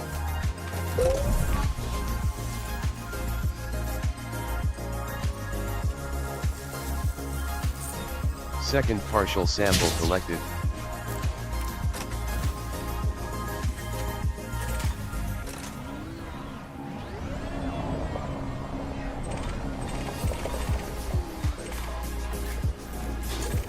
Cargo scoop deployed.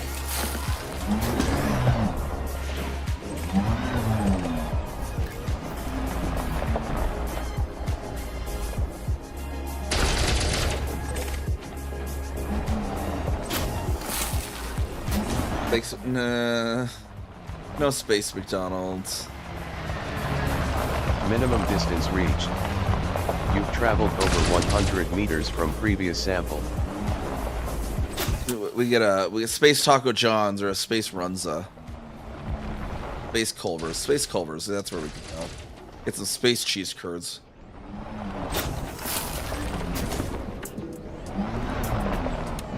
I mean, we get the space Taco John's with some space potato olays because there's a whole lot of Mexican going on at space Taco John's.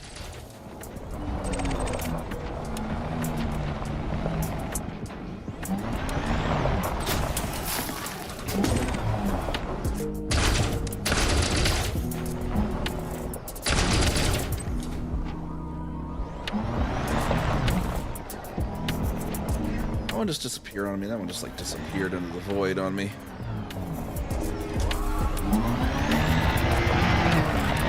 Oh, there's a little forest over there. Let's go to that one.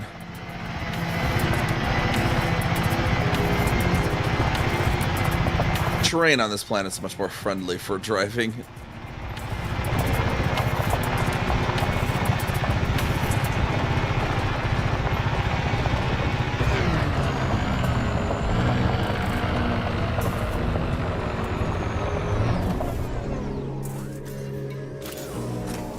Cargo scoop retracted.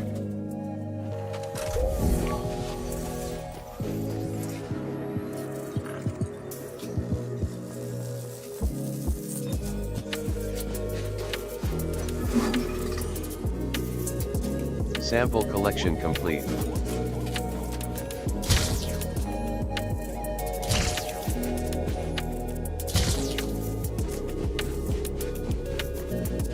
Got hit in the head with that one.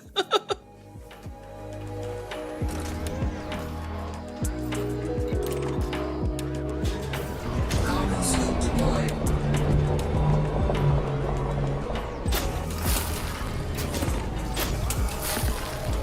I just accidentally ran that one over. I was like, happened to be perfectly going right over it as it was.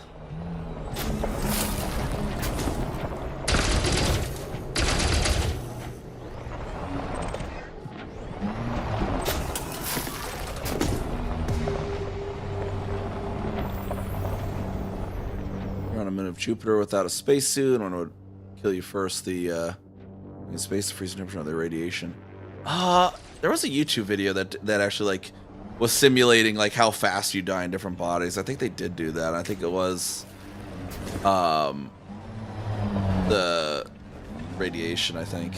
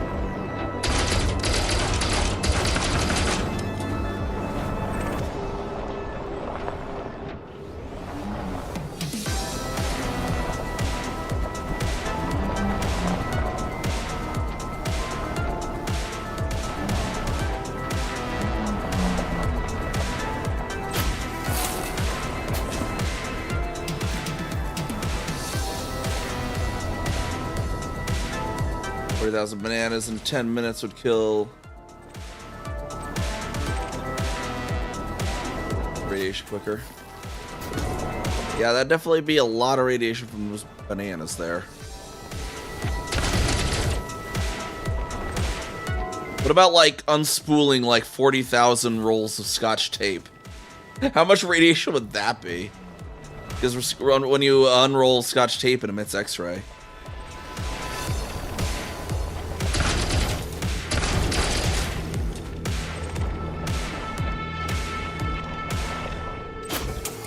Haven't yet built a spacesuit or a spaceship that has the ability to protect you from Jupiter's radiation, yeah. Or 40,000 bananas.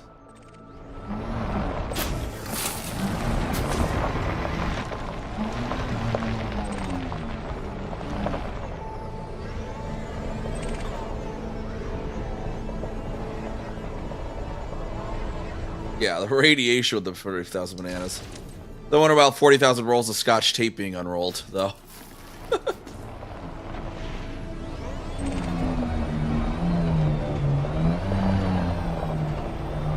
Funny if you do Scotch tape in a dark room too, because it does emit a little bit of lot of ultraviolet as well as a slight bit of visible as well. But it also dips into the X-ray.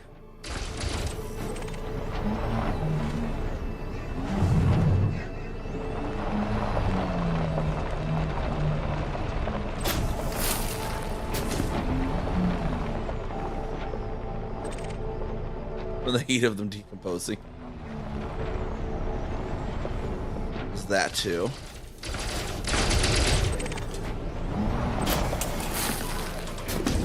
Or just the amount of mold from the decomposing.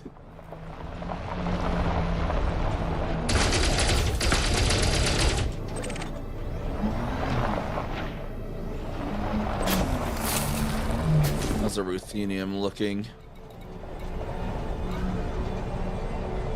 122, 150, not bad, not bad.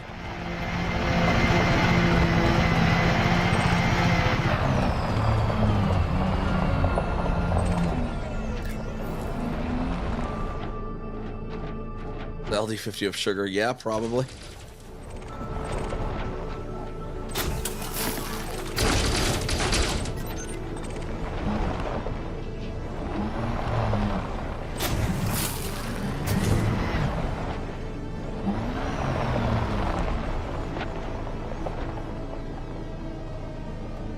Kind of actually reminds me of like years ago. I actually was just like, I would drink like orange juice like like it was no other. Like, and I ended up actually getting like a slight potassium overdose.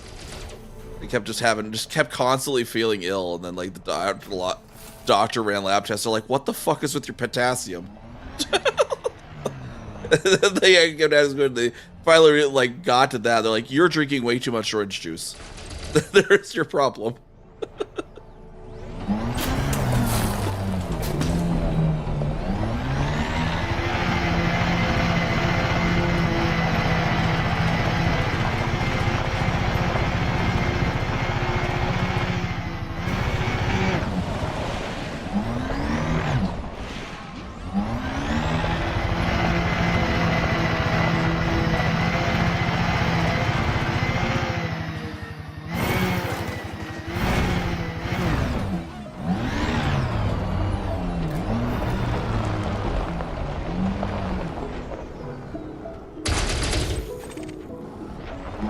Apparently bananas get picked up on scanners, something because he's smuggling radioactive material.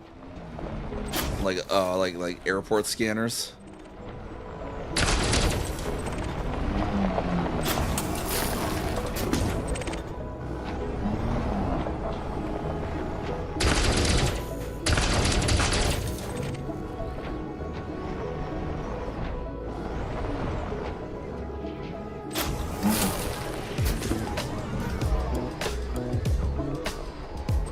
We just need 2 more then.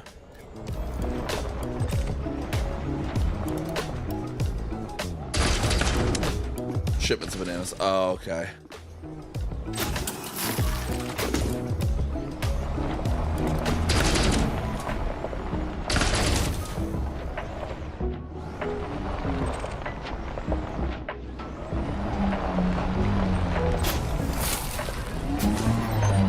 Oh, I actually got all that without getting more than 2 kilometers from the ship.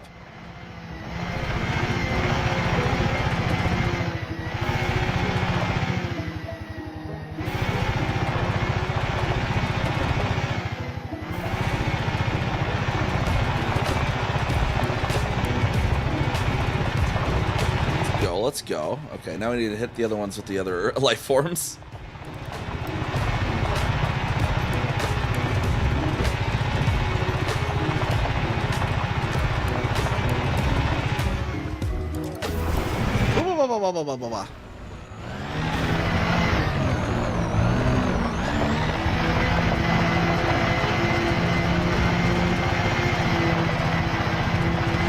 Get an invincible banana fast enough to be able to replicate nuclear fusion. Jesus. That's like an XKD strip right there.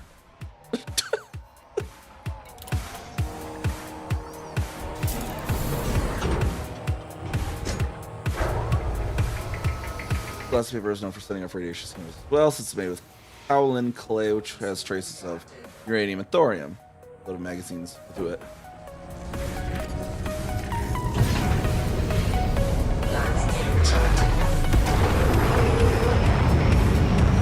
Alright, so the other planets we need to hit now.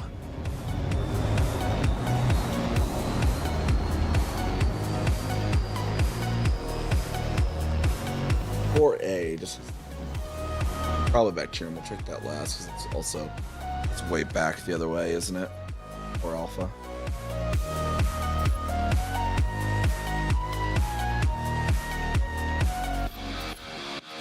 $79,000 that way. Bravo Charlie 1 Bravo has 2 bios. Some various sorts.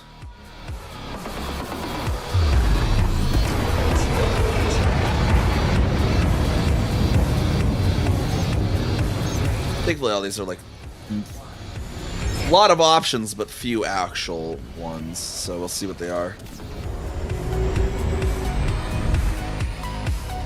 Barely missed those rings. I see this like right past the cockpit.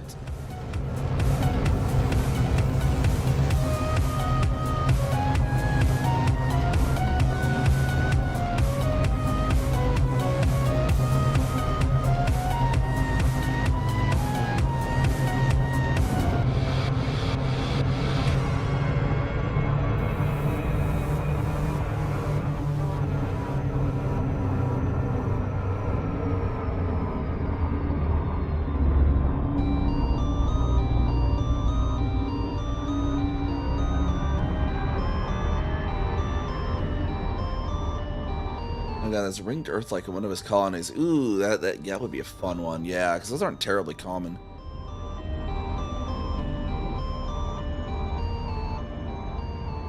That's another colony I need to build out eventually too. I do have an Earth-like colony near Kel 2A, but finish Algenim and then I can work on that.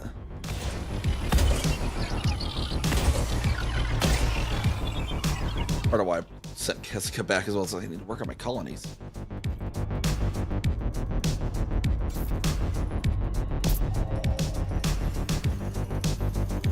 Surface scanned by 50%. Body BC1. Wow, little splotchy May host a bacterium. new personal codex entry. Here in the tussock. Well, tussock.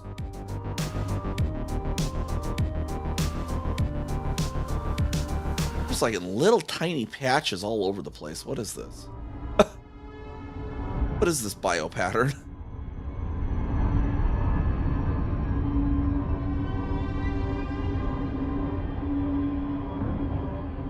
I need something with some size to it. Land at. That one, perhaps.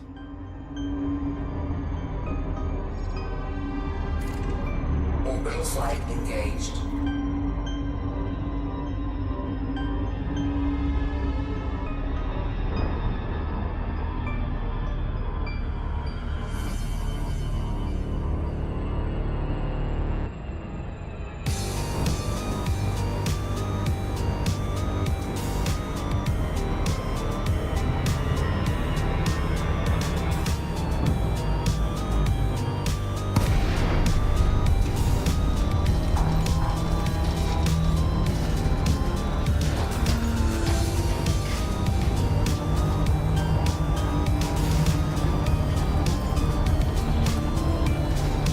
Get these. I'll check Alpha 4 Alpha. That's just in case it's that stratum, because that's a valuable stratum.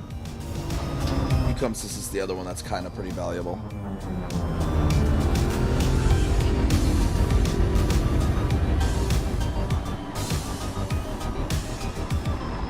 You know, it's a sensational when a new exoplanet is discovered. I haven't found any Earth-like planets so far. Yeah. Especially if we can confirm any other real exoplanets to be Earth-like, so that'd be kind of cool. There's just candidates at this point. No way to really confirm them yet.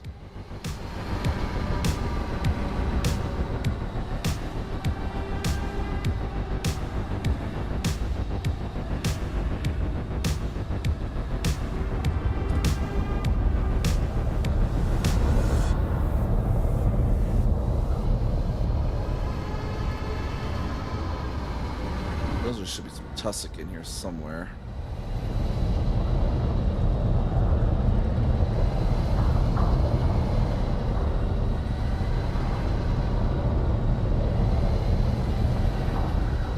Live and die in the bubble.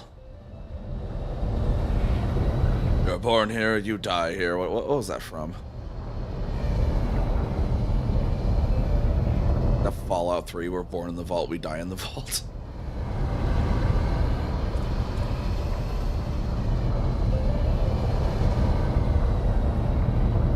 Was it Gina was freaking out the other day because I was like, well, I've never played Fallout New Vegas, and they're like, but you're trans, how can you not have played Fallout New Vegas? It's like, I don't know, I played Fallout 3 and it wasn't my cup of tea, and so I never played any of the others. Oh, there's bacterium. I don't see the tussock though. Oh. Something's there.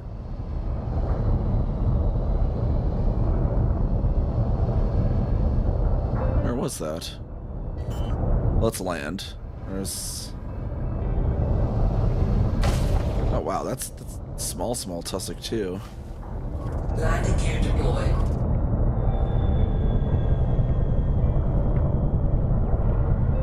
It wouldn't even show up until my nose was hitting the ground. This is unsuitable terrain. This is flatter than Kansas. Like, why? Lizard.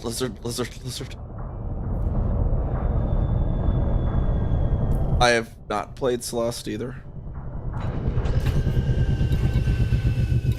I'm really more NB than trans femme anyway, so.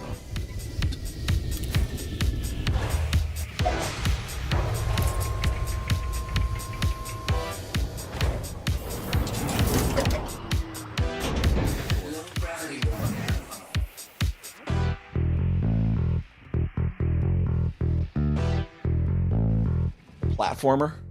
My mouse.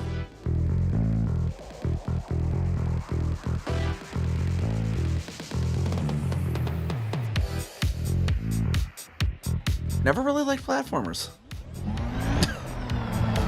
So probably wouldn't be my cup of tea if it's a platformer like the Wikipedia says.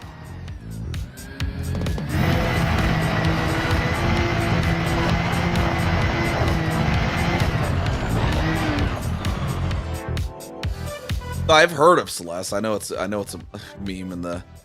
I mean, I do moderate our trans gamers. Founded that subreddit, and so I see all the popular games. Celeste is definitely on there all the time.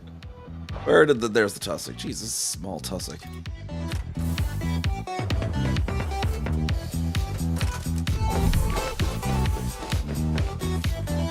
So much, so much Fallout New Vegas, so much Celeste, so much Cyberpunk 2077, so much of the Hatsune Miku's trans flag color skin in Fortnite. 200 meters. First partial sample collected.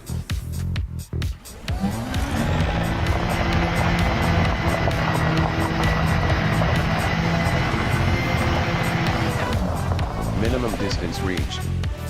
You've traveled over 200 meters from previous sample. Heard from Celeste before?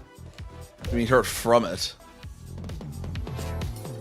And this was despite Neptune on average being over 50% further away from the sun than Uranus, is nowhere near as cold. NASA recently found out Uranus lacks it's like the gas it lacks or whatever. I think I remember reading about that. Did that one scene from the final and set the place here changes the man. Wait, what?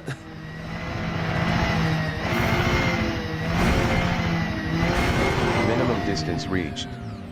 You've traveled over 200 meters from previous sample. Heat at center due to an ancient collisions that tore it apart. Oh, okay.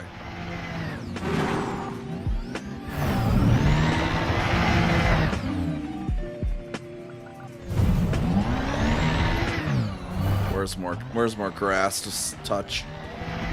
Gotta touch grass.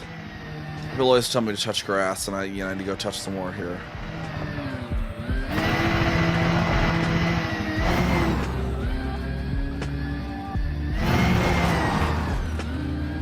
But I'm having trouble finding more grass to touch. There we are. There's some grass to touch.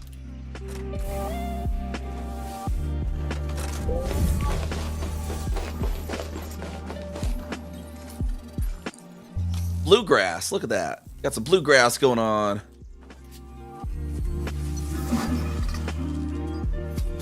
Sample collection complete.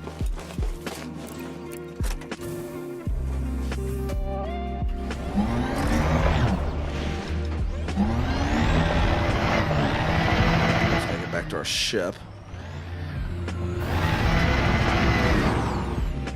Some bacterium on the way, maybe.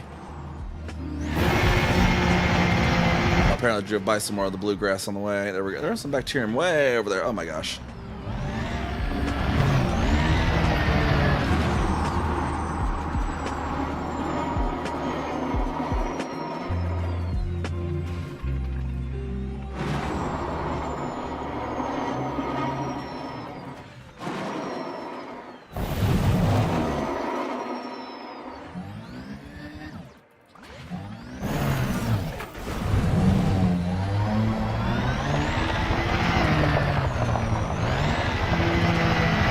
Vegetation on this planet's moon. Just like, it's alien vegetation. It's extremophile vegetation, I guess. I don't know. Has the right nutrients and maybe just enough atmosphere to sustain it or something. Bacterium orageus confirmed present. Base value 1 million. Minimum sample distance 500 meters. First partial sample collected. More rashes over there. Let's go hit that up.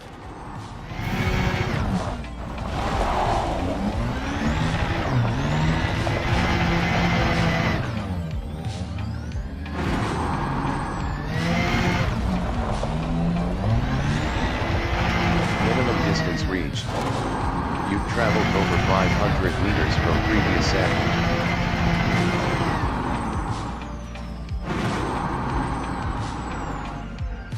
There's some Morashes right over there. Counter steer. Oh,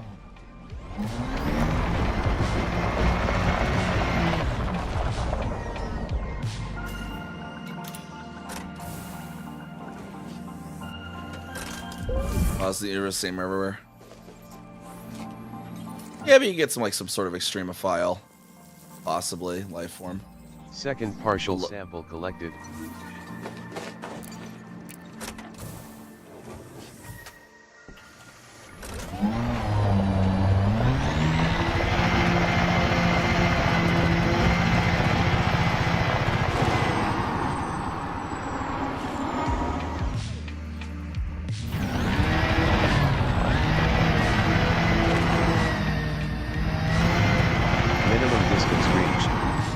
You've traveled over 500 meters from previous sample. Over 2 hours, haven't found any plant vegetation. Really? I'm just hitting them all, apparently. Another slime pool. We need another slime pool.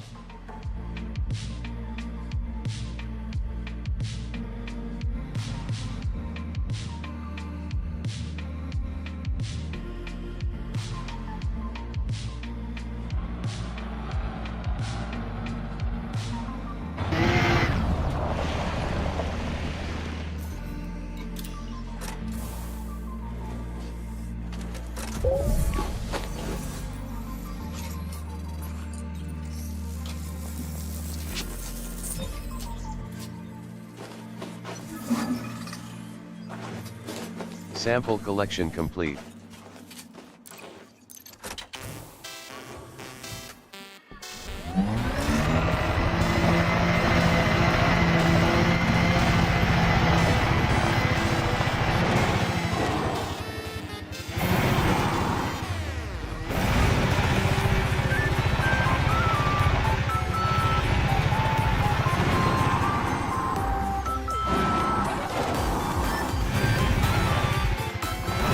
Higher chance for vegetation. The atmospheric ones, and then high metal content, rocky and icy.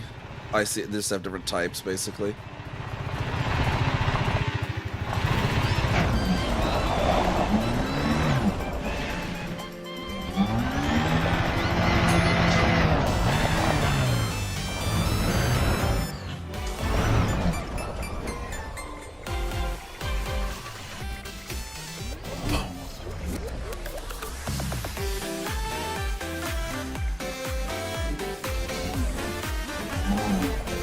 Paled liquid there, jeez.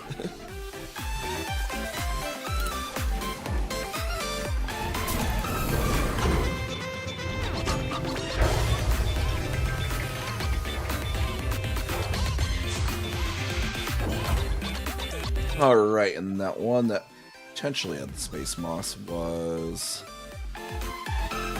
Alpha 4 Alpha.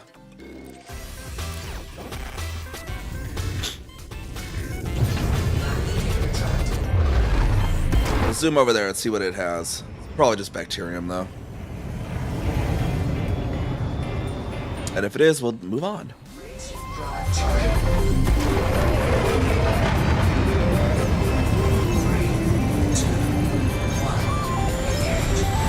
Yeah, we're still in the 74 body system. See this as well as then. I should make it ozone layer. They're very weak or non-existent. Yeah.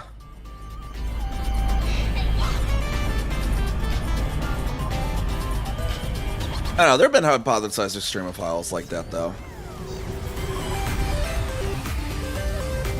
There are already known life forms that thrive on radiation.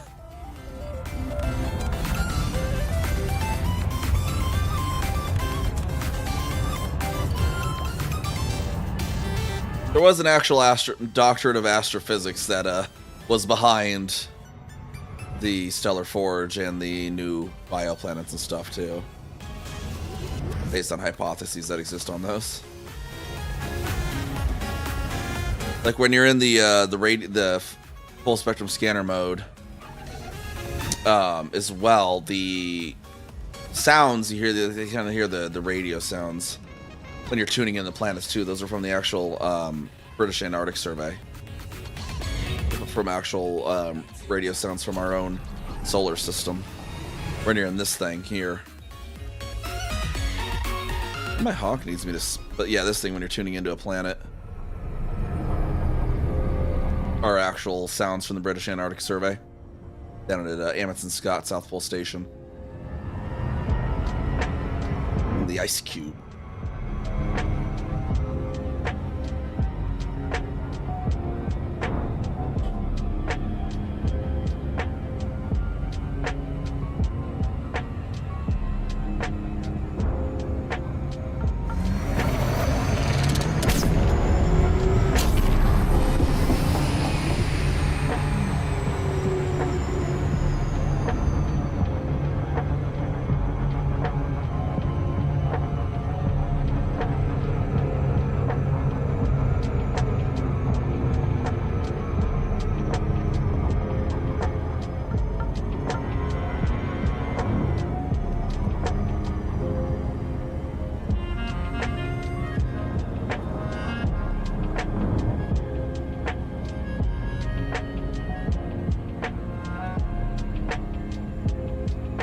Fastest speed of your spaceship? Well, before the SEO was 2001C. Different ships with the Super Cruise Overcharge have faster and slower speeds now. I don't know what it is offhand for this ship. It would have hit it between that error there. Low on fuel now. I can always check again. Next system once I fuel back up again. That SEO mode's really fuel hungry.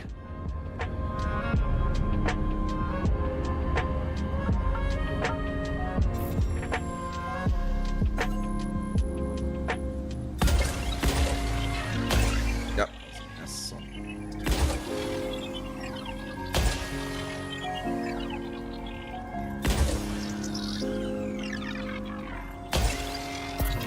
Alright, let's see if we have the stratum on this one. Surface scanned by 50%. Surface scan complete. Yeah, it's just a bacterium. We don't even have that for our codex, so there's a fuel star primary on this one. Yeah, we can do the test on this system then. I need to go fuel up at this system. We can fuel in this system. Got a system with a white dwarf and some rocky bodies. Nice. White dwarf's gonna be kind of cool looking. 3, 2, 1. Very radiation heavy, of course.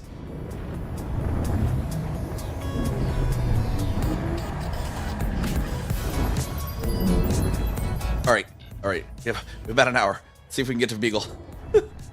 Not get any more giant trap systems. Obviously, very fast. Yeah. Fuels complete.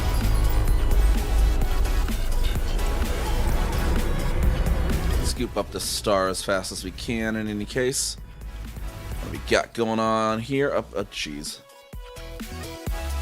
These better not have any Oh no. Oh no. Probably just bacteria in any case. Body 3. Neon atmosphere. Yeah, it's true bacterium. May We'll just radio scan while we're. Neon atmospheric landable with. But this is what I was talking about earlier too. Like these are. Scooping complete. Like those sounds there are actually like from actual recordings from the British Antarctic survey.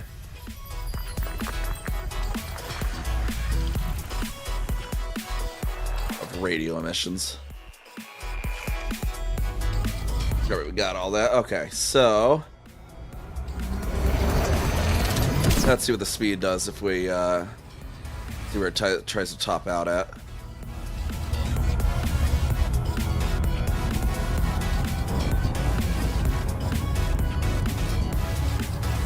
(26, 27, 28, 29, 3, 31, 32, 33, 45, 36, 37, 38. 45, it's slowing down a bit. It's topping out about 4580, roughly. 4,580 times the speed of light, roughly, give or take. Frameshift drive charging.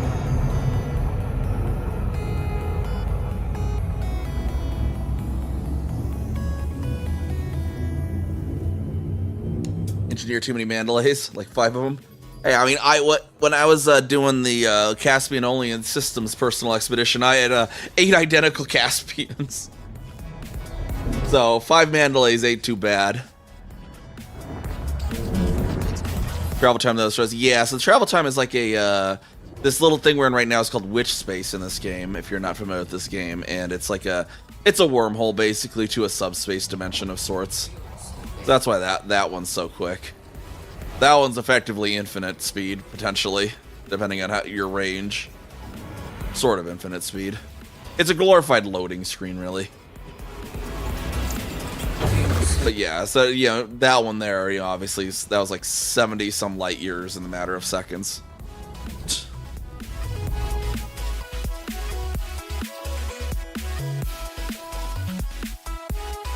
Bios on those. Check to make sure they don't at least have stratum possibilities.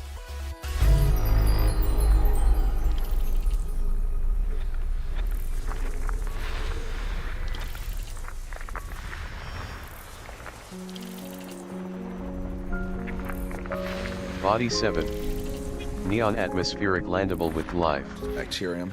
May host a new personal codex entry. Body 1. Argon-rich atmospheric landable with life. May host a new personal codex entry. System scan complete. Yeah, the Super Cruise basically kind of operates on the principle of like an Alcubierre drive, whereas the hyperspace jump like this is punching a hole into a subspace dimension. I have the Manda 99, the 98, the 96, the 94, the 88, the 75, the 64, the 32.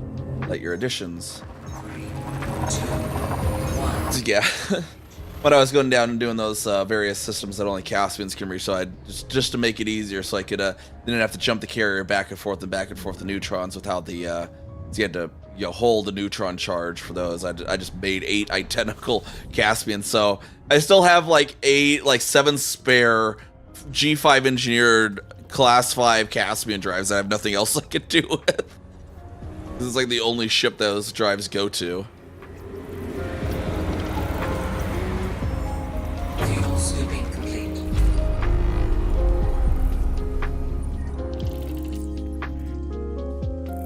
And atmospheric landables.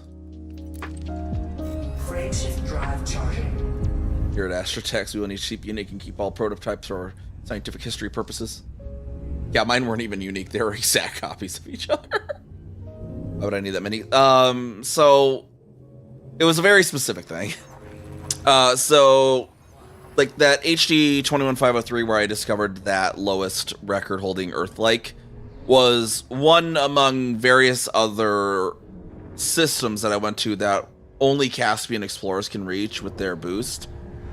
And in order to reach those systems, you have to neutron charge the Caspian, dock it on a carrier, jump down to those systems. Hattery's got the angry eyes now? I don't know. You had to jump it down to the systems, but you couldn't jump the Caspian itself, because once you jump, you lose the neutron charge.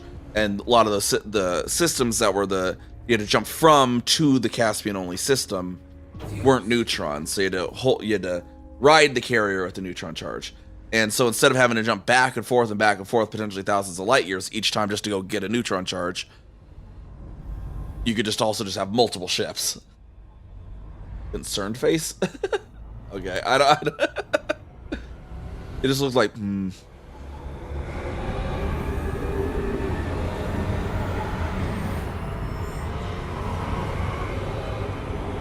really do a good angry face with this puppet. It's almost more bored looking, isn't it? Is that angry looking? I don't know.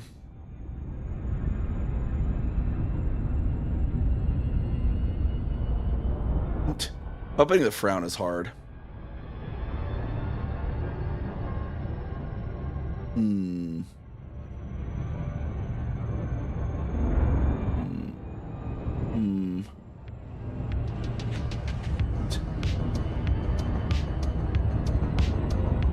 think of the day my ADHD let me stream showcase.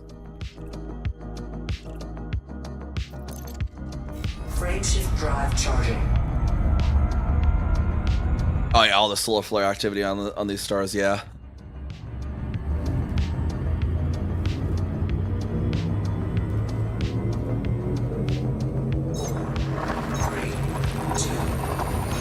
The problem is it's really sensitive for eye blinks, no matter what I've been able to do.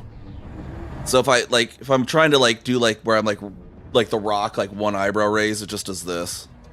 Like my eye's not closed, but the phone insists it is. I like it's the really weirdly sensitive about the eyes. Fuel scooping. Because let them force an update on you even though you haven't paused, and that's why I stayed on Windows 10. Frameshift drive charging.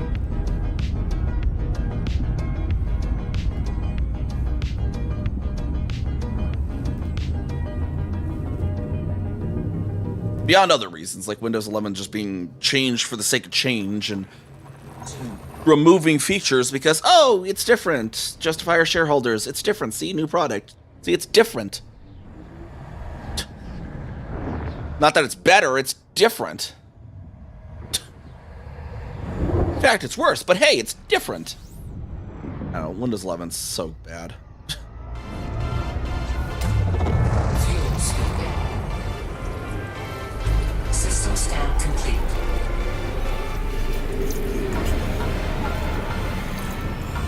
Fuel scooping complete.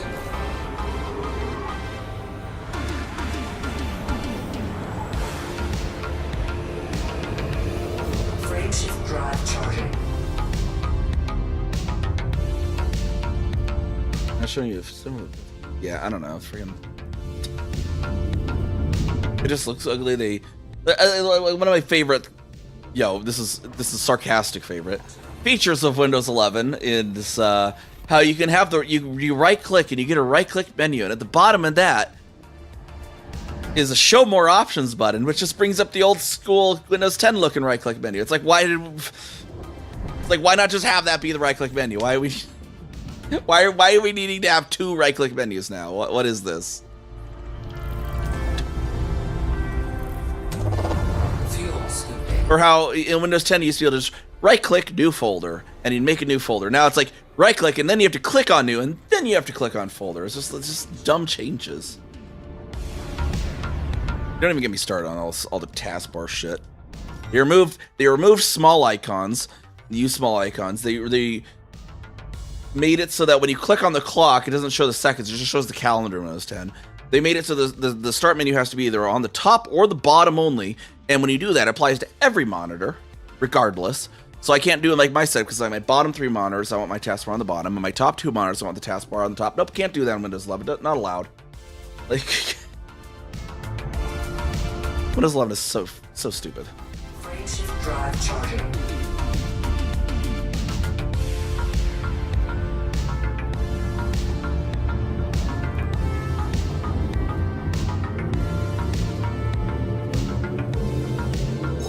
Oh, they removed live tiles from the start menu. So the start menu is just less functional now.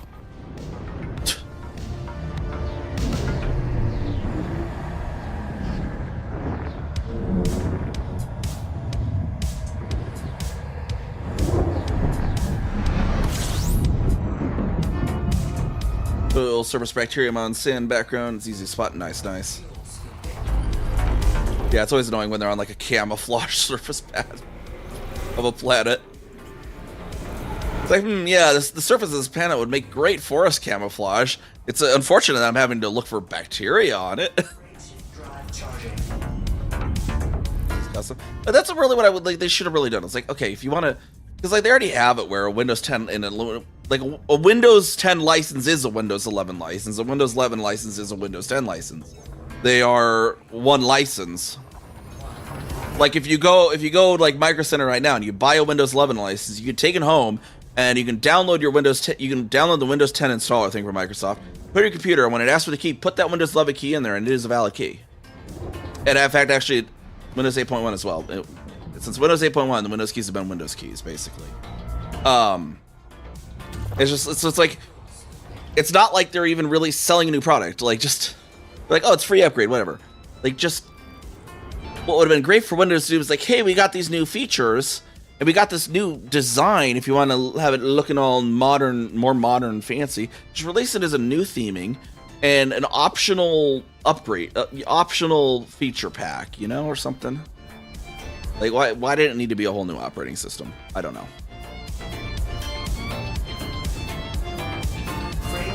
Like, give the people the options to, you know, install it. Like, oh, you want Microsoft Copilot? Cool, you can install it, whatever. You don't want it? Okay. Yeah, the tiles are fucking gone.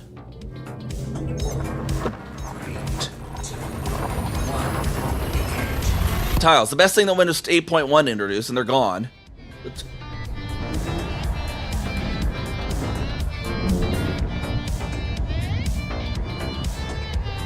Yeah, Copilot at least could be uninstalled, but it's like other stuff, or like optional feature like, oh, our new extra useful, not really, start right-click menu. You can enable that if you want. Just make it preferences and stuff, Microsoft. Don't need to make it a whole new operating system, because it's really not different enough to be really considered a whole new operating system. It's just changes that make it less functional.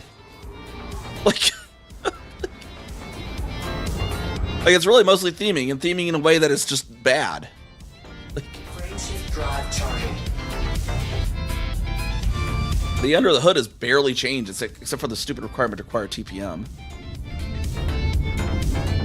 It's like when I try to rebuild my computer to replace my laptop, I can't even do Windows 11. Yeah, even though it's plenty powerful, it's just the motherboard doesn't have a TPM unless I buy an M2 TPM, which I'm not going to do. It's just so many weird requirements.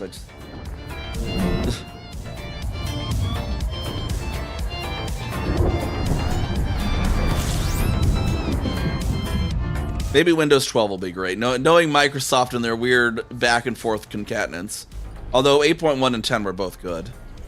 They kind of broke the rhythm with that one, but maybe 11's the bad one and then 12 will be good again. I don't know.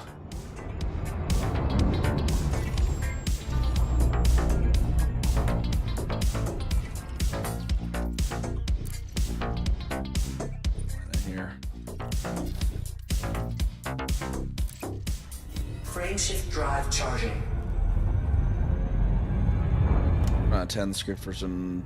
That's the only thing I kept was last. Yeah, that's like, yeah, like that too. It's like people, yeah, 10 was supposed to be the last too. Just do it as like updates to 10, you know?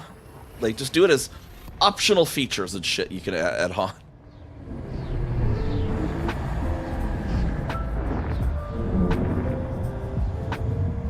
They lied. It's the inshitification that you get with shareholders, basically. I can pretty much guarantee that. So the shareholders were unhappy that they weren't releasing new products, and so they had to come up with 11, and a lot of the changes that can only be explained by, we made this change for the sake of change, so it could be something different, so we can call it a new product. Frameshift drive charging. Microsoft lets the Xbox team get whatever they want, so that the Windows handhelds are good. 12 could be great, but I don't expect that's likely.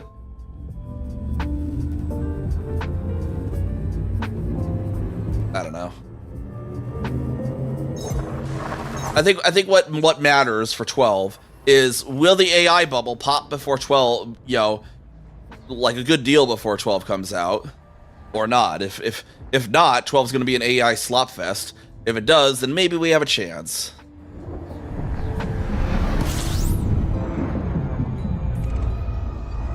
Need to force hardware updates so people have new pieces of Copilot buttons. Yeah, it's really forced dumb people, because you could install Windows, you can install Windows 11 without a TPM if you do it the USB way, and you force it in. It'll install, and then it's like, well, I guess I'm already installed without a TPM, so I might as well run. Like, it'll do it. Like, it's not a requirement at all. It just acts like it is. Frameshift drive charging.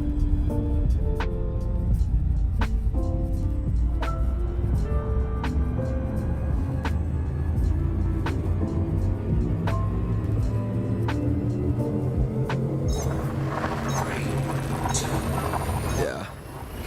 It's like I get it. Like I get TPM is good. It's good for like corporations and stuff for their security and whatnot and other aids with encryption and stuff. There's definitely valid reasons to have a TPM, but it shouldn't be required.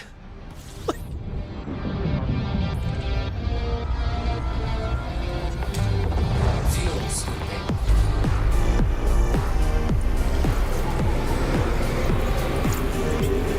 Like there are still ways to do some of that stuff the rudimentary way that is just still perfectly cromulent. Frameshift drive charging.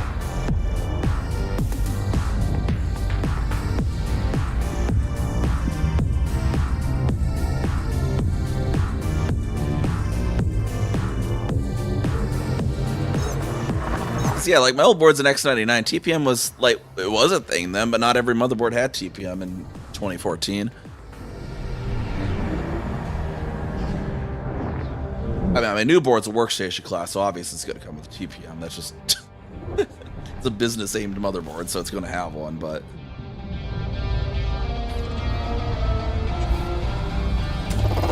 Fuel scooping. Like, fine, Microsoft, we're going to force nice, features like TPM that are, good for kind of, like, some use cases and cryptography and stuff, too. Like, can we just, like... Can you, like, force ECC RAM so that can become the standard? Thanks.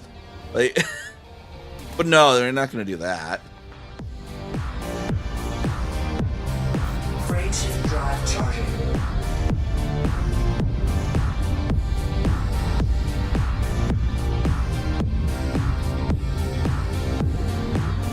Yeah, what was the generation? Because I think that's too. My i7 6850K would have been considered too old too. I think it was what 8th or 9th gen was the cutoff.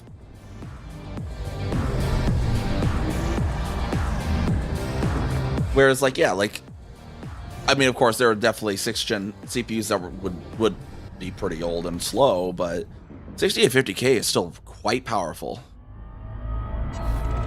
Like, I was running games still fine with my 6850K. It's just when I was adding streaming onto it, my 6850K couldn't keep up. Fuel scoop disengaged. Frameshift drive charging.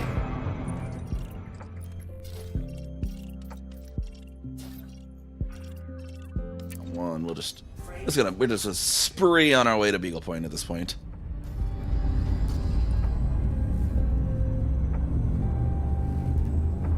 Let's get something really obviously good. 3,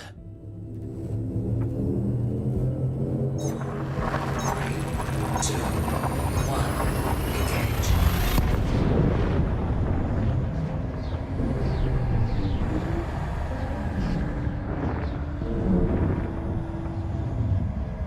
Next TP will be RAM and we'll buy TR8.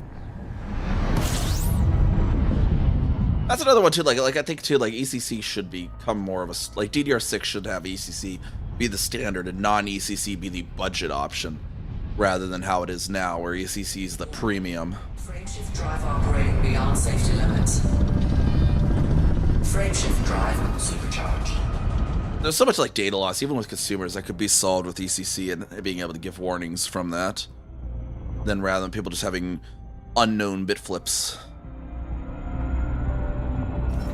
And modern machines, the performance hit from ECC is a drop of water in the ocean, basically. Point. It's like two or three floating point operations in the billions per second that they can do. Frameshift drive charging. But we got the RAM prices going skyrocketing right now because of the freaking thing. So I plan to upgrade to ECC on my current build, and then there's the RAM prices hit shortly after I built it. 3, 2, 1, engage. Well, consumer class CPUs are outside of the i3s, the i5s and the i7s in the latest gen. I don't know about AMD, how that one works. I think I understand it's pretty similar there too. But I know at least with Intel, the i5s and the i7s are ECC compatible as long as it's on the right chipset. So instead of a for my case, instead of a Z790, I'm running a W680, which is the workstation class chipset for it. But like making that more of a this standard thing instead of just having it just be normal would be much better. Fuel scoop disengaged. Like make it that the norm is ECC support, and then you can get budget shit that doesn't if you really want to. Frameshift drive charging. Nearly at the limit of how low you go. Were you near the bubble, or are you on Distant Worlds 3 you had, right? I can't remember. You're out near us, or if you're somewhere else. 3, 2, 1, engage. Because yeah, like the thing with like ECC2, it's like built server like long back as well, and ECC RAM for that too. But so if the server gets a bit flip right, it'll protect its data like that. But the thing is, if the files I'm accessing on my desktop or my laptop or whatever, if the desktop and the laptop gets a bit flip, that's corrupting the data when I save it. The server gets that data and just like, oh yeah, sure, I'll save that. It doesn't know that it's corrupted from the actual client. An Earth-like next to a Nitron star. Neutron star. That's really good. Is it undiscovered? Fuel sweeping complete. Distant Worlds are actually going to Beagle next. I have strong predictions that it is. It's apparently going to Beagle at some point. They have said that. They have said that Beagle will be part of the route. But I have strong guesses that's next, because there was the whole kerfuffle at the start of this week where people were like, what do you mean it's a 14,000 light year long leg? You said it was only going to be this distance, blah, blah, blah, blah, blah. And then they had to make a statement like, okay, this is a long one, but all the rest of the legs are shorter. The longest one that we have remaining is 10,000 light years, which happens to be the distance between Beagle Point and the current waypoint. So I have a strong guess that it's the next leg. Drive charging. Oh, heck yeah, first to discover, go get that shit turned in, yeah.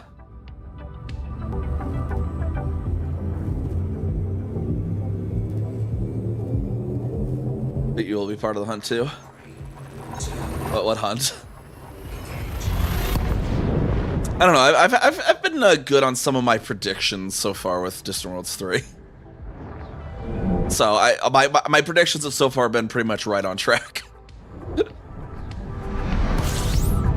Because I say, okay, the Outlander, because like back then I was like, okay, the Outlanders are going to Colonia, so the first waypoint they'll probably over be near Colonia 2, and then after that though, because the DSSLS care, they'll probably be over near Fomorian Frontier, but not quite the way there, which rendezvous point was basically right where kind of I was saying it was going to be. It's like right around this area, rendezvous point right there, and then I was like, okay, then they're going to go to Fomorian Frontier. They're in Fomorian Frontier. I think they're going to go here next, and I think what's going to happen is they're going to start working this way. And I think the ending point is going to be Ericsson Star, which is over here.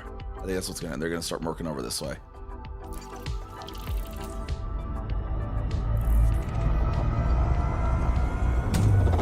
Fuel sweeping. Part of the hunt too. The paper explorer by the Beavers. Yeah, don't build paper, or if you don't want to get folded. And if you build paper, don't get in the mode where you can get folded. You know, my Corsair's paper, but I'm also not an open where I can get folded.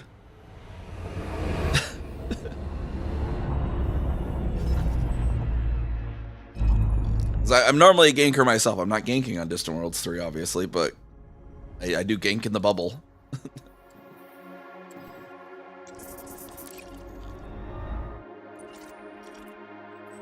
We got some atmospherics with stuff. 5, 3, 4.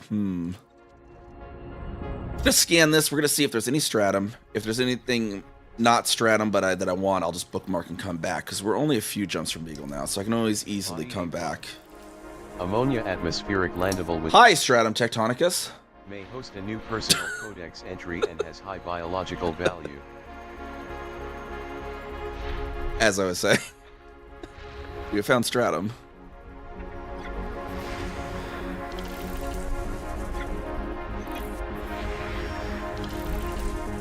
I mean, I'm all, yeah, lick that system. Rule the street. You lick it, it's yours. Body B4. Carbon dioxide atmospheric landable with life. That's some good stuff too. May host a new personal codex entry. Body B4A. Carbon dioxide atmospheric landable with life. A lot of stuff. May Let's get to Beagle tonight. I'll return to this on Monday.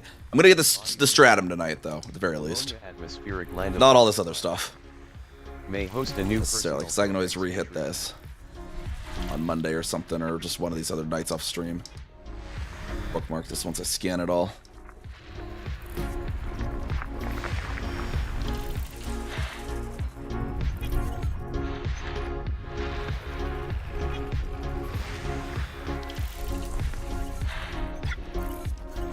System scan complete.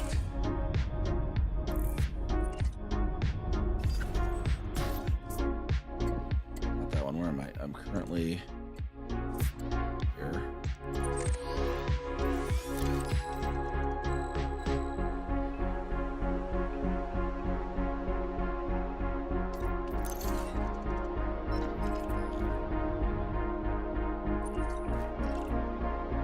And Stratum's going to be on Alpha 5.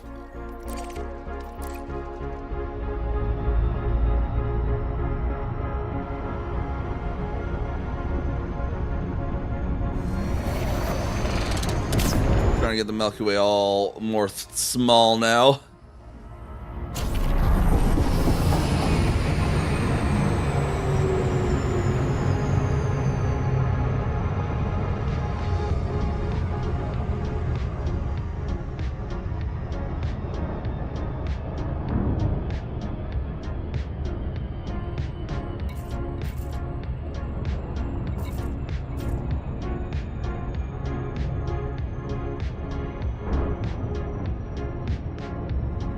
I've been meaning to take Commander NiamhKami out to Beagle Point for a while. Kazuka, I've been there like 5 times, but not on Neve yet, so need to get every commander out here at some point.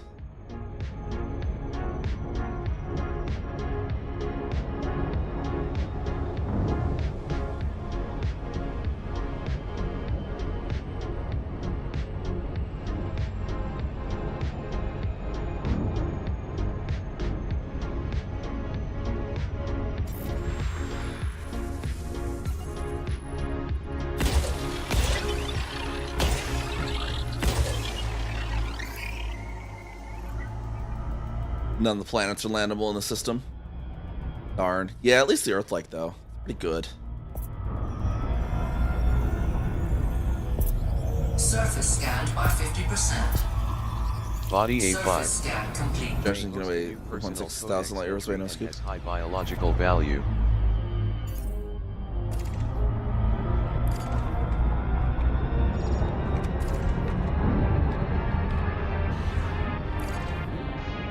And then right here on the top somewhere.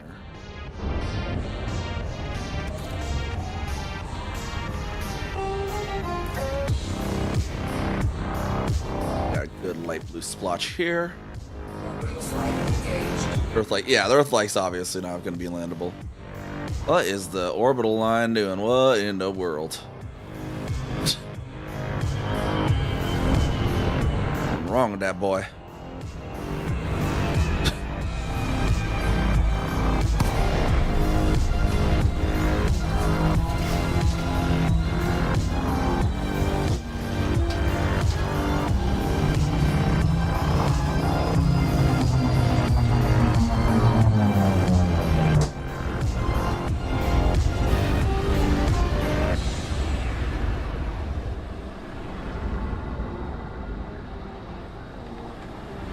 Yeah, orbit's seeming a little odd there. My heads-up display is malfunctioning.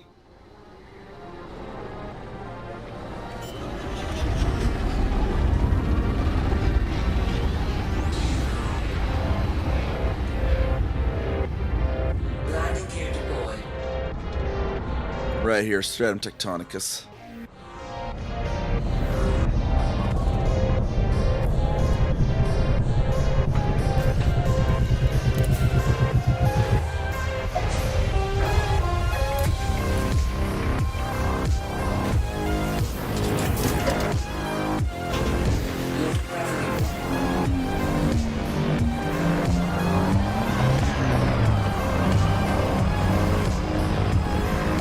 Yeah, I always bookmark it so you know.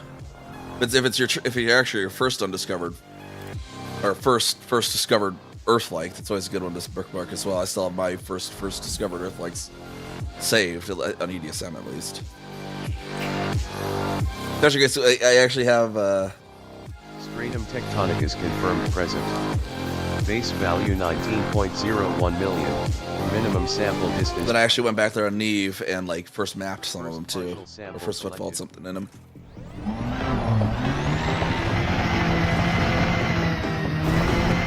Japan that could do 4.5 times this suppressing 15,000 without refuels.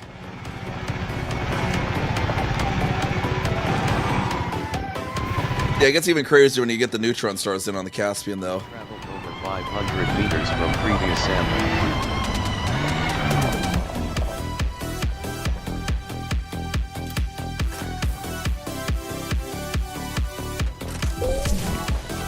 First ELW for you on in the pilot's handbook entry.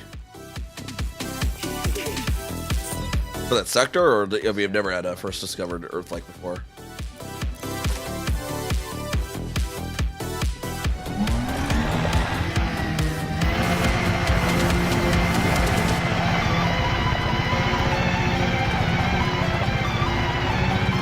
There's just a little bit of Milky Way sticking out there. So small now. Minimum distance reached. You've traveled over 500 meters from previous sample.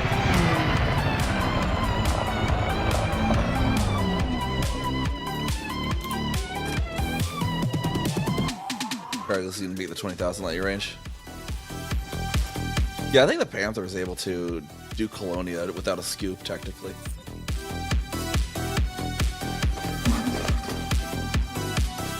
Sample collection complete. Don't have the soul permits. I haven't got an entry from that. Oh, that yeah. When the Codex came out, that was my first. I have a screenshot of it. It's so funny looking. It's like you've discovered an Earth-like planet, Earth. I think it's so funny too, because that was the first Earth-like I had actually hit after the Codex came out for that region, at least. I think I probably saw an Earth-like in Colonia before, and then I don't remember.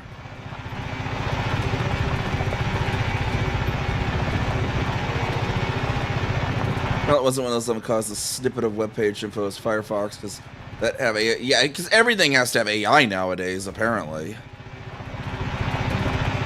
Like Google, Firefox, Distant Worlds. It's just ridiculous.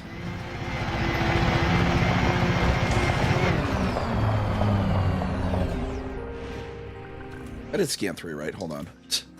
That was 3 right. I didn't get distracted and talking. Perfect.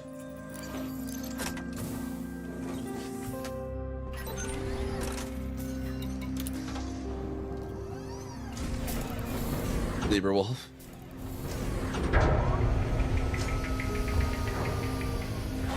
Is that like Libra Office? Libra Wolf. I know Libra Office. What I'll probably do when I rebuild is I just need to get another CPU cooler and a case and an SSD. Arguably not even that. I could borrow one from this computer that I'm not using the second SSD really, except for a backup drive. And I can rebuild the X99 system, and then what I probably plan to do is dual boot Ghost BSD and then Windows on it for when I need to like do Elite or something in it. 3, 2, 1. I think is thinking it's in a system neutron star. Surprisingly not as weirdly rare as you think, but it is kind of weird that it's still a neutron star. But yeah, I think I have an Earth like in a neutron somewhere once back then too, during Distant Worlds 2, I think it was even. Libra Firefox clone with a lot of Firefox bullshit crap removed. Yeah. It's like whatever happened, Mozilla Foundation. It used to be the good guys back in the Netscape Navigator days. What the fuck happened? Like, Frameshift drive charging.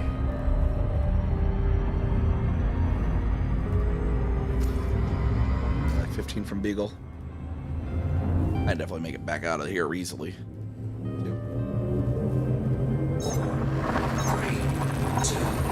1. Engage.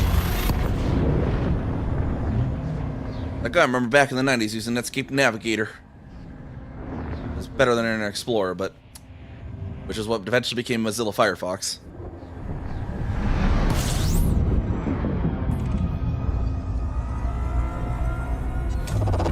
Fuel scooping.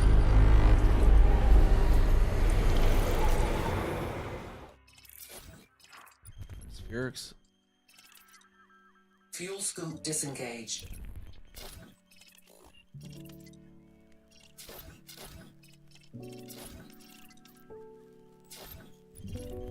Bacterias.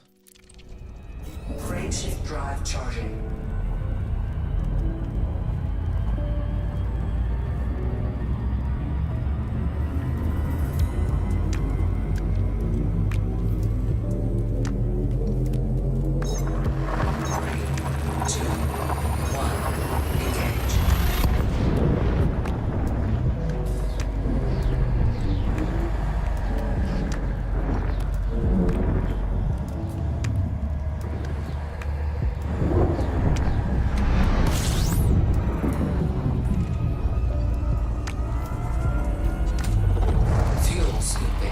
Our paint job is looking not as degraded as I figured it'd be.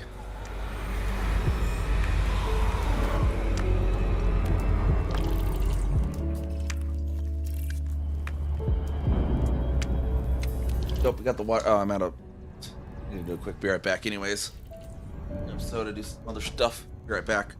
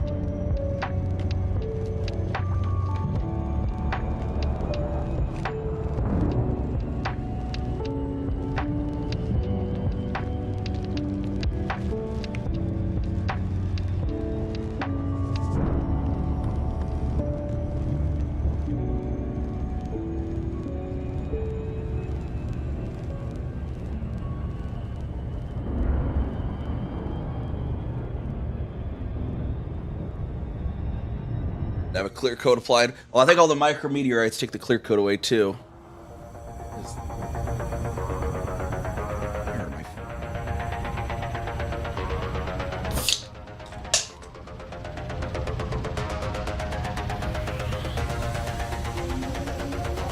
Frameshift drive charging.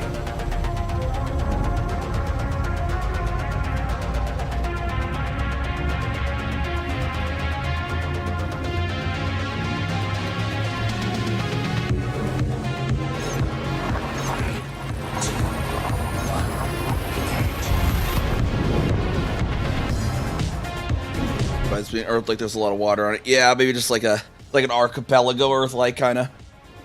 Seen some of those where it's like still just mostly water, but a little bit of land at least.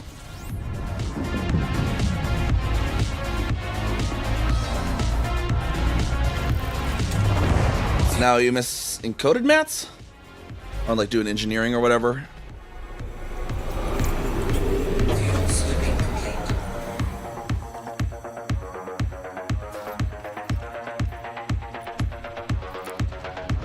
Frameshift drive charging.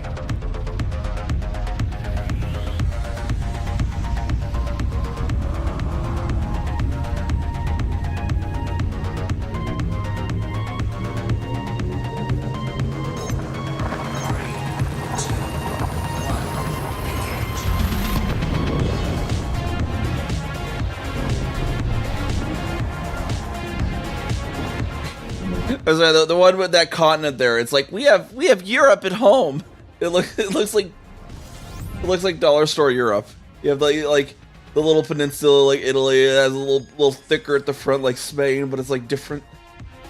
We have Europe at home.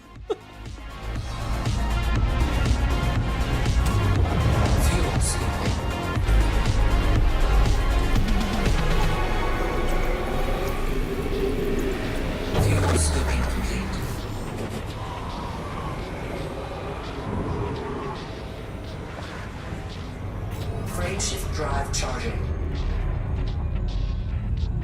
He even has some kind of weird stuff on the top. It's like it's Europe at home. Got a little island off to the top of it too. 3, 2,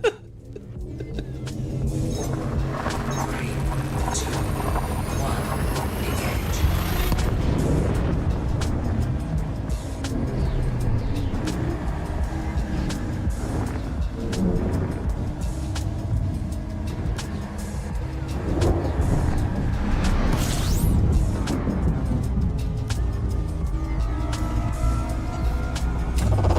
Fuel scooping. What I have to do, just didn't know if I have to the force to do it. Fuel scooping complete. Other parts are mostly dark oceans. Frameshift drive charging. Yeah, the encoder mats are kind of always the tough part with the engineering sometimes.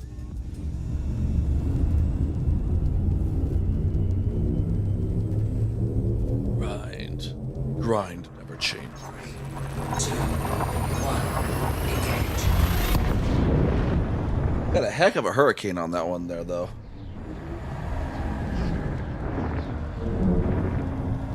There's like one massive hurricane got going there.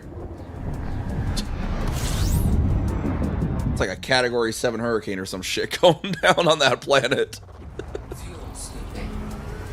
System scan complete. Fuel scooping complete.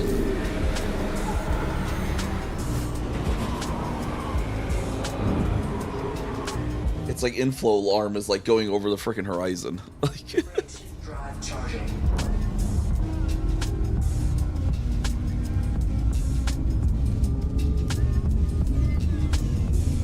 Oh, that was the water world 2 hours ago? Okay, yeah. Was that a really warm water world? Because, yeah, that's a very, very thermic hurricane going on there.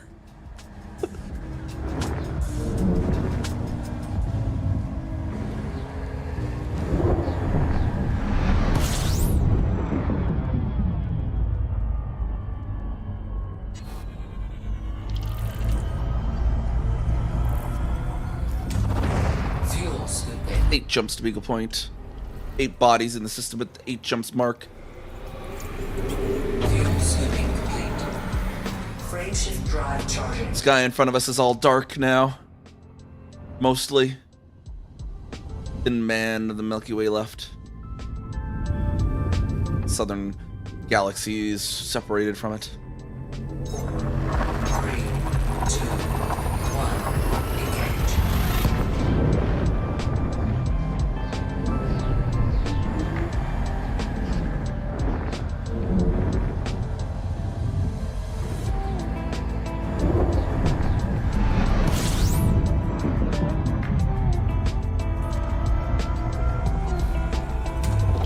Fuel scooping.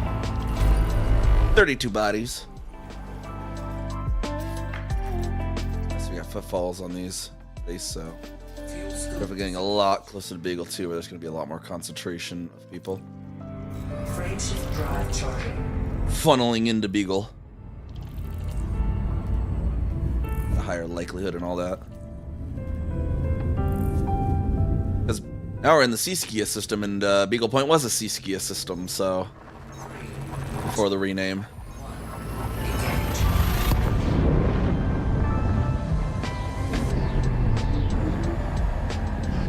It was out there for Merkel is the furthest reachable system before engineering was a thing.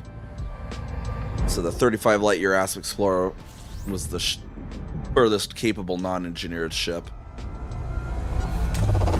outside of the really specific Anaconda, if I remember correctly. But for exploration ships, it was the Asp Explorer before engineering. Scooping complete.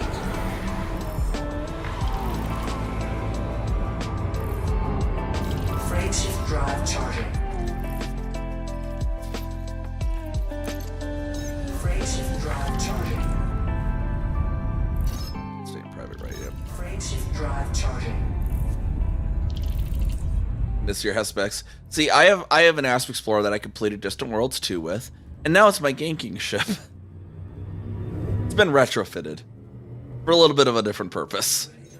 3, 2, It's kind of funny because it's actually stuck on the expedition. I might transfer it back to the bubble. Maybe not. I don't know. It is kind of funny too. Like, I'm not ganking on Distant Worlds 3, but my gank ship is along for the ride only because it is the ship that completed Distant Worlds 2. Fuel scooping. Fuel scooping complete. The first million in it, yeah. I did Distant Worlds 2, and I did the when I went and got my name on the first mapping tag on Colonia 4 as well. And then I did a little bit of Celebration of Astronomy 1 in the Astro Explorer, and then when we were near Colonia, I ended up changing ships over to an Orca at that time. And then the Orca was my main exploration ship up until the Corsair, basically. I had the Mandalay for like all the, 2 months or whatever between that it was out until the Corsair came along. 2, 1, engage.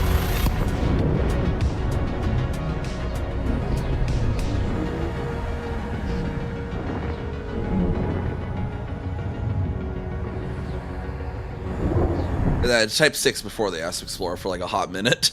Like literally less than a week when I started the game. Fuel scooping.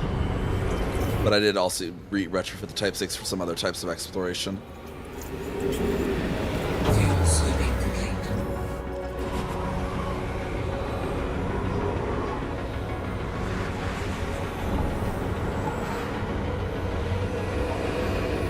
Frameshift drive charging.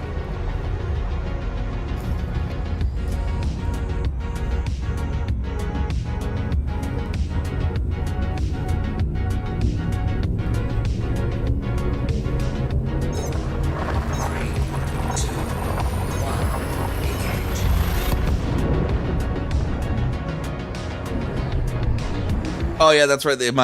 My rage-induced buckyball to Beagle Point during Distant Worlds 2. Yeah, because I got to Beagle Point, like they'd announced the leg on Distant Worlds 2, the leg to Beagle Point. So and it was like right on my birthday, and so I rushed there real quick. I was like, oh yeah, my first time to Beagle Point on my birthday. Heck yeah! And so I was like, okay, cool. I'm done with Distant Worlds 2 now, and I just rushed back to the bubble in like a day or two.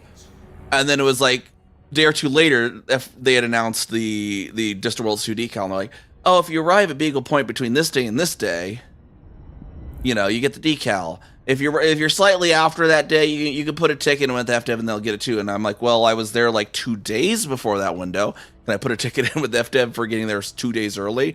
And they're like, well, no one asked you to leave. Why did you leave so early?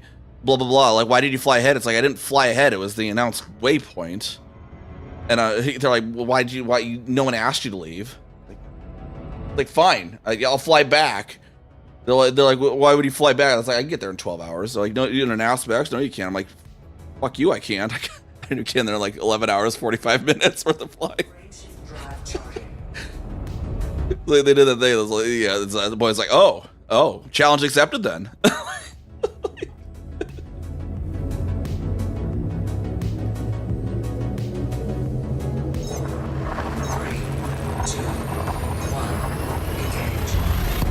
Yeah, I was fueled by spite.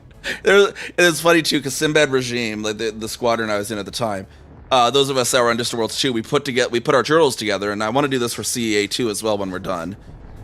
We all did our journals together. We put it in ED Astro as this like travel video history maker, right, where it shows like your travel history over the map too. And it's so funny because you see this, like, I get there a little bit early, and you see my line just shoot all the way back to the bubble, and then a few days later you just see this zoom back across. The funniest part was one of the other squad mates. They started off that day about like 5,000 light years from Beagle Point. So, you know, they started off like here, right? Or not even there. They started off like here, like right at the start of the abyss that morning. And I, like, when they started 5,000 light years away, I was still in the bubble. I arrived 3 minutes after them.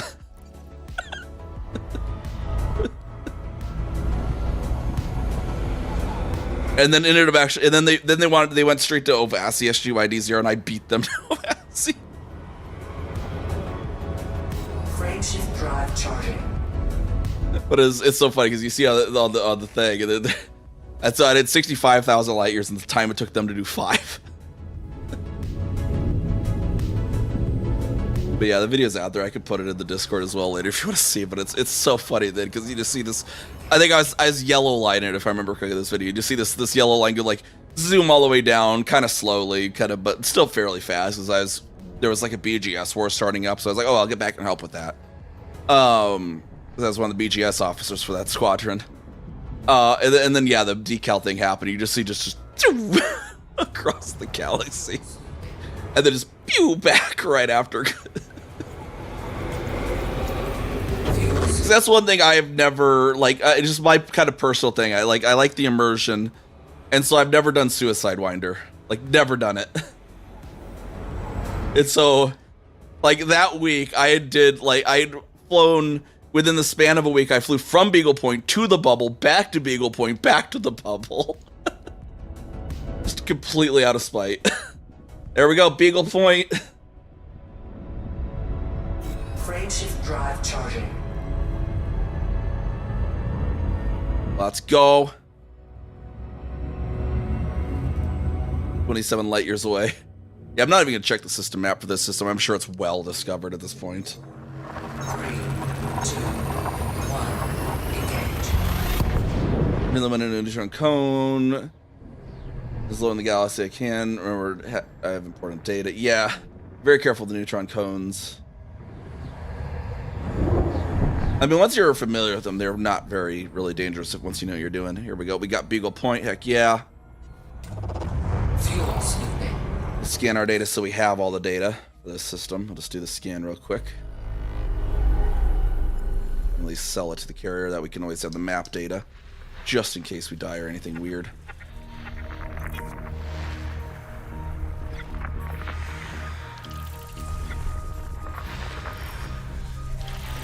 Oh, yeah, problem getting back. Yeah, if you're always neutron boosting, always make sure you can get back from it.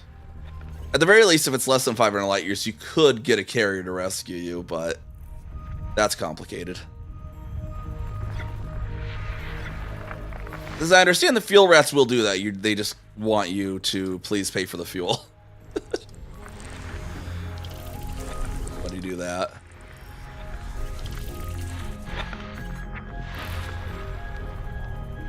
This far, yeah, pretty much anywhere.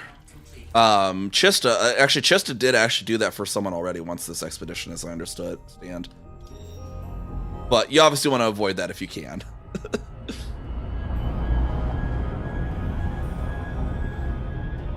But yeah, this far, yeah, because I think the fuel rats will do it for carriers, but they want you to pay for the fuel in those cases. Because if they were going to come this far out from the bubble, it's like 700 million in tritium. And then getting back is that much as well. That'd be an expensive one for you. But yeah, they Chista's already did do rescue someone who was stranded the other day. But yeah, we got okay. There should be a DSA. DSA is Distant Worlds. They do have everything. Okay, they have the Vista. They just don't have system colonization. How dare they not? That's what I wonder too. There is system colonization available apparently on carriers. Is what's interesting. Like tinfoil hat. What's this about, FDev? Far out. For the halibut. I'm actually surprised there's not as many carriers here. I heard there's be more, but okay. DCA Distant Worlds by Aramis. RIP console commanders. Yeah.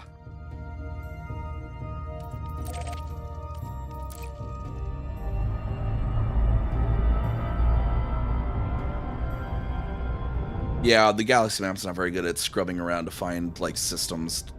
It's kind of hard to see when you scrub around like that.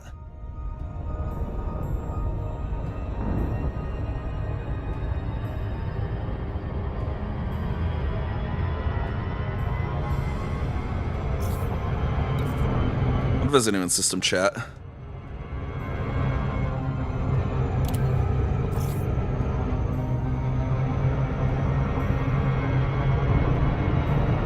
Yeah, just the black sky.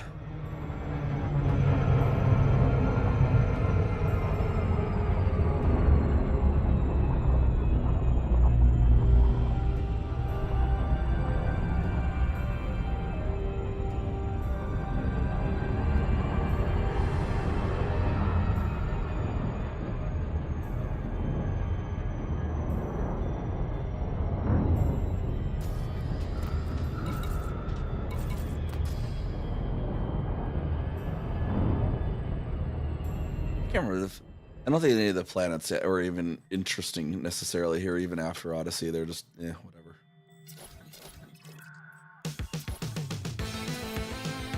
First map I missed Rarity. I remember her being a ganker back in Sinbad, actually. He was also in Sinbad Regime. That's interesting. I did not know she first mapped Beagle.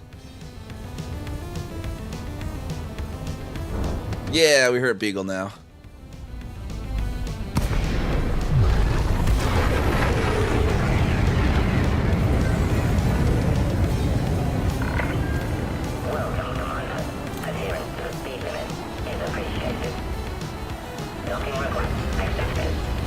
SSA Distant Worlds here.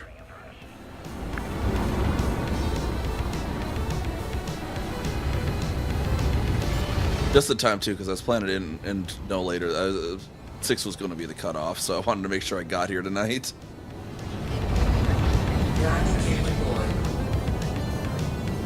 11,420 away. Yeah, because it's like about 11,000. That's why I think. And they mentioned there was going to be some leg that was like 10K. So maybe this will be Beagle Point will be like Lake 3, or maybe they'll split it into 2, getting to Beagle or something. I don't know. Let's see how much money we made. Let's pop down and look at our paint job at least, because it's got to be more degraded than it looks. See, there's some degradation there. What is our actual paint job damage?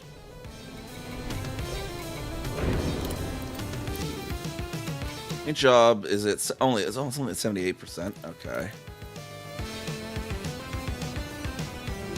Yeah, you can see a little bit of it. I'm surprised it's actually still all that way. I was doing a fair bit of SCOing. Well, anyways.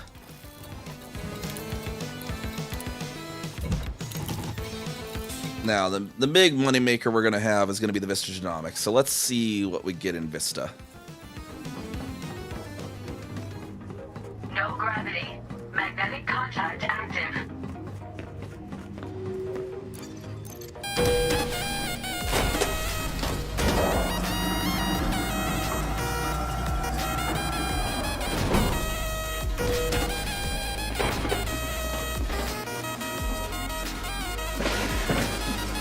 Check our corners, make sure no one's going to snipe us.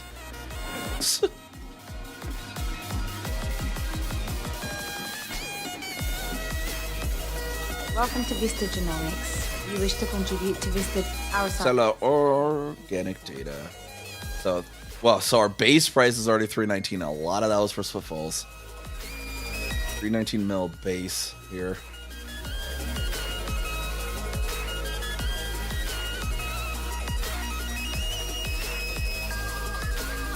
With an additional 1,597,000,000 just from Waypoint 2 to Beagle Point. We got 1,597,000,000 on top of 300, so almost 2 billion from Waypoint 2. Holy shit! Is that everything? Our research. That should all be one page. Yeah, there's. Thank you for your contribution. Yeah, ExoBio is freaking bank. Is what it is. Especially if you get the Stratum Tectonicus. That's what I was like, we're stopping for those. And that's not even selling our exploration data yet, which is definitely not going to be that much, but still.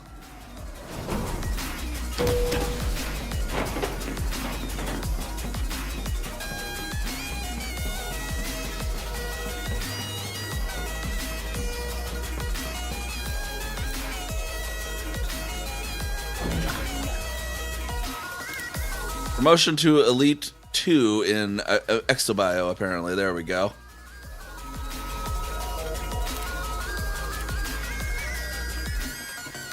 Universal.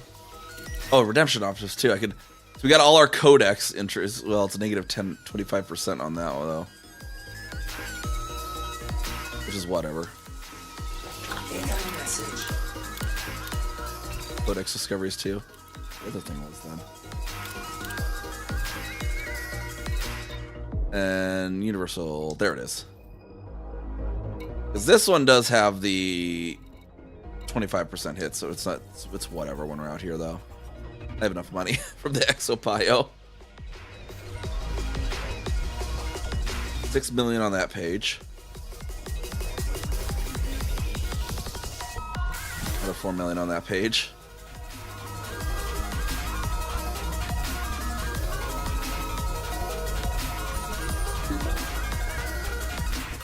Earned a lot of some first discoveries and first maps. Okay. This one's weird. Sometimes they'll say there's no data, and then there will be when you re-enter. Another 3 million. Plus possible bonuses.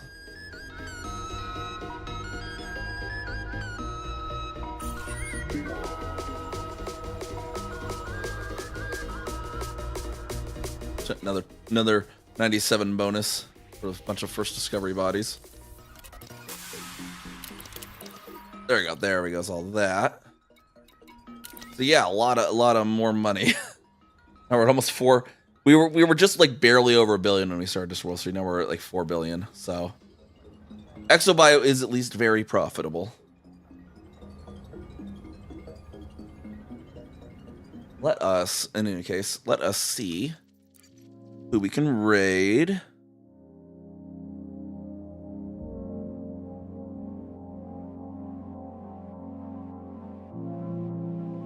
Those copied there.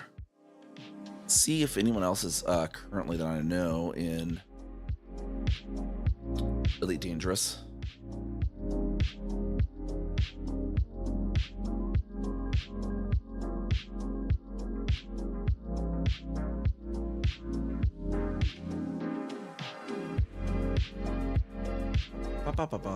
Switch.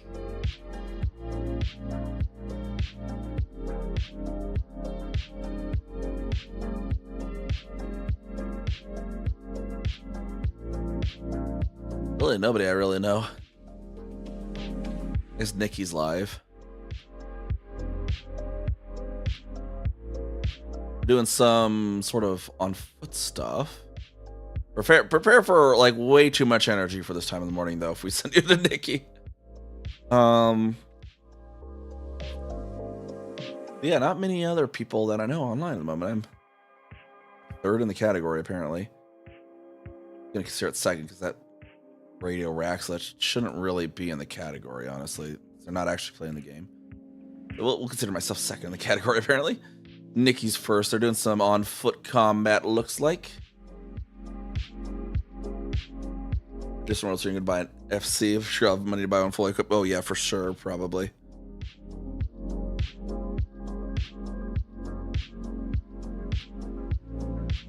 All right, there we go. We'll get over to Nikki Dangerous. Thank you everyone for coming on by, hanging out with me while I explore, and the chats, the lurks, the subs, all that good stuff. Always much appreciated. Go show our Storm Chaser love over here to Nikki Dangerous, and we'll be live as well. We got our schedule. It's like this. We finished Cyberpunk last week, so for this Tuesday stream, I don't know what it'll be. Maybe more Elite, maybe something else. I'm gonna have to think on it, because I don't have the new games yet for the next run. But maybe I will. Maybe I'll get one. I don't know. The category to be determined for Tuesday, but we will be streaming Tuesday. And otherwise, I'll see y'all next time. Bye bye.